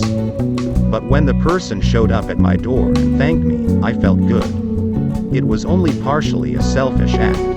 I was helping someone else in a way that made me happy. I felt so darn good about it that I started giving away other items." After a decade of research, I've come to the conclusion that Beale's experience is the norm rather than the exception. Oneness is otherish. Most of the time that we give, it's based on a cocktail of mixed motives to benefit others and ourselves. Takers and matchers may be most likely to give when they feel they can advance others' interests and their own at the same time. As the primatologist Franz de Waal writes in The Age of Empathy, the selfish-unselfish divide may be a red herring. Why try to extract the self from the other, or the other from the self, if the merging of the two is the secret behind our cooperative nature? Consider Wikipedia, the online encyclopedia written for free by upwards of 3 million volunteers, with more than 100,000 of them contributing regularly. When asked why they write for Wikipedia, hardly any volunteers reported being involved for self-serving reasons, such as to make new contacts, build their reputations, reduce loneliness, or feel valued and needed. But the relatively altruistic value of helping others wasn't the sole factor they emphasized either. Wikipedia contributors aren't necessarily givers across the different domains of their lives, but they're volunteering their time to exhaustively summarize and cross-reference Wikipedia entries. Why? In a survey, 2 reasons dominated all others. They thought it was fun and they believed information should be free. For many volunteers, writing Wikipedia entries is otherish. It provides personal enjoyment and benefits others. Beale believes the otherish structure of FreeCycle is one of the major reasons that it grew so fast. Giving away items that we don't need, and benefiting others in the process, is the gift economy equivalent of Adam Rifkin's 5-minute favors. Low cost to oneself coupled with potentially high benefit to others. It's noteworthy that FreeCycle's formal mission statement highlights 2 sets of benefits. Members can contribute to others and gain for themselves. The mission is to build a worldwide gifting movement that reduces waste, saves precious resources and eases the burden on our landfills while enabling our members to benefit from the strength of a larger community. Beyond this otherish structure, there's a central feature of a FreeCycle community that motivates people to start giving. A clue to the mechanism lies in the story of a French consultant who struggled for years to earn the trust of a potential client, until he recognized the power of a sense of community. From enemies to allies. During the 2008 global financial crisis, one of the many companies to suffer was a French firm that I'll call Nouveau. Nouveau was headquartered in a small city in the middle of France that boasted a beloved soccer team. The founders had chosen the city as their headquarters in an effort to restore the city's glory, but the population was shrinking and profits were falling, and there was pressure to relocate to a larger city. Nouveau's executives decided to save headquarters with a dramatic reorganization. Seeking outside assistance, the CFO issued a request for proposals to consulting firms. Nouveau was open to working with whichever firm presented the best proposal, with one exception. One particular consulting firm could not be trusted. This firm had been working with Nouveau's chief competitor for years. Nouveau's top brass worried that inside information could be leaked accidentally, or even stolen by a taker. The suspect consulting firm's lead partner, who I'll call Philippi, was aware of the distrust from the Nouveau executives. Philippi's firm had submitted proposals to Nouveau in the past, and they were always rejected. The consultants had repeatedly explained the firm's strict confidentiality policies, but the Nouveau executives didn't buy it. Eventually, the consultants concluded that it was a waste of time to continue making proposals. But Philippi was genuinely interested in contributing to Nouveau's success, so he led his team in preparing and submitting a proposal for the reorganization. Then they sat down to brainstorm. How can we prove to Nouveau that we're trustworthy? Philippi's firm was the last to pitch to Nouveau. At the pitch meeting, Philippi arrived at Nouveau's headquarters with 5 consultants in tow. They were escorted into a large room where 10 Nouveau executives sat across from them. Philippe's team presented the proposal, and the Nouveau executives were unmoved. "We like your proposal," one executive said, "but we can't trust you. Why should we enter into a relationship with you? How can we be sure that you will put our interests first?" Philippe reminded them of his firm's confidentiality policies and code of honor, reinforcing that its reputation hinged on upholding the highest standards for clients, but his promise fell on deaf ears. Philippe had run out of logical arguments, so he resorted to the only other ammunition that he had. He reached into his briefcase and pulled out the blue scarf of the city's famed soccer club. Donning the scarf as a symbol of hometown pride, he made a plea. "We've been trying to convince you for many years that our confidentiality policies can be trusted. Since we're not managing to say that with words, we'd like to show our commitment in a different way." The 5 members of Philippe's team followed suit, putting the soccer scarves around their necks. The Nouveau executives were surprised. They asked which partner would take the lead on the project. Philippe stepped up. "I am going to take the lead, and we will begin our work over the August break. I can commit to this because your headquarters is next to my home." A few hours later, Philippe's firm landed the project. The Nouveau executives had not known that Philippe was from their city. "This was a reorganization task," Philippe explains, "and having someone care about this city, and the people living in it, was a plus for the employees in the company. It was a bit of common ground. Common ground is a major influence on giving behaviors. In one experiment, psychologists in the United Kingdom recruited fans of the Manchester United soccer team for a study. When walking from one building to another, the soccer fan saw a runner slip on a grass bank, where he fell holding his ankle and screaming in pain. Would they help him? It depended on the t-shirt that he was wearing. When he wore a plain t-shirt, only 33% helped. When he wore a Manchester United t-shirt, 92% helped. Yale psychologist Jack Dovidio calls this activating a common identity. When people share an identity with another person, giving to that person takes on an otherish quality. If we help people who belong to our group, we're also helping ourselves, as we're making the group better off. A common identity was a key active ingredient behind the rapid growth of FreeCycle and the unusually high levels of giving. When Berkeley professor Rob Willer's team compared Craigslist and FreeCycle members, they were interested in the degree to which each group experienced identification and cohesion. The more members identified, the more they saw Craigslist or FreeCycle as an important part of their self-images, as reflecting their core values. The more cohesion members reported, the more they felt part of a meaningful Craigslist or FreeCycle community. Would members experience greater identification and cohesion with Craigslist or FreeCycle? The answer depends on how much a member has received from the site. For members who received or bought few items, there were no differences in identification and cohesion between Craigslist and FreeCycle. People were equally attached and connected to both sites. But for members who received or bought many items, there were stark differences. Members reported substantially greater identification and cohesion with FreeCycle than Craigslist. This was true even after accounting for members' tendencies toward giving.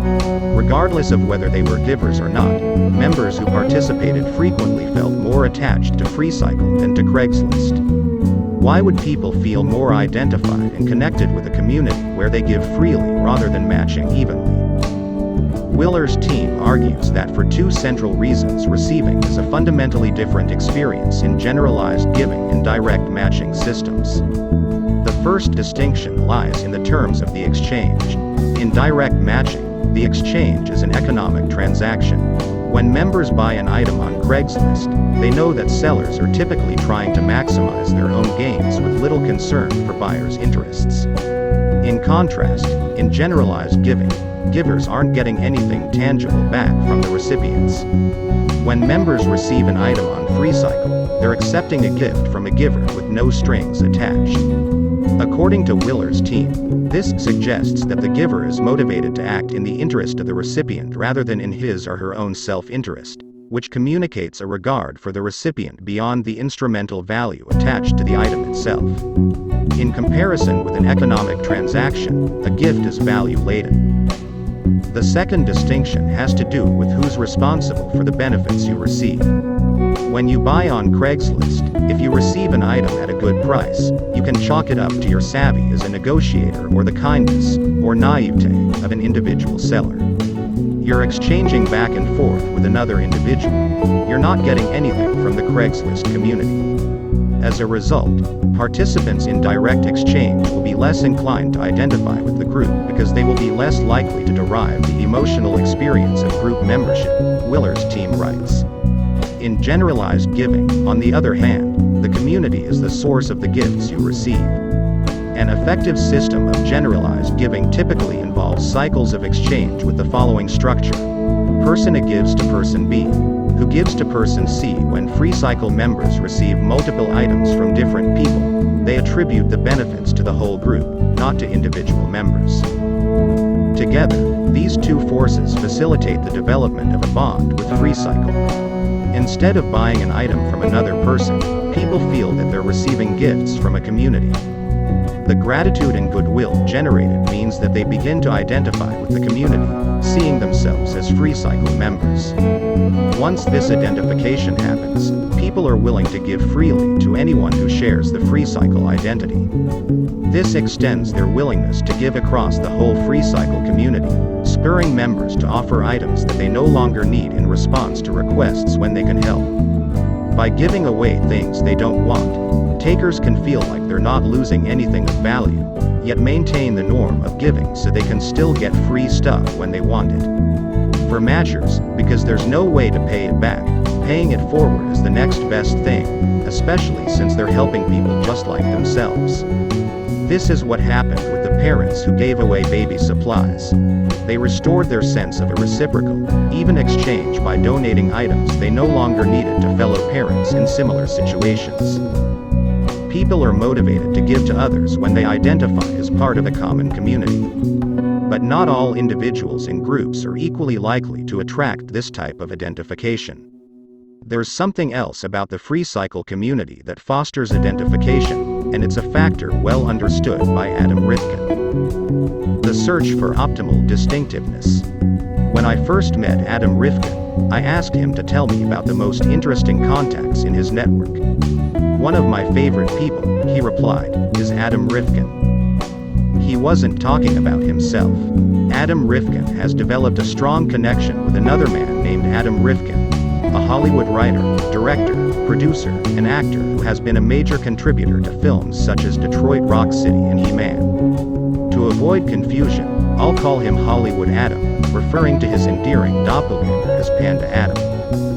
In 1992, when Hollywood Adam was just getting his start, Panda Adam moved to Los Angeles to start his doctoral program at Caltech. People would accidentally call Panda Adam when they were trying to reach Hollywood Adam. Panda Adam wanted to get in touch with Hollywood Adam to clear up the confusion, so he put his phone number on the internet. For 3 years, no one called.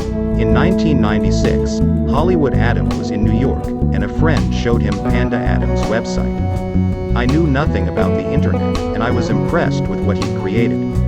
I'd been mistaken for him a number of times, so I called him right away. It was morning on the East Coast, and just after dawn on the West Coast. The piercing sound of a ringing phone woke a sleeping Panda Adam. Panda Adam, groggily, hello?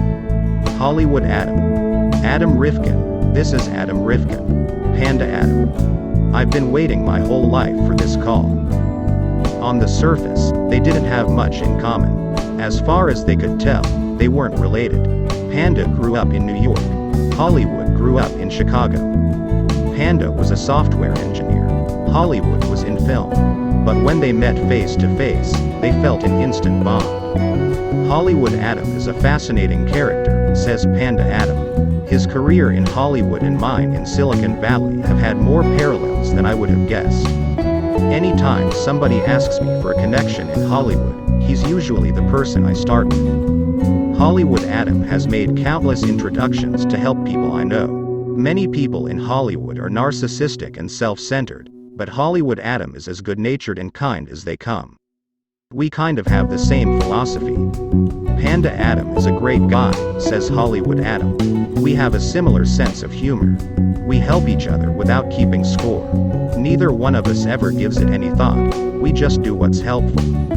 Panda Adam was the person who introduced Hollywood Adam to Twitter. When Hollywood Adam did a series for Showtime called Look, Panda Adam invited him up to Northern California to do screenings at YouTube and Twitter. Why did the two Adam Rifkins identify so strongly with each other?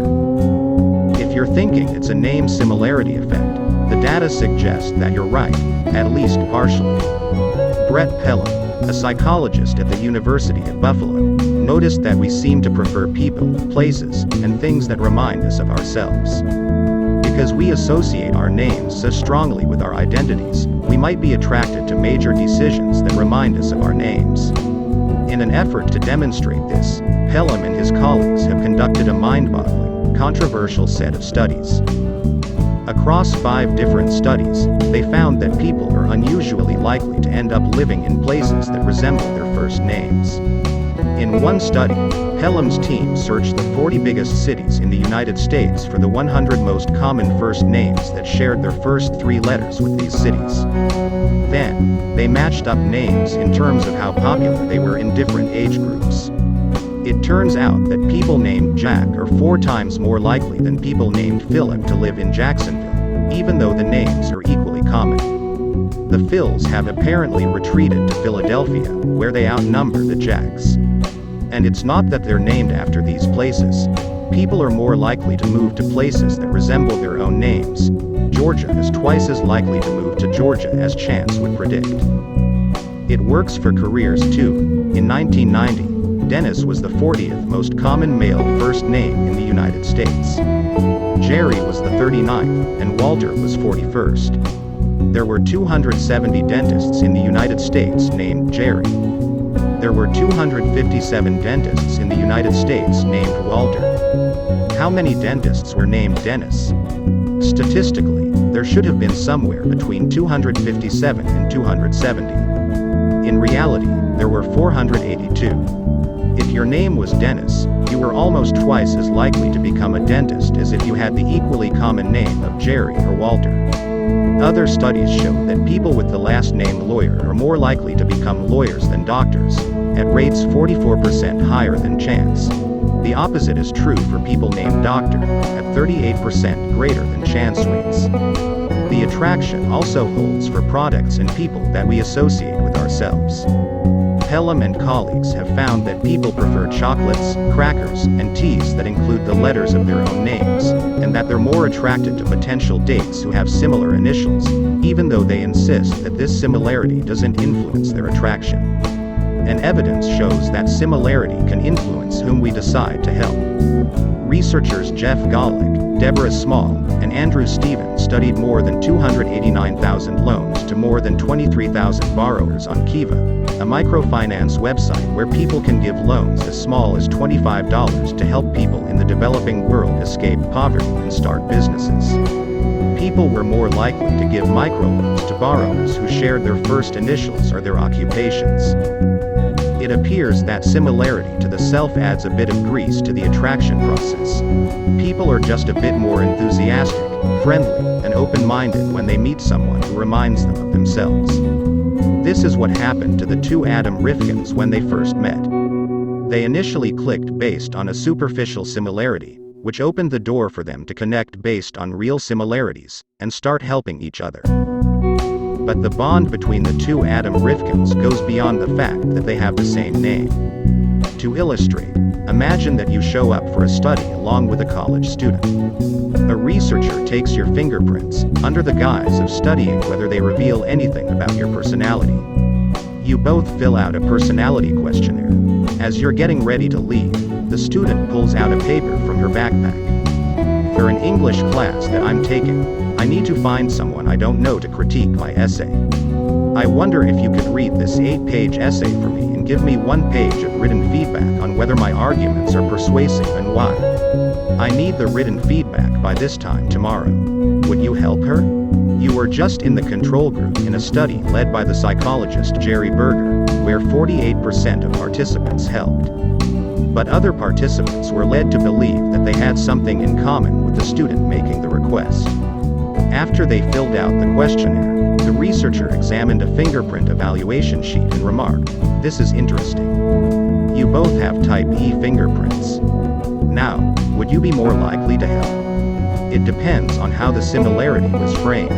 Half of the time, the researcher mentioned that type E fingerprints are common. About 80% of the population has them.